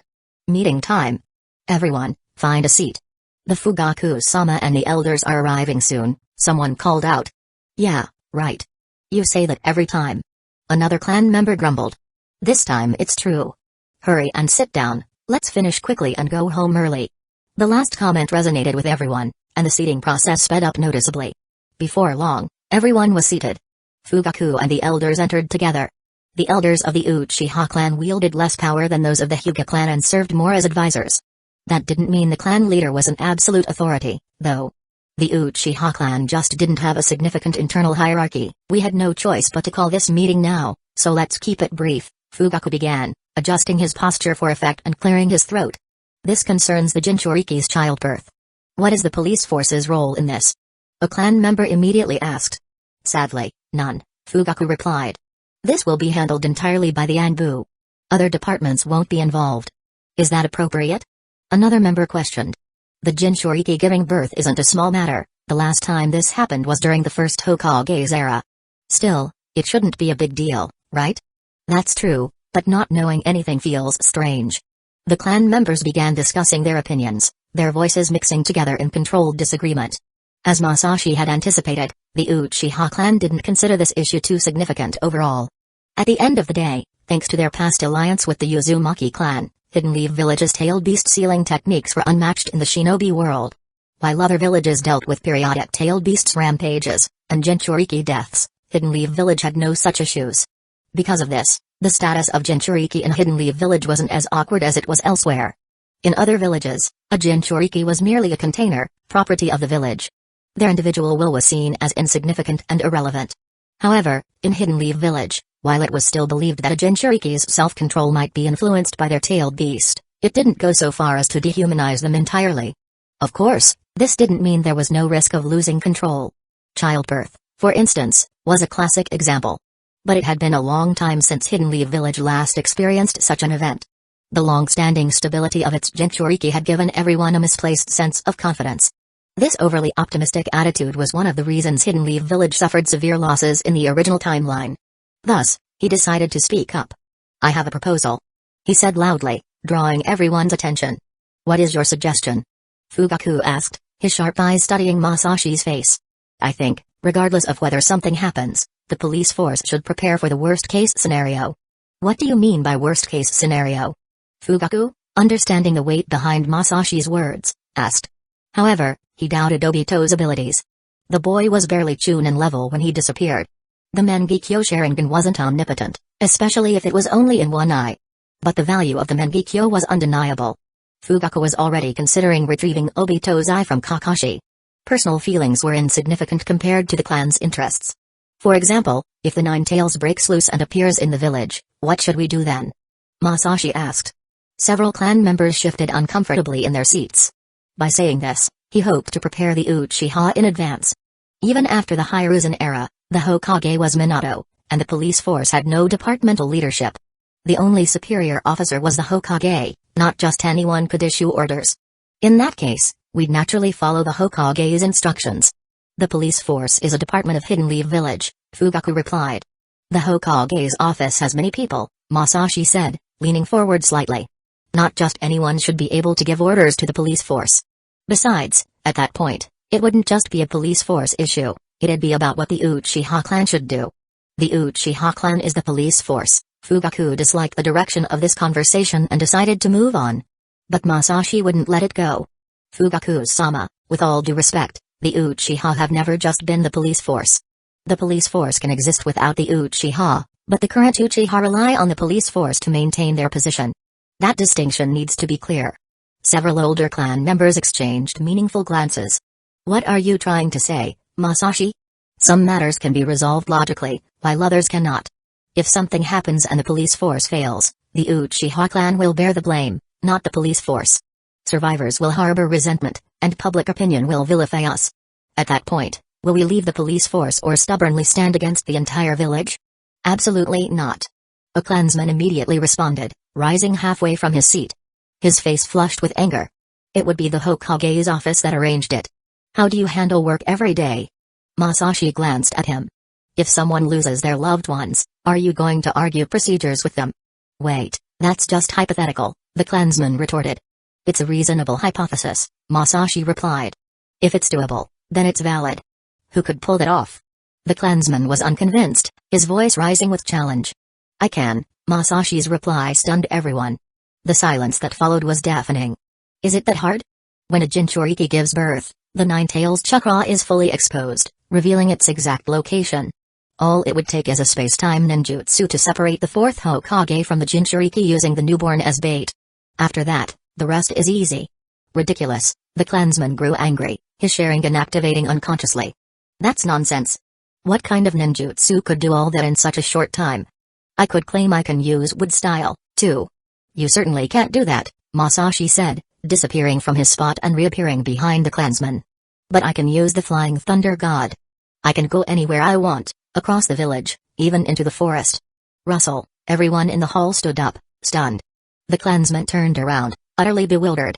Some reached for weapons instinctively. Masashi. When did you learn Flying Thunder God? Fugaku was at a loss. The clan library had some of Tobirama's water techniques, but no Flying Thunder God, or at least not a workable version. It's a support technique, sure, but one that had defeated Mangekyō Sharingan users in the past. After seeing it enough times, I figured it out. You know how I am, Masashi said. As an Uchiha, it's only natural for me to master the second Hokage's techniques. Why wouldn't I? Can you use Edo Tensei then? Setsuna suddenly asked, his eyes narrowing with interest. How could I? I've never even seen it. Masashi's casual dismissal carried just the right note of indifference. Is this why you're making such bold assumptions? Fugaku took a deep breath, trying not to lose his temper. This boy. Why hadn't he said anything before? No wonder he was worried about Obito causing trouble. If Obito didn't have the Flying Thunder God, he probably had something similar. You think? Someone might exploit the Nine Tails using a similar method? Bold assumptions, cautious verification, Masashi said. The ninja world is vast and full of strange possibilities. And some possibilities are closer than you think. Enough unnecessary words, Setsuna interjected, rising to his feet. I propose that if the Nine Tails breaks loose, the Uchiha clan must fight on the front lines. Let's vote. The clansmen debated briefly before voting. I agree. A younger member called out, his eyes bright with enthusiasm. Same here. Another voice joined in. Right, this is a chance to prove the Uchiha clan's strength. The energy in the room was building. What chance? Watch your words. An elder's sharp rebuke cut through the excitement. After a round of voting, the consensus was clear. If the Nine Tails breaks loose, they'll fight it, no exceptions. This concludes today's meeting. Everyone is dismissed, Setsuna announced. The solemn atmosphere evaporated.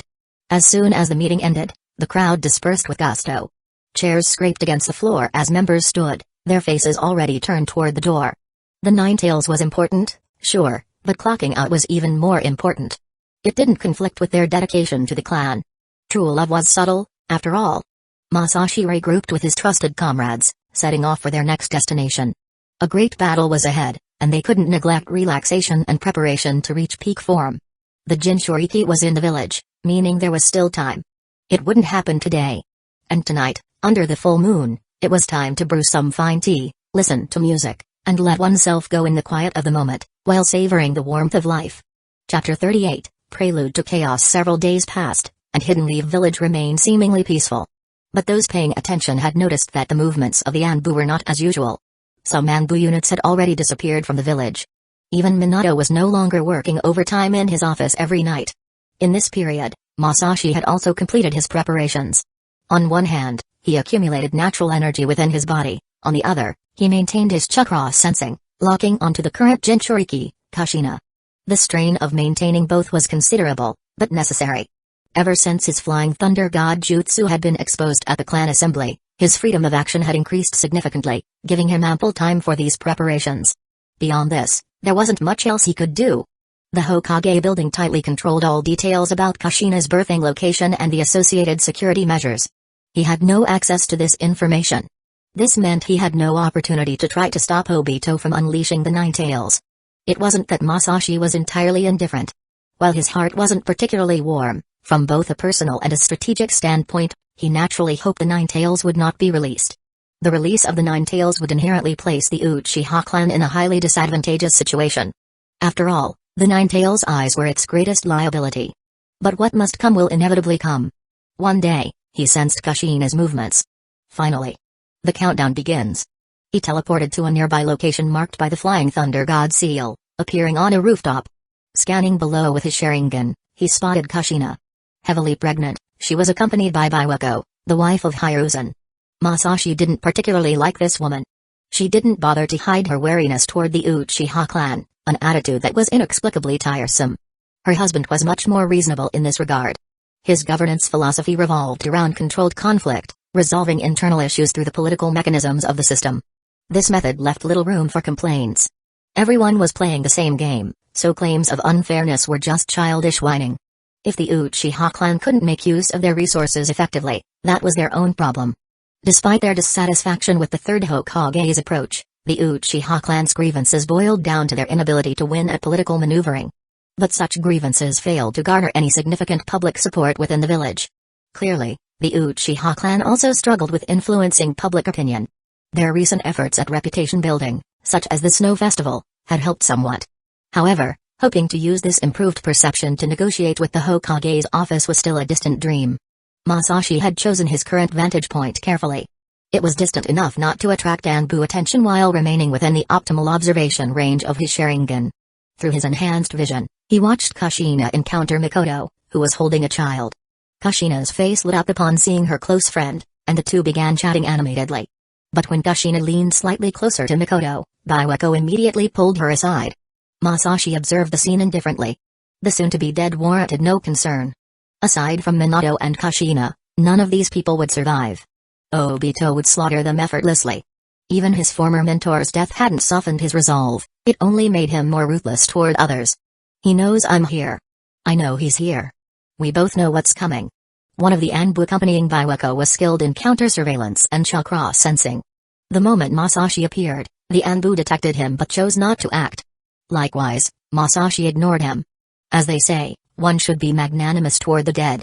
Tonight, both he and the Uchiha clan would face a series of dilemmas where they could only choose the lesser of two evils.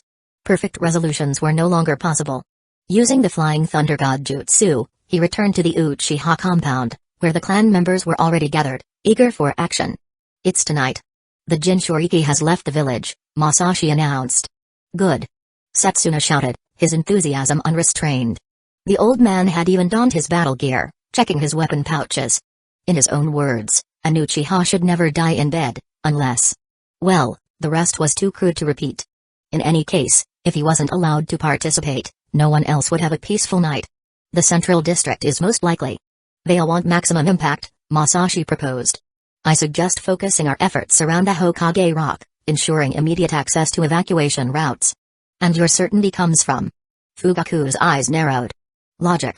Where else would you unleash a tailed beast for maximum effect? Masashi replied coolly. Any additional intel? Fugaku asked. The clan head had armed himself to the teeth, though it remained unclear whether he possessed the Mangekyō Sharingan. Given the animation's inconsistencies, it wasn't a reliable reference. After all, this was a second playthrough, and remembering every detail was impossible. Only major events stood out, like iconic lines such as Naruto, Sasuke, and the dramatic sounds of destruction. Clearing his thoughts, Masashi addressed the expectant crowd. No, that's all. When the time comes, we'll have to face it head-on. Exactly. No room for excuses tonight. Setsuna declared fiercely. Anyone standing in our way is a spy from another village, take them out. That's unnecessary. Fugaku forced himself to remain calm. Tonight's actions are to both prepare for potential threats and ensure the clan doesn't fall into an irreparable situation. Enough talk. I'll take up position at the Hokage Rock, Masashi said, vanishing from sight. Reappearing atop the Hokage Rock, he sat cross-legged, gazing down at the brightly lit village below. Obito, the Uchiha clan is ready. Are you? Without activating Sage Mode, Masashi's chakra sensing range covered roughly the size of the northern district of the village. Anything beyond that was too much for him. Naturally, Obito wouldn't appear directly within that range. However, Masashi still detected a malicious chakra signature. After all, it wasn't just the Hidden Leaf Village shinobi keeping an eye on the Ninetales. A village as large as Hidden Leaf Village, the premier village in the ninja world with a population of hundreds of thousands, would be an absolute disgrace if it didn't house at least 1,000 spies. And those are just the ones they knew about. The real number was probably higher. Shinobi villages were open environments. Barriers were useful, but they could only detect irregular entries into the village. Unsurprisingly, the spies were also very interested in where the Ninetales Jinchuriki had gone. Finally, the sky began to darken. Sitting atop the Hokage Rock, he suddenly sensed a wildly chaotic chakra signature. His sensing range hadn't expanded, it was simply that this chakra was so intense that it swept over Hidden Leaf Village like a storm. Any ninja with sensing abilities would immediately recognize it for what it was. This scale and ferocity, it could only be a tailed beast. Obito had succeeded. While Hueco was indeed the third Hokage's wife, her strength was merely that of a Jonin guard. As for the Anbu, primarily composed of special Jonin, they weren't even worth mentioning. Masashi didn't count on these people. He had placed his trust in Minato. Clearly, even Minato hadn't been able to stop Obito, despite already being informed about the threat of Madara. Why did they think that just because Hashirama's wife was fine, Kushina would be too? Where did such confidence come from? Masashi rose from the Hokage Rock, his Sharingan already active, scanning the darkening village below. Uchiha. A loud shout came from behind, footsteps landing heavily on stone.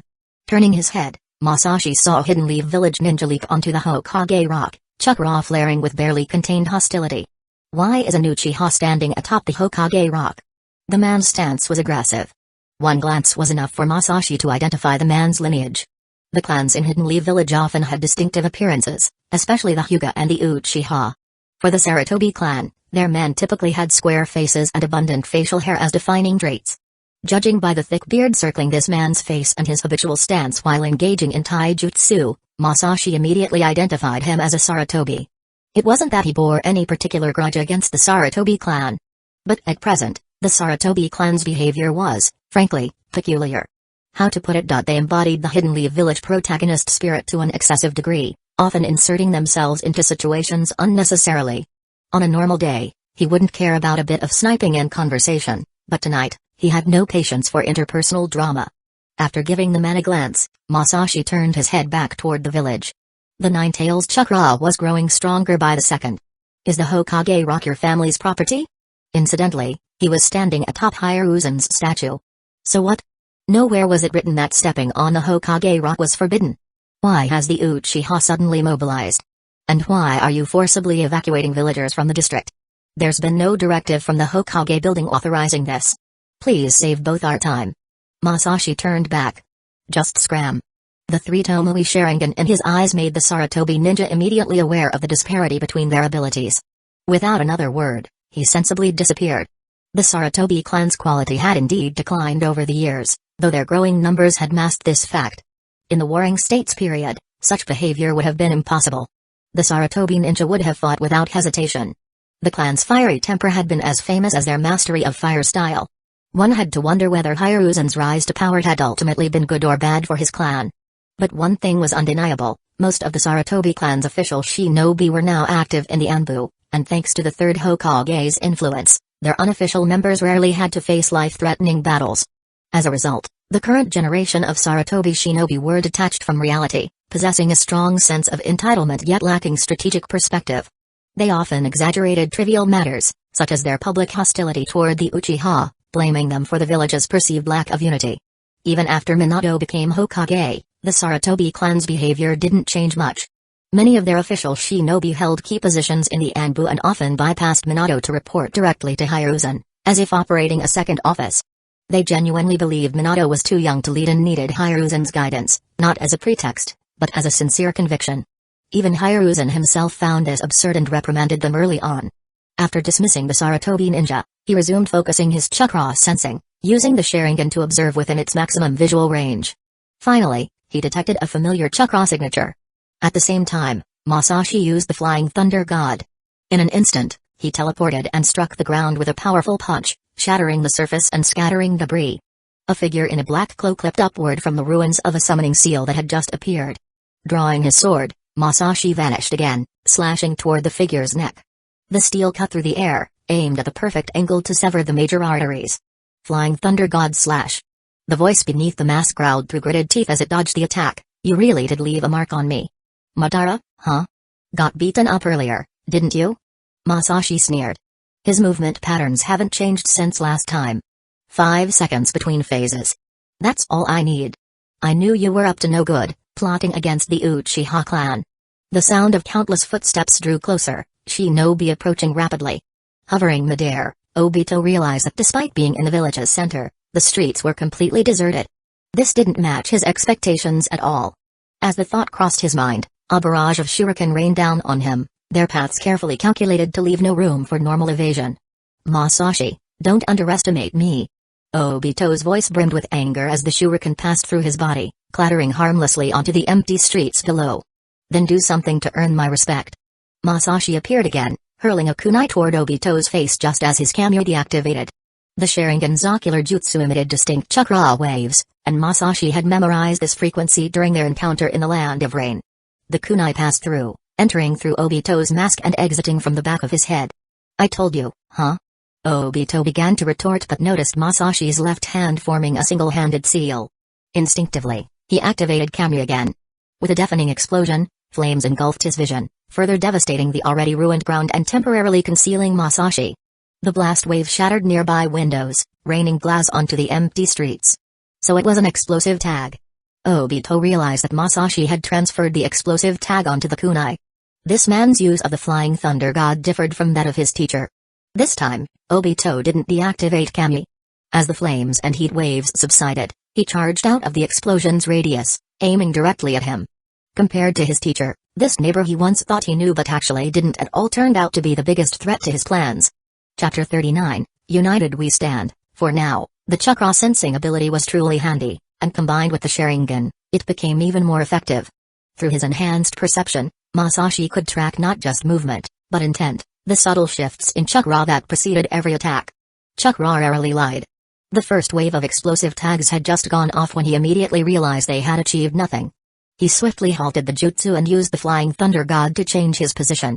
Despite his quick action, more than half a block was still reduced to rubble. Concrete and wood splintered outward in a wave, leaving a crater where a street had been moments before. Fighting within the village was inconvenient, many techniques couldn't be fully utilized. Even though he had modified the tags, reducing its area of effect and channeling the blast upward, it still required careful handling. The main concern was the potential cost of compensation if the explosions went too far. The village accountants were more terrifying than any enemy shinobi. He couldn't help but think about the first Great Ninja War. Back then, while there were many downsides, the freedom to unleash massive explosions without concern was undeniably satisfying. The earth would shake, the sky would light up, and entire battlefields would transform in an instant. The immersive thrill of a grand-scale explosion was something you couldn't understand unless you had tried it. The way it rippled through your bones, the flash that burned itself into your vision, there was nothing quite like it. The only downside was the expense. If you were poor, you couldn't afford it. This joy was exclusive to the wealthy. While he wasn't exactly a tycoon, he did have a generous reimbursement budget courtesy of one. Through the thick explosion smoke, Obito's figure emerged, unaffected. His body seemed to phase through the debris as he escaped the blast zone and grabbed Masashi in one swift motion. Space began to warp immediately, but Masashi's body exploded into a bright flash once more. The light was blinding, intense enough to make even a Sharingan user flinch. Kamyu was indeed an excellent technique, but Obito's single eye was defensive in nature, leaving him with limited offensive options. Masashi had been waiting for this moment. However, Kamyu's activation, much like the Flying Thunder God, was instantaneous and required no hand seals. Thus, this explosive tag still didn't injure Obito, who phased through the blast like a ghost. But the sudden flash of light did catch him off guard, making his eyes water from the intensity. The brightness overwhelmed even his Sharingan's enhanced vision. Where is he even pulling all these explosive tags from? Obito couldn't figure it out. He hadn't seen Masashi reach for anything. Each attack came without warning, tags appearing as if from thin air. One hand held a blade, the other formed seals. Was he using a third limb to grab them? It didn't seem like Flying Thunder God, as Minato's technique didn't work like this. What kind of jutsu is this? Obito asked. Masashi's answer was a slash aimed directly at his head, the blade whistling through the air where his neck had been a split second before. Another tag detonated where he reappeared, forcing him to phase again. Masashi didn't bother replying. On a dark, windy night perfect for murder and arson, why waste time talking? This wasn't a training session for question and answer. Obito felt frustrated. With both combatants adept at space-time ninjutsu, he couldn't do much relying solely on Kamui. Each time he tried to materialize and attack, Masashi was already gone, leaving only explosions. Most importantly, fighting wasn't even his objective. However, summoning the Nine Tails required a medium to support the ritual, and Masashi wasn't giving him any opportunity. As the two exchanged blows, each planning their next move in silence, more and more hidden Leaf Village shinobi began to gather. There were members of the police force, their uniforms marking them clearly in the darkness. The Anbu moved like shadows at the edges of perception.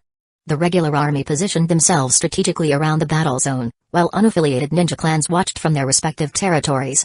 Hiding population numbers was a basic strategy among ninja clans, even when unnecessary, it was done to maintain appearances. Each group kept their full strength concealed, revealing only what was needed. Among the largest groups were Hiruzen and Danzo's loyalists. The Sarutobi clan's ninja were among them, their chakra signatures distinct and powerful. The Nara, Yamanaka, and Akimeki clans formed another faction, bound by their long-standing alliance with the Sarutobi clan, though they operated as a separate entity. The Hyuga clan observed from afar using their Byakugan, directing others toward the action. The battle between Obito and Masashi covered too wide an area, their movements too fast to track as they constantly shifted locations. The shinobi converging from all directions weren't trying to show off or create a sense of drama, they genuinely couldn't keep up otherwise. Previously, whenever they ran toward one direction, a midway notice would come, telling them to change course.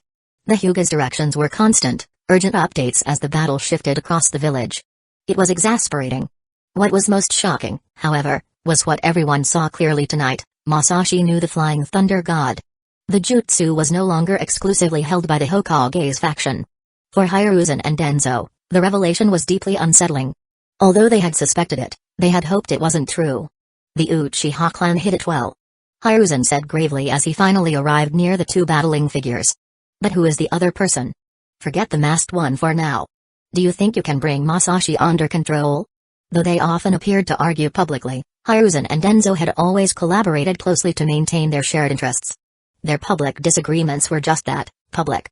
Danzo's apparent disregard for public opinion wasn't because he didn't care but because he didn't care about those who criticized him. This was the path he had chosen. As long as Hiruzen understood him, that was enough. Unless the day came when he no longer did. I don't know. Hiruzen gripped his adamantine staff tightly. But as long as we're both here, Hidden Leaf Village won't fall into chaos. Danzo nodded. However, there may be no one left in the village capable of restraining him. Not even your apprentice. Everyone has their strengths, and it hasn't come to that yet. We have Minato, and Shizui. At the mention of Shizui, both elders felt a bit more reassured. The young Uchiha's potential was undeniable. From now on, assign him more tasks outside the police force, Danzo suggested, already planning ahead. Over time, he can transition away. After all, public sector ninja can't usually take missions, and this could also fill the gap left by Minato. Hiruzen nodded, agreeing, though his thoughts remained troubled. The chakra enveloping Hidden Leaf Village was unmistakably that of the Nine Tails. What about Minato's side? Had he succeeded or failed? The lack of any news left him with an ominous feeling. In the world of shinobi, there was no saying equivalent to speak of the devil, but perhaps it would later be replaced by speak of Minato. Sandame-sama. Minato appeared beside Hiruzen suddenly, his face grim. Minato, how is Kushina? Hiruzen asked urgently. The Nine Tails has been unleashed, and Hueco-sama has been killed. The culprit is the masked man. He claimed to be Madara. He then turned his gaze toward Masashi, watching as another explosion lit up the night. As expected, Masashi also knows the Flying Thunder God. If he had been there, perhaps things would have turned out differently. Minato wasn't naive. An attack on Hidden Leaf Village using a Mangekyō Sharingan to release the Nine Tails would inevitably draw suspicion to the Uchiha clan. But his first instinct was that the Uchiha must not be dragged into this mess. If the tension between the Hokage's administration and the Uchiha clan escalated, Hidden Leaf Village's political stability would collapse, leaving no room for peace. It's too late for that now, Hiruzen said, appearing calm but inwardly grieving. Having shared decades of life with his wife, he hadn't expected this parting to be final. Capture that man, and everything will be made clear. As the number of surrounding ninjas increased, Masashi frowned. These fools are turning this into a circus. One wrong move and I'll end up doing their job for them. The crowding was proving to be a hindrance. Due to his abundant chakra reserves and strong recovery ability, his fighting style leaned towards large-scale techniques. This was why the more people involved in a battle, the less effort he put in, not because he didn't want to try, but because he feared overexerting himself and inadvertently hurting his allies. The chakra gathering at his fingertips could level half the battlefield, but with so many friendlies around, he might as well be fighting with one hand tied. He wasn't like Minato, who utilized the Flying Thunder God to execute high-mobility strategies. Masashi, by nature, was more inclined towards overwhelming assaults. Uchiha. Why aren't you pressing the attack? An Anbu captain called out. Masashi paused, eyes narrowing slightly. If you're so eager to die, by all means, charge in first. I'll keep your pension safe for you. If not for Obito's Kamui, he would have long since unleashed his powerful moves. In contrast, Obito found the increasing numbers advantageous. Masashi's relentless focus on him left no openings, but the involvement of others created opportunities for him. After all, he wasn't Madara. The summoning technique he was using had been left to him by Madara as a contingency. The only one who could directly summon the Nine Tails was Madara himself. Obito was just a proxy. Otherwise, why would he need a medium? Instead of avoiding the approaching Anbu squad, he deliberately engaged them. This move forced Masashi to further restrain his actions, much to the irritation of the Anbu, who interpreted it as a direct provocation. The Sarutobi clan members in the Anbu, in particular, were incensed. Fire style, fireball jutsu. The Anbu captain yelled as they launched their attacks. Fire and wind jutsu converged on Obito's position, while earth users tried to limit his movement options. Anbu? Is that what they're calling cannon fodder these days? Ganjutsu and elemental jutsu rained down on him, who casually let the attacks phase through him with Kamui.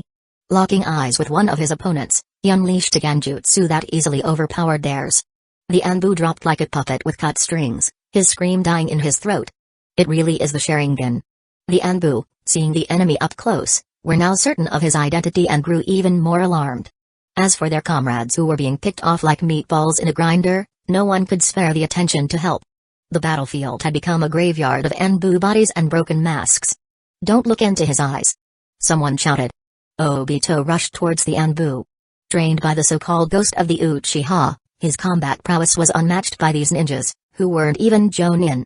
With a sweep of kamyu and precise strikes, his attacks bypassed defenses, severing limbs and decapitating foes. Within moments, a dozen were dead or incapacitated, their bodies falling with dull thuds on the blood-soaked ground. Masashi halted his own movements, watching coldly as Obito clashed with the Anbu captain. Shame about your pension going to waste, he thought, observing the carnage. These were the same Anbu who had just been cautious of him. Since they were so vigilant, he saw no need to assist them now. The Uchiha clan ninjas, having arrived on the scene, gathered behind him. The divide between them and the Hokage's faction was evident, with both sides eyeing each other warily. Most of the Uchiha clan now supported Masashi's approach. Improving relations with the Hokage's faction was no longer possible. Instead, they focused on uniting with other factions within Hidden Leaf Village. As long as they avoided direct confrontation with the Hokage's office, that was enough, mirroring the political strategy of the third Hokage, conflict without breaking ties. If non-Anbu ninjas had been the ones in peril, the Uchiha wouldn't have stood by idly. But this scene displeased Minato greatly. Kushina was barely hanging on due to the vitality of the Uzumaki clan. As someone deeply protective of his wife, his restraint proved how gentle he was at heart. But gentleness didn't equate to weakness or passivity. His dissatisfaction with the Sarutobi clan skyrocketed. He had clearly seen how inappropriate actions by the Sarutobi Anbu had exacerbated the situation. However, someone else acted before he could. Hyuga, who had already lost his wife, appeared outwardly composed but was seething inside. The loss of young Sarutobi clan members right before his eyes ignited his fury. You're shedding blood in our own village? Wielding the adamantine staff transformed from his summoning beast Inma, he swung with such force that the air itself seemed to explode. Though he said nothing more, his intent was clear: die. The professor finally shows his true colors, Masashi observed. He seemed to have forgotten that moments ago, he had instructed them to capture, not kill. Even at 50 years old, the force of his blow was something few in the shinobi world could withstand. However, Obito didn't rely on direct defense. The staff passed harmlessly through his intangible form. Using the chaos caused by Hyuga's outburst, he landed on the ground, aiming to press his hand down and summon his target. Just then, a specially crafted kunai aimed for his palm. You're such a nuisance, sensei. Obito cursed internally, retracting his hand and using kamyu to teleport elsewhere, straight into the Hyuga clan's area.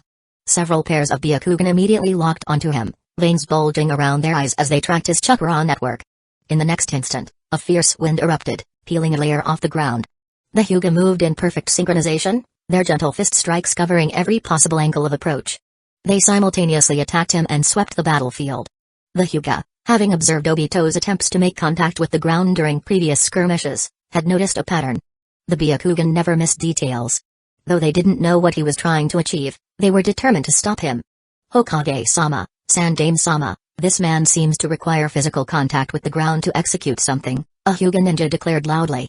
I see it, Minato responded sharply. Everyone, prevent ground contact. Obito's mood worsened instantly. Masashi, on the other hand, laughed. Hidden Leaf Village's clans might fight among themselves, but they're not stupid. He knew exactly what Obito was attempting, and he found it amusing. Running to other Hidden Leaf Village ninjas for cover? Sure, he wouldn't interfere. But did Obito really think the other Hidden Leaf Village ninjas would be clueless enough to aimlessly attack the air and sacrifice themselves? After all, Hidden Leaf Village's ninja forces had achieved their victories not by chance but by their keen observational skills and teamwork. Obito finally managed to find another opening and nearly touched the ground when a swarm of insects rushed towards him, their buzzing filling the air like 1,000 angry wasps. The insects obliterated the barely formed summoning array, turning it into a feast for themselves. In Kamyu's intangible state, Obito, expressionless beneath his mask, watched as his summoning array became fodder for insects. He realized the truth. Thanks to Masashi, his window for surprise attacks had closed. Against Hidden Leaf Village's united forces, while his own safety remained intact, it was impossible to summon the Nine Tails under their watchful eyes. This was absurd. Since summoning was out of the question, he decided on another approach, all-out attack. Chapter 40, A Mountain of Ice, a Mountain of Flame. Abandoning his original plan, Obito used Kamyu to vanish. Just you wait, he said before disappearing. The Hidden Leaf Village ninja waited for half a day, but there was no sign of him appearing anywhere. They shifted positions regularly, maintaining a strategic formation around the potential threat zones. Everyone couldn't help but feel as though they were back in their ninja academy days, experiencing the awkwardness of a classmate yelling, "Don't leave after school." during an argument. It felt strange. Has he left? Someone asked. Eventually, all eyes turned to the Hyuga clan members. The Hyugas, without needing further prompting, activated their Byakugan and began scanning the area. Everyone maintain your positions, a Hyuga Jonin commanded. We'll need full coverage of the area. Despite being from the same village, the female shinobi present instinctively avoided their gaze. After all, the Byakugan could see through objects, and the sudden call to action had left many of them rushing out of their homes. Some were still wearing their more intimate undergarments. At least give us some warning next time, a Kunoichi muttered, adjusting her hastily donned gear.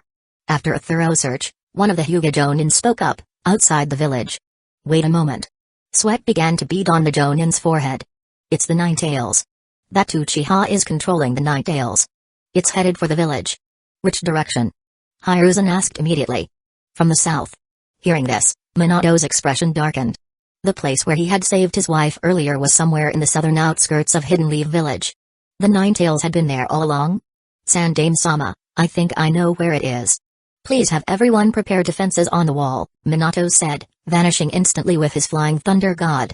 Fugaku-sama, Setsuna-sama, I'm going as well, Masashi said to the Uchiha leaders behind him before using the same teleportation technique. Hiruzen and Danzo exchanged glances, wasting no time as they immediately began organizing their forces.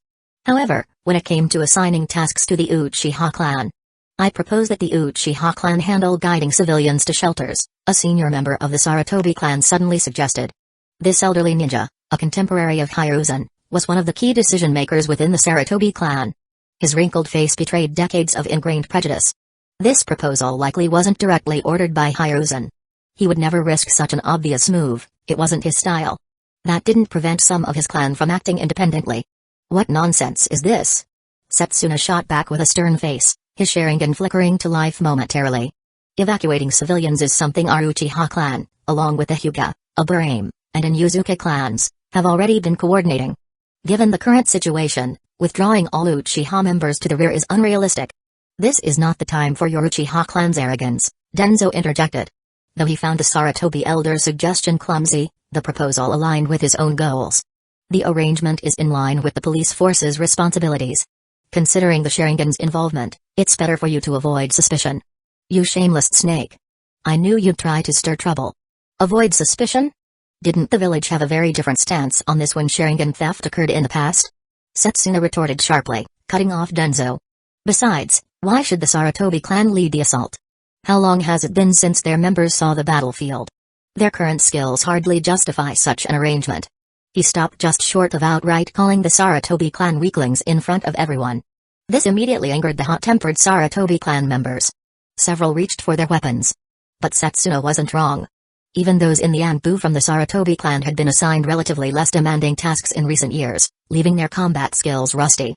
Meanwhile, the Uchiha were more aggressive than ever, and tensions between the two clans had been simmering for years. Before the Ninetales could even reach the village, the two clans were on the verge of clashing. Can't you Sarutobi people stop making things worse? Someone from the Inuzuka clan barked. A large dog growled beside its master as the Inuzuka ninja shouted, Sandame-sama and Danzo-sama haven't said anything. Aren't things chaotic enough already? Everyone knows the Uchiha clan's strength. It's nonsense to say they shouldn't be on the front lines, added a member of the Aburame clan, insects buzzing agitatedly around him. This isn't the time to argue. If the Ninetales breaches the village, the consequences will be disastrous. I think the Uchiha should also go to the front lines, even the Hyuga clan chimed in. Out of the 8 notable ninja clans in Hidden Leaf Village, 4, including the Uchiha themselves, now stood against the Sarutobi clan's stance. We don't have time for this foolishness. Faced with this balance of power, Hiruzen made a swift decision. Enough arguing. Regular ninja are useless against a tailed beast. All ninja ranked Chunin and above, head to the wall to stop the Ninetales. Everyone else, guide the civilians to safety. This decision was neutral and appeased everyone. Each clan quickly split their forces accordingly. Hiruzen and Danzo headed straight for the wall. As they ran, the two old comrades remained silent for a while. This doesn't bode well, Hiruzen, Danzo suddenly said. I know. Where is Orochimaru? Isn't he with you? Why hasn't he come out for something this big? He's guarding the root base to prevent spies from taking advantage of the chaos. At least, that's what he claimed. The conversation ended there, leaving Hiruzen's face grim and Danzo expressionless. Their years of collaboration gave them a mutual understanding, Each knew what the other meant without needing further explanation. But their thoughts were quickly interrupted by a sound not heard in years, the roar of a beast. The roar came from the south, accompanied by a fierce wind that swayed the surrounding trees. The ground trembled beneath them, cracks spreading across the earth. In the southern sky, the night was dyed a terrifying shade of crimson. Their hearts sank as they quickened their pace. Finally, the wall came into view. Beyond the distant barrier, they saw it, a colossal, flame-red fox with 9 tails swaying behind it, striding towards the wall. On the wall, the defenders were unleashing a barrage of shuriken, kunai, and elemental jutsu. Fire, water, and lightning lit up the night sky, but these attacks were futile. The 9 tails didn't even acknowledge them as it marched forward, the attacks dissipating harmlessly against its chakra-cloaked form. Inside the village, cries of panic filled the air as civilians fled in all directions. Parents clutched children to their chests, and the elderly were helped along by neighbors. 9 tails. Hiruzen's eyes burned with rage. His aged hands formed fists tight enough to draw blood. Since taking over as Hokage from the second, Hiruzen had worked tirelessly to shield Hidden Leaf Village from the horrors of war. Now, such a sight felt like the ultimate mockery of his efforts. Danzō, though maintaining a composed exterior, was just as furious. The 2 elders increased their pace, leading a wave of shinobi from Hidden Leaf Village's northern and southern sectors toward the wall. Beyond the wall, Masashi stood atop a tree, watching the 9 tails approach. His Sharingan spun slowly, analyzing the massive chakra presence before him. Moments ago, Minato had teleported away one of the 9 tails tailed beast bombs using the Flying Thunder God, forcing Obito to engage him directly elsewhere. Now, only the 9 tails remained, its eyes blazing with the Sharingan. Ordinary kunai couldn't pierce Susanoo. Likewise, typical ninjutsu was useless against the 9 tails. To deal with such a massive chakra entity, only a power of equal magnitude would suffice. Masashi began forming hand seals. He had a considerable amount of chakra. Or rather, the Uchiha clan itself could be seen as a massive reservoir of energy. While Madara's chakra was less abundant than Hashirama's, that didn't mean he had a small amount. At the time, nobody had more chakra than Hashirama. Another characteristic of the Uchiha was that their Sharingan enhanced their chakra capacity. Each evolution of the Sharingan significantly increased their chakra reserves, strengthening their overall power. The Uzumaki clan was known for their extraordinary physical resilience, naturally abundant chakra, vibrant vitality, and long lifespans. The Uchiha and Uzumaki were quite comparable in this regard. When the Sharingan reached the 3 Tomoe stage, the Uchiha's chakra was as abundant, if not more, than the Uzumaki of a similar level. However, the Uchiha didn't show the same ridiculous vitality, as they rarely tapped into their physical energy reserves. This might have been due to Indra. However, Indra trained under Hagoromo, practicing both spiritual and physical energy from the start. Coupled with his innate 3 Tomoe Sharingan, he was at peak form from the beginning, while Azura only managed to catch up without ever surpassing him. With knowledge from his lifetimes, Masashi had focused on developing his physical energy from the start. His 3 Tomoe Sharingan was far beyond the standard. Even he didn't know the full extent of his chakra reserves. The most he'd used was during the Third Great Ninja War near its end. After his teammates were wiped out, he went all out, chasing a group of Hidden Mist Village ninja for an entire day. He ended it by using his ice style to create a Hidden Mist Village ninja museum along the shoreline. Afterward, he still had enough energy to teleport back to camp and make it just in time for dinner. The sensation of exhaustion, tongue lolling out, struggling to squeeze out chakra as if milking a dry cow, was something he hadn't experienced even across 2 lifetimes. Maybe the 9 tails would be strong enough to push him to that point. Opportunities to expend chakra so freely so close to home didn't come often. Whether the number of tails correlated with a tailed beast's strength, he couldn't remember. However, the 10 tails did indeed have 10 tails. Ninjas loved speculating and creating theories. For instance, some claimed the 1 tail from Hidden Sand Village represented wind and sand, though its chakra inherently carried magnetic properties. Similarly, there were wild claims about the 9 tails being fire-aligned. Looking up close, it did appear somewhat fiery. While the 9 tails in manga was depicted as a giant, furry fox, in Masashi's eyes, it was more like a mountain of flames. Its crimson chakra radiated blinding brilliance, like an inferno illuminating the skies. However, this was merely chakra. Its essence wasn't different from human chakra, though the tailed beast's chakra surpassed human limits in its violent intensity. The 9 tails' claws slammed repeatedly into the ground, shaking the earth and whipping up powerful gusts. Trees fell en masse, uprooted by the force. Nothing's working. Our strongest jutsu. A ninja called out in desperation. They're right. Conventional tactics are useless here.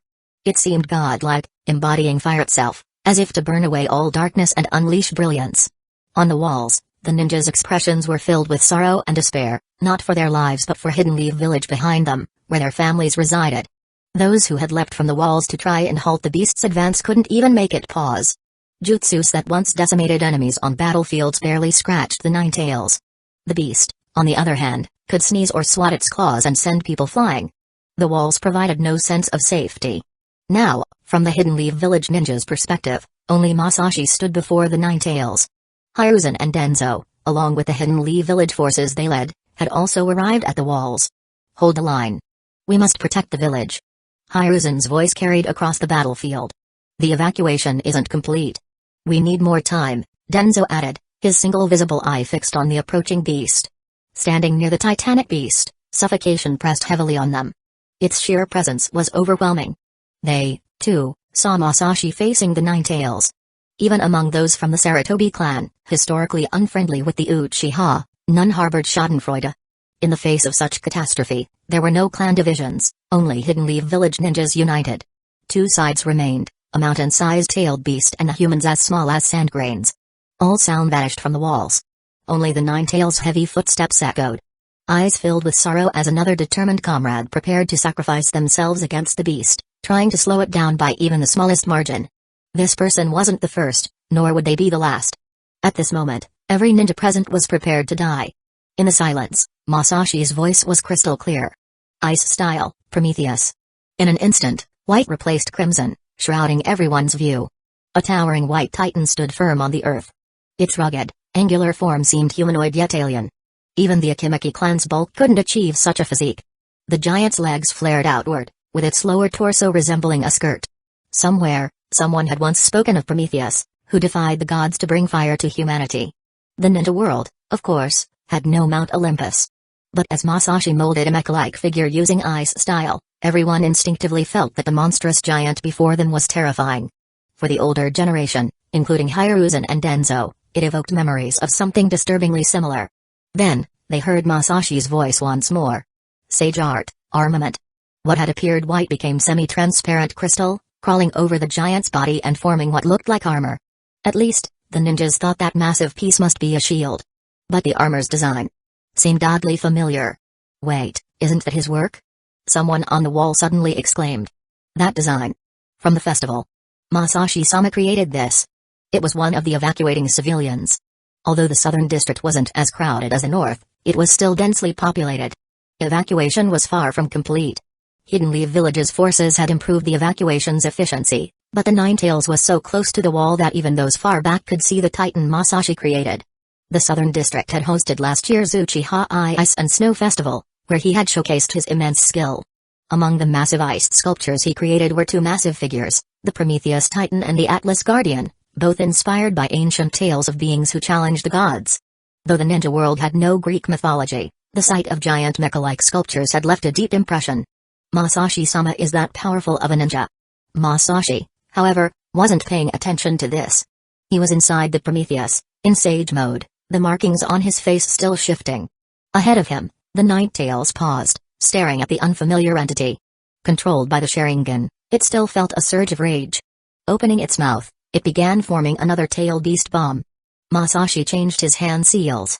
The Prometheus feet released bursts of wind, lifting it off the ground. With incredible speed, it charged at the Nine Tails, extending a massive hand to grab the tailed beast bomb. Chapter 41, Running Through the Night for Tailed Beasts. Creating a tailed beast bomb was akin to vomiting, forming chakra within and expelling it outward. There was no denying its power. The greatest fan of the tailed beasts in the ninja world was Madara. When he mocked the 5 Kage, he casually wielded his perfect Susanoo and sliced off the tops of 2 mountains in one sweep, yet he still pretended that the power of this strike was comparable to that of a tailed beast. But power wasn't just about raw strength. It was about preparation, timing, control. As soon as the Nine Tails fired its tailed beast bomb, Masashi had already controlled Prometheus to block its trajectory. Power was never achieved in an instant, and he firmly believed this. Fighting tailed beasts had always been his obsession. By day, he trained his body, by night, he meditated. Not a day went by without these routines. Such effort was all for this moment. The tailed beast bomb crashed solidly into Prometheus's right palm. The impact sent shockwaves across the battlefield, forcing even the experienced Jonin to brace themselves. The moment of contact made the tailed beast bomb unstable, and at the same time, Prometheus's right arm began cracking with a series of sharp sounds. Even with the enhancement of the Sage mode, terrifying fissures quickly spread. However, Masashi had already completed his second jutsu. Space warped, and before Prometheus's right arm could disintegrate, the tailed beast bomb was devoured by the collapsed space as if it had been sucked into a void. In the next moment, a brilliant light erupted deep in the forest, and the explosion sent shockwaves ripping through the trees, spreading out to their position. Incredible, Hiruzen breathed, watching the display. He's actually redirecting it. Sandane-sama, should we? An Anbu agent started. Hiruzen shook his head. No. We'd only get in his way now. Ice Style's inherent weakness was that it couldn't be compensated for by Sage Jutsus, but Prometheus was created from Masashi's chakra, which meant it could still serve as a medium for his jutsu. The so-called guiding thunder used a barrier to teleport anything that touches it. Prometheus was naturally Masashi's barrier.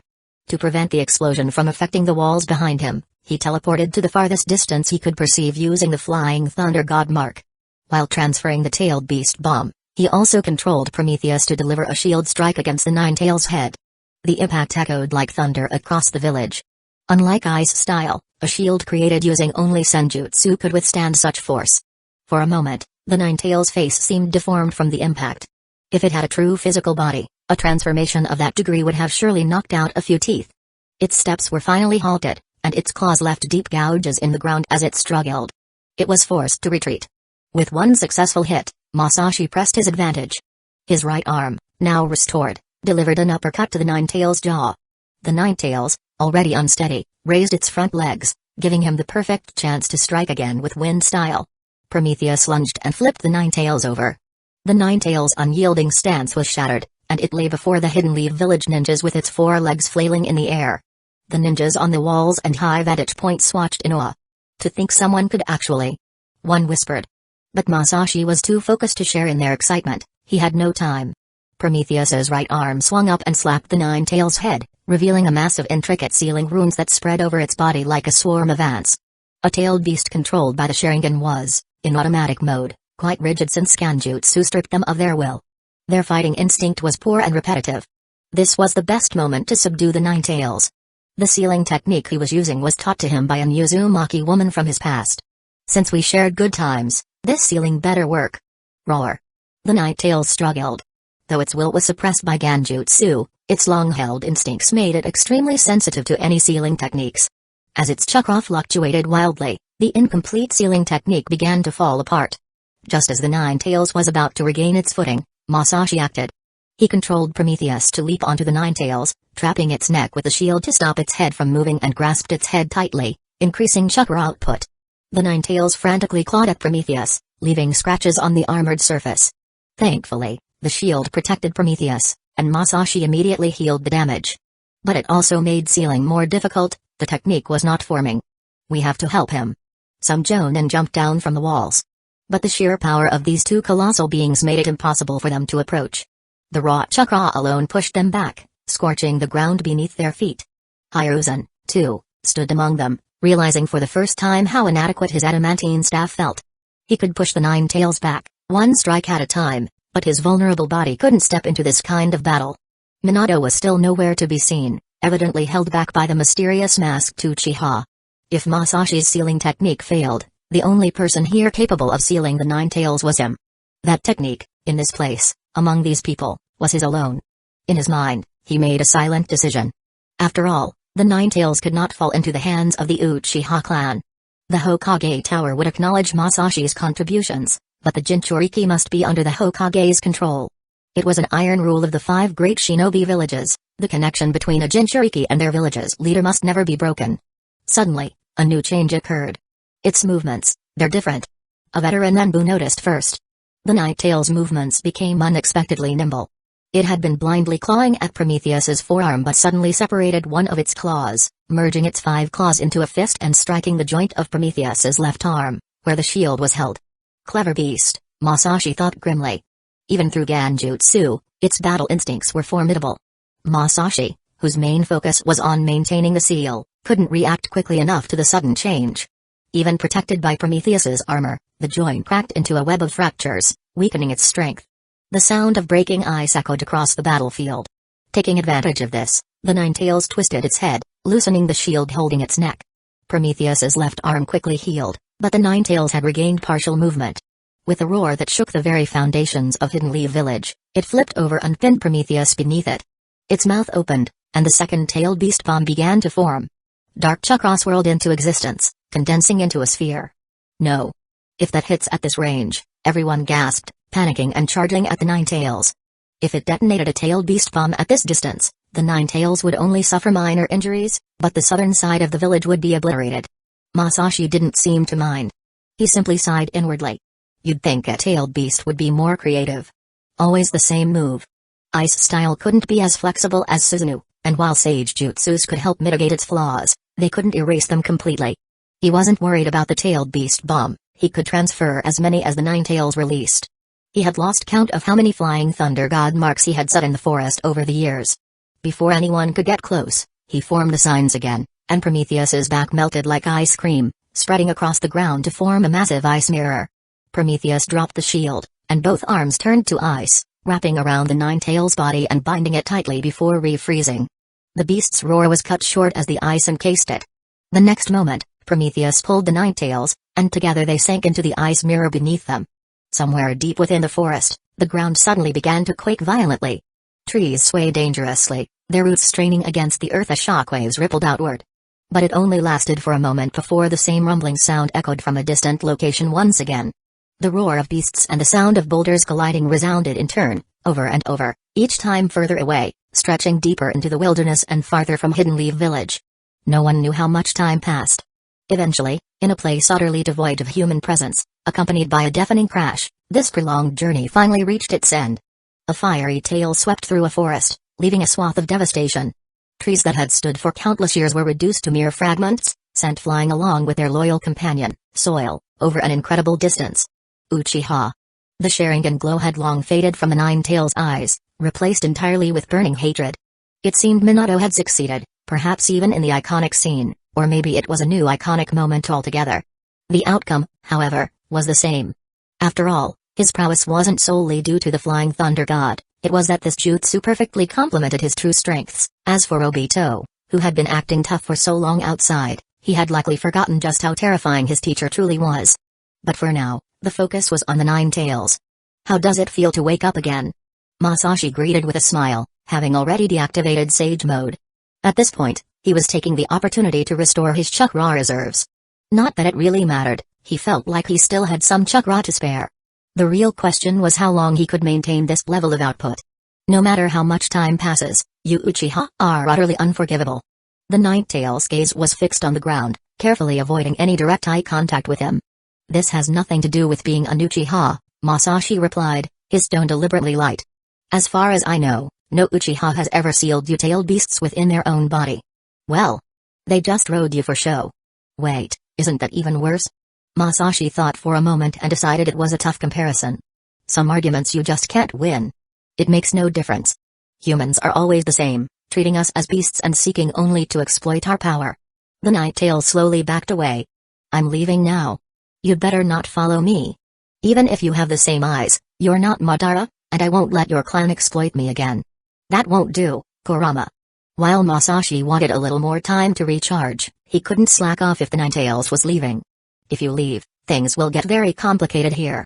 You even know my name. You Uchiha really are the worst. The Ninetales froze in its tracks, tails spreading wide in an intimidating display. The air grew tense as killing intent began to gather. For a tailed beast, this hostility manifested much more tangibly than with humans. Just calling your name won't work, huh? Masashi wasn't surprised by the Ninetales' reaction. Sage markings reappeared on his face. I guess there's no holding you back without going all out. Truly, some people just have hacks. Naruto could call Kurama's name a few times, and the fox would act like some kind of switch had been flipped. When he called, though, it just brought out killing intent. Ah, the discrimination against the Uchiha. Masashi sighed inwardly. Some prejudices run deeper than others. Honestly, it was a real headache. He couldn't use Susanoo yet, and his Ganjutsu wasn't at the level where he could casually subdue a tailed beast with a glance. In terms of Ganjutsu, he had high defense but not high offense. While confident in his techniques, breaking through a tailed beast's mind was more than a matter of skill alone. So, while he wasn't afraid of the tailed beast, it wasn't afraid of him either. This kind of stalemate was the most annoying. Minato, you'd better hurry up. I can only hold it off for a night at best. Boom. A claw struck down with devastating force, carving a massive crater where Masashi had stood. The Nine Tails had made the first move. The ground shattered like glass, fragments flying in all directions. As one of the mightiest creature created by Hagoromo in his lifetime, the Nine Tails didn't lack combat instincts. The only thing it couldn't do was ninjutsu. Although it could gather natural energy to aid its Jinchuriki, it genuinely didn't use ninjutsu. Its combat style was pure, unfiltered tailed beast brawling. Masashi loved facing enemies who thought their taijutsu was invincible and didn't bother with ninjutsu, or those who thought their ninjutsu was unparalleled and stuck to that. The same went for tailed beast. Using the momentum of a strike, Masashi quickly formed seals midair.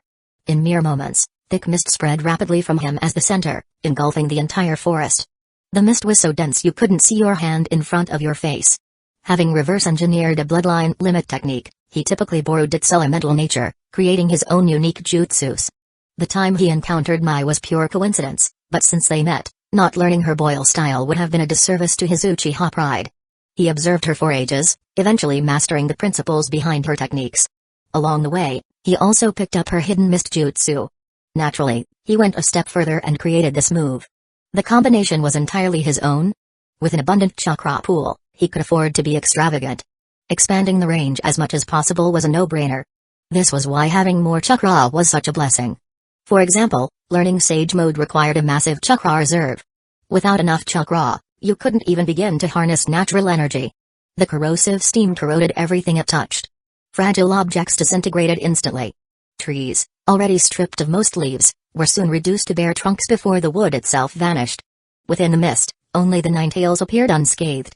Seemingly unscathed, at least. The corrosive steam also corroded chakra, and within just a few breaths, a thin layer of the Nine Tails chakra cloak had already eroded away. It was a minuscule amount, practically negligible, but it wasn't a good sign.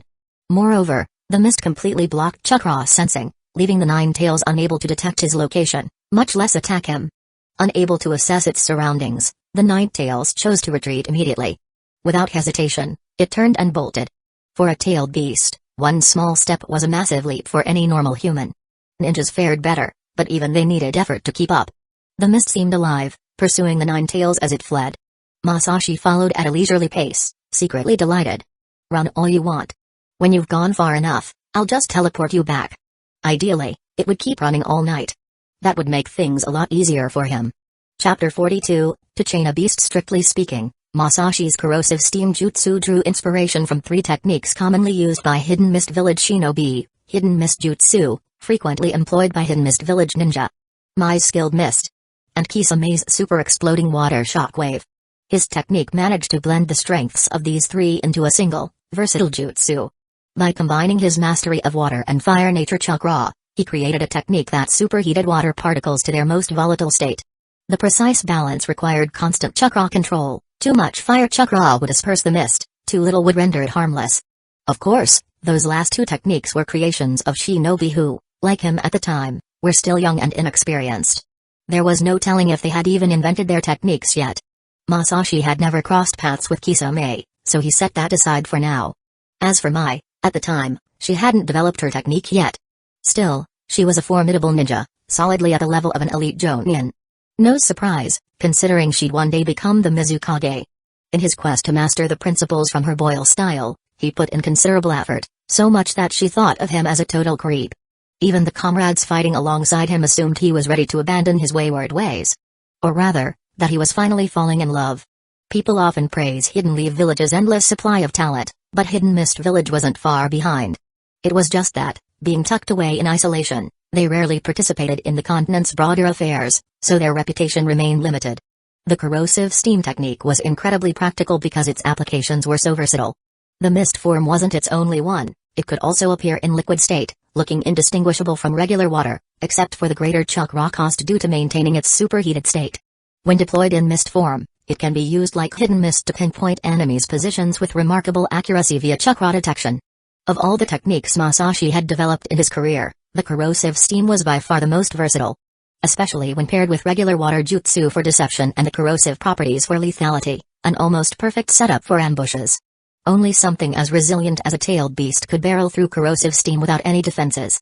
As the Nine Tails was about to escape his range, Masashi teleported to its head again, delivering another head-pat strike. The Nine Tails, now far from where it had been, found itself once more in the center of the corrosive steam.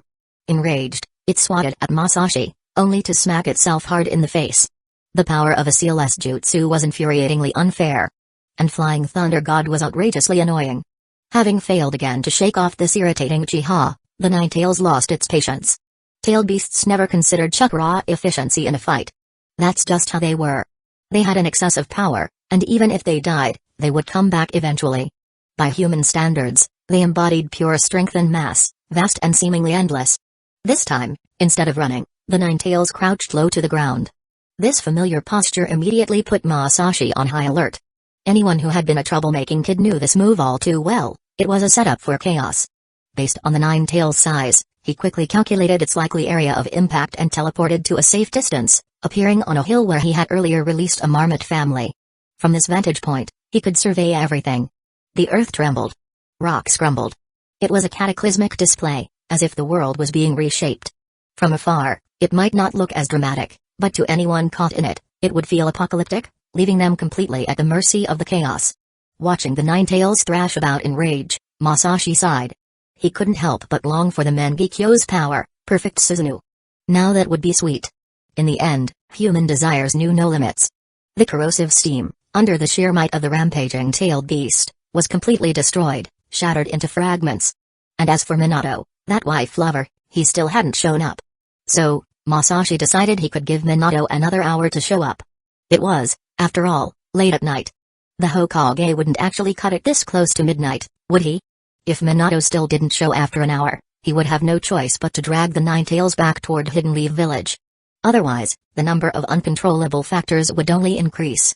He calculated silently. This delay should have given Hidden Leaf Village's ninjas enough time to secure a safe perimeter. Seeing the distant Nine Tails begin to slow its rampage, he prepared his next jutsu. Rhythm was critical, there could be no downtime. During sparring sessions with Shisui, he had once used a simplified version of a water technique called Tendragon Torrent, though it was a heavily nerfed version that barely retained its original essence. The jutsu was originally designed for battlefield domination, perfect for attacking large-scale targets. Like, say, a battalion of 100 enemy ninjas. Or maybe 2 battalions. Or even a whole lot more. The more, the better, since most shinobi in a battalion were in. War, after all, was about mass slaughter. The fewer people left standing, the quicker peace talks could resume. Against a tailed beast, though, this jutsu would need some adjustments to its trajectory. Otherwise, pushing the beast too far away would only make transporting it back a greater burden. Activating the Flying Thunder God again, he appeared on the opposite side of the Nine Tails, leaving enough distance to maximize the jutsu's impact. The markers he'd placed earlier gave him perfect positioning, a tactical advantage that had taken years to master. With the extra time he had, he silently thanked this new timeline for blessing him with excellent genes. He even vowed to find a wife for this timeline's parents before he turned 50. After all, his retirement plan was set for 40. At 40, he'd be an elder, prime time to step down and enjoy a life. A ninja's peak was around 40 years old. Past 50, no matter how strong, one's combat abilities inevitably declined. That was just natural law, unalterable and absolute. Humans were made of flesh and blood, not chakra. So, people should be content. Those who refuse to retire at 50 were just clinging on like old thieves. True sustainability required making way for others. In his original timeline, he had nothing but disdain for senior officials who delayed their retirement, utterly unmanly. Ahead, the Nine Tails finished its tantrum and began to raise its head. Masashi completed his jutsu in perfect timing. Dragons of water erupted skyward. 1, 2, 10, then a 20, 100. A massive wave obscured the sky, casting shadows across the earth. The corrosive steam gathered, swirled, and roamed through the air. Wherever it passed, it dissolved everything, leaving only empty air and barren ground. Finally, the water surged into a towering wave, its height escalating under Masashi's precise control. Standing at its peak, he now towered over the distant Nine Tails. Then, the endless waves of water formed a colossal whirlpool, mercilessly devouring everything in its path. With a deafening roar that overshadowed the thunderclaps in the sky, massive tidal waves surged upward. Under the assault of the torrent, The forest was submerged, the earth was ground away, and everything ahead was swallowed and obliterated in an instant. At the crest of the surging waves, roaring violently, were layered water dragons, rising higher than even a tailed beast. Masashi watched the nine tails flip onto its feet, its massive maw opening wide to unleash a tailed beast bomb. Even tailed beasts need to charge their attacks. Conversely, they could opt not to, but that would result in a weaker blast. He had anticipated this. His Sharingan tracked the gathering chakra, measuring its density and flow. Just as before, when a tailed beast bomb hit his ice construct to no avail, this smaller bomb merely created a dent among the countless water dragons before being teleported away without detonating. The 1,000 water dragons merged, forming a massive dragon head that slammed into the nine tails. The impact sent shockwaves through the air, creating ripples in the water below. This was merely a transformation-based ninjutsu. Even a water dragon couldn't pluck stars, move mountains, or fill seas. But shaking the earth and mountains? That was more than sufficient. From a bird's eye view, the land and everything on it, including the nine tails, looked as if a colossal titan had swept it with a proportionately massive broom. The beast's massive form tumbled through the raging waters like a leaf in a hurricane. Even the surface of the earth had been deeply stripped away. The rivers ran muddy, turning into turbulent, chaotic streams. It was akin to a naive boy entering a certain shop, emerging after a single night entirely changed, his youth lost forever. Don't ask why, just know the hostess who ran the shop was very kind. And like that kind hostess' tireless attention, Masashi's ninjutsu worked to gradually wear down its target. Mud, sand, and debris mixed with the waves, building up strength with each cycle of destruction. These materials endlessly pounded the nine tails' massive form, crashing and shattering against its seemingly infinite chakra body, only to regroup and resume the assault. It was quite the spectacle. In the darkness, it was impossible to distinguish sky from water, everything had become a murky mess. The nine tails was caught in the chaos, roaring as it was tossed and turned by the endless tides. It looked painful, but it didn't really feel pain. Eventually, its massive body slammed into a cliff. The impact shook the earth, sending tremors through the ground that could be felt miles away. Layer upon layer of waves followed, crashing against the mountainside. Yet the cliff stood unmoved, enduring the endless onslaught, watching as the waves shattered into countless shards of foam, dissipated, and scattered away. Finally, all that remained on the cliffside were deep, crisscrossing scars. And the nine tails, washed ashore and left there. High above, a shadowy eagle, abstract as if painted in ink, observed the entire scene and relayed it to its creator. Through its eyes, the full scale of destruction became clear. Through the Yamanaka clan's secret techniques, this vision was shared with others. The Yamanaka ninja, withdrawing his hand from his comrade's head, was silent for a long moment. No one in the search squad said a word. The nine tails didn't seem particularly worse for wear, it was a tailed beast, after all. But imagining this jutsu unleashed on a battlefield, against a group of humans? That was terrifying. Was the Uchiha clan's chakra always this abundant? As one of the clans that had joined Hidden Leaf Village alongside the Sarutobi, the Yamanaka clan understood basic facts. The Uchiha were naturally gifted with ample chakra reserves. But traditionally, chakra abundance was associated more with the Senju or Uzumaki clans. Watching Masashi's colossal water-style technique, however, they might as well have been looking at a Jinchuriki. The ice titan he'd summoned earlier had already been absurd enough. Surprised as they were, the squad wasted no time transmitting the intel. Send word to command, target contained, but the situation has evolved. Hidden Leaf Village's forces were frantically scouring the forest. Earlier, they'd been frantic because the Nine Tails was heading for the village. Now, they were frantic to keep it from escaping. They couldn't let it get away. No one moved faster than Minato. His urgency surpassed everyone else's. Driving off the mysterious masked man was nothing, he'd driven away countless enemies before. But he only had one wife. When a search team sent back word, he immediately used the Flying Thunder God to teleport there. He appeared atop the cliff. Before him lay a scene of utter devastation, with the Nine Tails shaking off its stays at the mountain's base. Minato descended at once. He began by summoning, a massive, plump toad appeared midair, using gravity to slam the freshly recovered Nine Tails back into the ground. The impact created a crater beneath the beast. The Nine Tails, still disoriented from the water's assault, initially thought something had fallen off the mountain. But as the toad shifted uneasily, it realized the truth. The Nine Tails erupted in fury. Its first move nearly sent the toad sprawling. Claws raked the air where the amphibian had been moments before. As it tried to regain its composure, Minato landed on its head, pressing his hand against its body. Both he and the Nine Tails vanished. After a few flickers of teleportation, accompanied by the sound of something massive slamming into the ground, The Nine Tails appeared in front of a structure. This was where Minato had hidden his wife, still outside the village. As the weight on its body vanished, the Nine Tails prepared to leap, only to be restrained by chains that burst from its surroundings. The chains tangled midair before pinning it down. These chains belonged to a red-haired woman. Kushina. The current Jinchuriki of Hidden Leaf Village was critically injured, her life on the verge of ending. Even standing seemed to cost her immense effort. Kushina. Minato flashed to her side, supporting her. Don't push yourself like this. It's fine, Minato. I still have chakra. Just help me restrain the Nine Tails. Kushina's face was deathly pale, not from emotion, but from her failing body. Her hands trembled as she maintained the chains. Masashi thought she might not have much time left. Oh, right. When Minato teleported earlier, he had used his Flying Thunder God to tag along. He'd arrived atop the Nine Tails' head with it. But Minato hadn't noticed him at all. Cough, cough. Kushina suddenly erupted into a violent fit of coughing. Blood speckled her lips. Hurry, Minato. I'm going to seal the Nine Tails back into myself and die with it. Hearing this, Masashi quickly jumped down from the Nine Tails' head. Chapter 43, A Simple Solution? Bonus, generally speaking, Masashi didn't care much for protagonists burdened with bitterness and grudges, so he avoided such dramas during his initial run-through. When faced with problems, shouldn't one simply find a way to solve them? That exaggerated sense of self-importance was really detrimental to the viewing experience.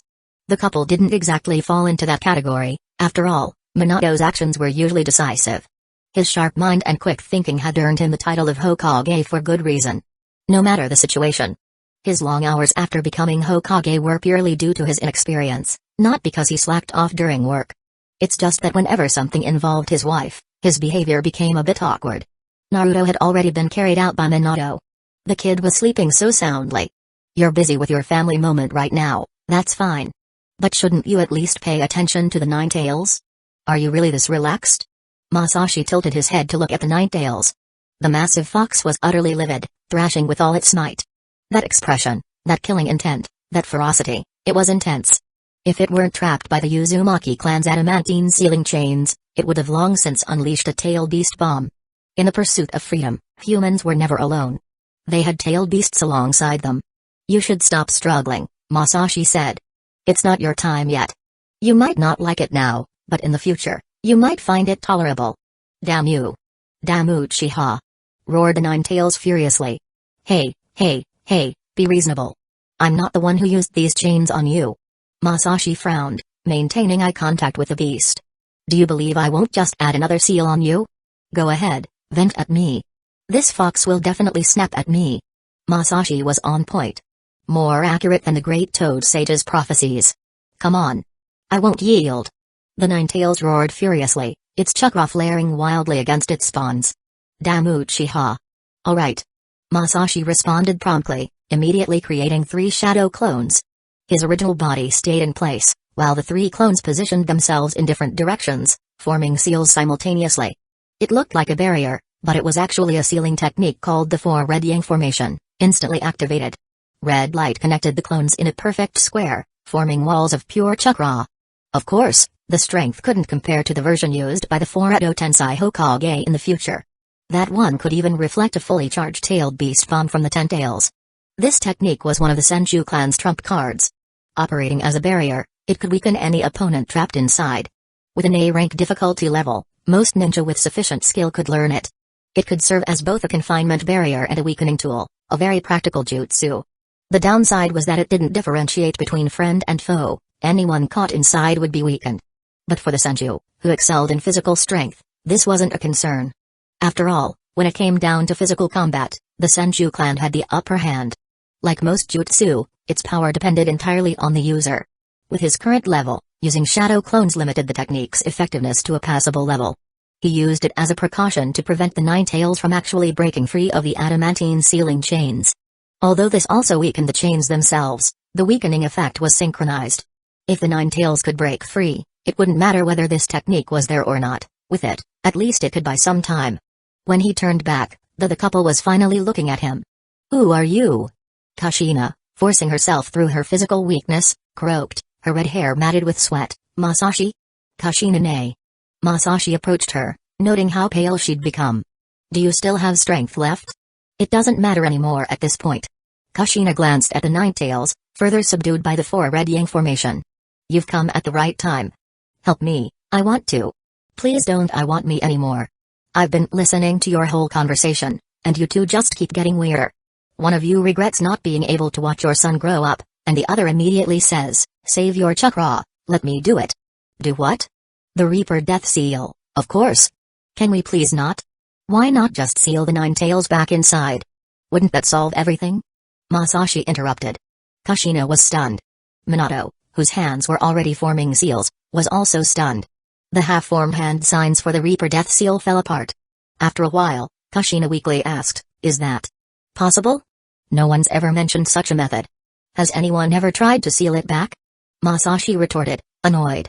The solution seemed so obvious to him. How would you know if you don't try? And how can you as parents even consider leaving your child an orphan? This was something he couldn't understand. If it weren't for Minato being the current key mediator between the Uchiha clan and the Hokage administration, he wouldn't even care about this couple. After all, their deaths would only weaken the Hokage faction. But this advantage was trivial and wouldn't change the larger situation. Them staying alive had greater potential benefits. You're right, Kushina, think about it. Minato's eyes lit up with hope. Has this ever been done before? No, Kushina said. Once a tailed beast is extracted, the Jinchuriki immediately. She paused. There had never been a precedent because previous Jinchuriki weren't Uzumaki, they all died instantly. If they all died, no one could seal the beast back. There was no way to know what would happen if someone tried. In that case, it could work. It's worth a shot, she exclaimed. Kushina, being her straightforward self, immediately began trying once she felt it was possible. And Masashi's four Crimson Ray formation greatly eased the pressure on her. The barrier's suppressing effect made the Nine Tails chakra more manageable. Her life was in danger because the Nine Tails had been extracted, causing her life force to drain. If sealing it back could stop this trend, the lost vitality could potentially be recovered. It would just mean being weaker in the future, but not excessively so. After all, with advanced medical ninjutsu, lost vitality could be somewhat replenished. Rehabilitation was key. Kushina exerted her strength, pulling the Nine Tails closer. If the Uchiha clan's power suppressed a tailed beast's mind, the Uzumaki clan's power restrained its body. As distant relatives of the Senju, this clan had carved their own path, excelling in the development of physical energy. The Nine Tails looked furious. This all-too-familiar sensation told it that it was about to be sealed again. The entire process went smoothly, chakra flowing like water between beast and vessel. When it came to sealing tailed beasts, Kushina was an expert, and Minato, having learned from his wife, was no slouch with sealing techniques either. Their chakra signatures synchronized perfectly as they worked. With the couple working together, the Nine Tails, who hadn't even enjoyed a full night of freedom, was sealed away once more. The massive form of chakra condensed and flowed into Kushina's seal. After everything was done, the utterly exhausted Kushina clutched her stomach and leaned into Minato's arms, carefully assessing her body's condition. How are you? Minato asked anxiously, supporting her weight. Masashi also observed her closely, noticing that her complexion seemed to improve. Though still pale, she no longer looked like someone on the brink of death. Sure enough, he soon heard Kushina's joyful voice. I'm fine. My vitality isn't being drained anymore. And that's how you solve a problem without unnecessary drama. A midnight snack would be nice, Masashi thought, finally letting his barrier technique drop. As the sun rose the next morning, every resident of the southern district felt as though they had narrowly escaped death. Did you see how he stopped that thing? A shopkeeper whispered to his neighbor as they cleared frost from their storefront. With that thing, right there on our walls. I heard about it. My daughter says the Uchiha saved us all, the neighbor replied, glancing at the police station's emblem. Maybe we've been too quick to judge them. Whenever they recalled the incident, two images came to mind, the massive frost giant and Masashi. And then, the Uchiha Ice and Snow Festival and the Uchiha clan. Overnight, the Uchiha clan standing in the hearts of the southern district villagers skyrocketed. The ninjas of Hidden Lee Village had their opinions too.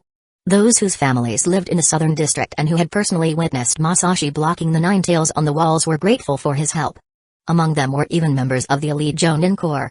However, ninjas, at least the Jonin, weren't about to extend their gratitude indiscriminately to the entire Uchiha clan. Still, their perceptions of the clan had significantly shifted. This did not hinder their enthusiasm for Masashi. When Minato, along with Kushina and Masashi, returned to the southern district walls and loudly declared that the Nine Tails had been resealed, cheers erupted. The Nine Tails has been successfully contained. Minato's voice rang clear across the crowd. Thanks to our combined efforts, Hidden Leaf Village stands strong. They were hailed as heroes throughout the village. Minato was the Hokage, and Kushina was his wife. While people wanted to celebrate them, they couldn't help but feel somewhat reserved. But Masashi was different, a young hero, a bashful teenager. Thus, the elated Hidden Leaf Village ninjas surged forward and hoisted him high, tossing him repeatedly into the air. Minato and Kushina walked back, but Masashi was carried along by the jubilant crowd, lifted and tossed the whole way. Even the Uchiha clan ninjas decided to join in. Come on, might as well make it a proper celebration. One of them called out, joining the tossing. It was too awkward just standing there, might as well join the tossing. Hiruzen observed this scene with mixed feelings. He was comforted that Masashi, despite his exceptional talent and strength, embodied the will of fire. His concern, however, was that Masashi might be led astray by his clan. He considered himself to have many flaws, but he swore he had never deliberately targeted the Uchiha clan. During his tenure, he had never intentionally singled out any clan. It was just that the game had rules. The Uchiha monopolized 1/6 of Hidden Leaf Village's departmental benefits. Shouldn't there be concessions in other areas? One couldn't just take without giving back. Everyone was eating from the same pot, and when it came down to it, no one's contributions were insignificant. Hiruzen decided to discuss with Minato the possibility of inviting Masashi to join the Anbu. Joining Root was out of the question. Root dealt with the dirty work, and Masashi was now a hero of the village. It wasn't possible, or appropriate, for him to do dirty work. He should serve as a bridge between the Uchiha clan and the Hokage's office. If joining the Anbu proved unfeasible, then Masashi should be removed from the police force and integrated into the regular army. Since Minato became Hokage, the completion rate of S-rank missions had noticeably slowed. Hiruzen's 3 disciples no longer took on missions. Orochimaru was always hanging out with Danzo, rarely seen. Jiraiya claimed he was searching for the Child of Prophecy and was also rarely seen. Tsunade? She was at the gambling dens. Thanks for asking. This meant that the Hokage's office's former mainstays for S-rank missions were effectively out of commission.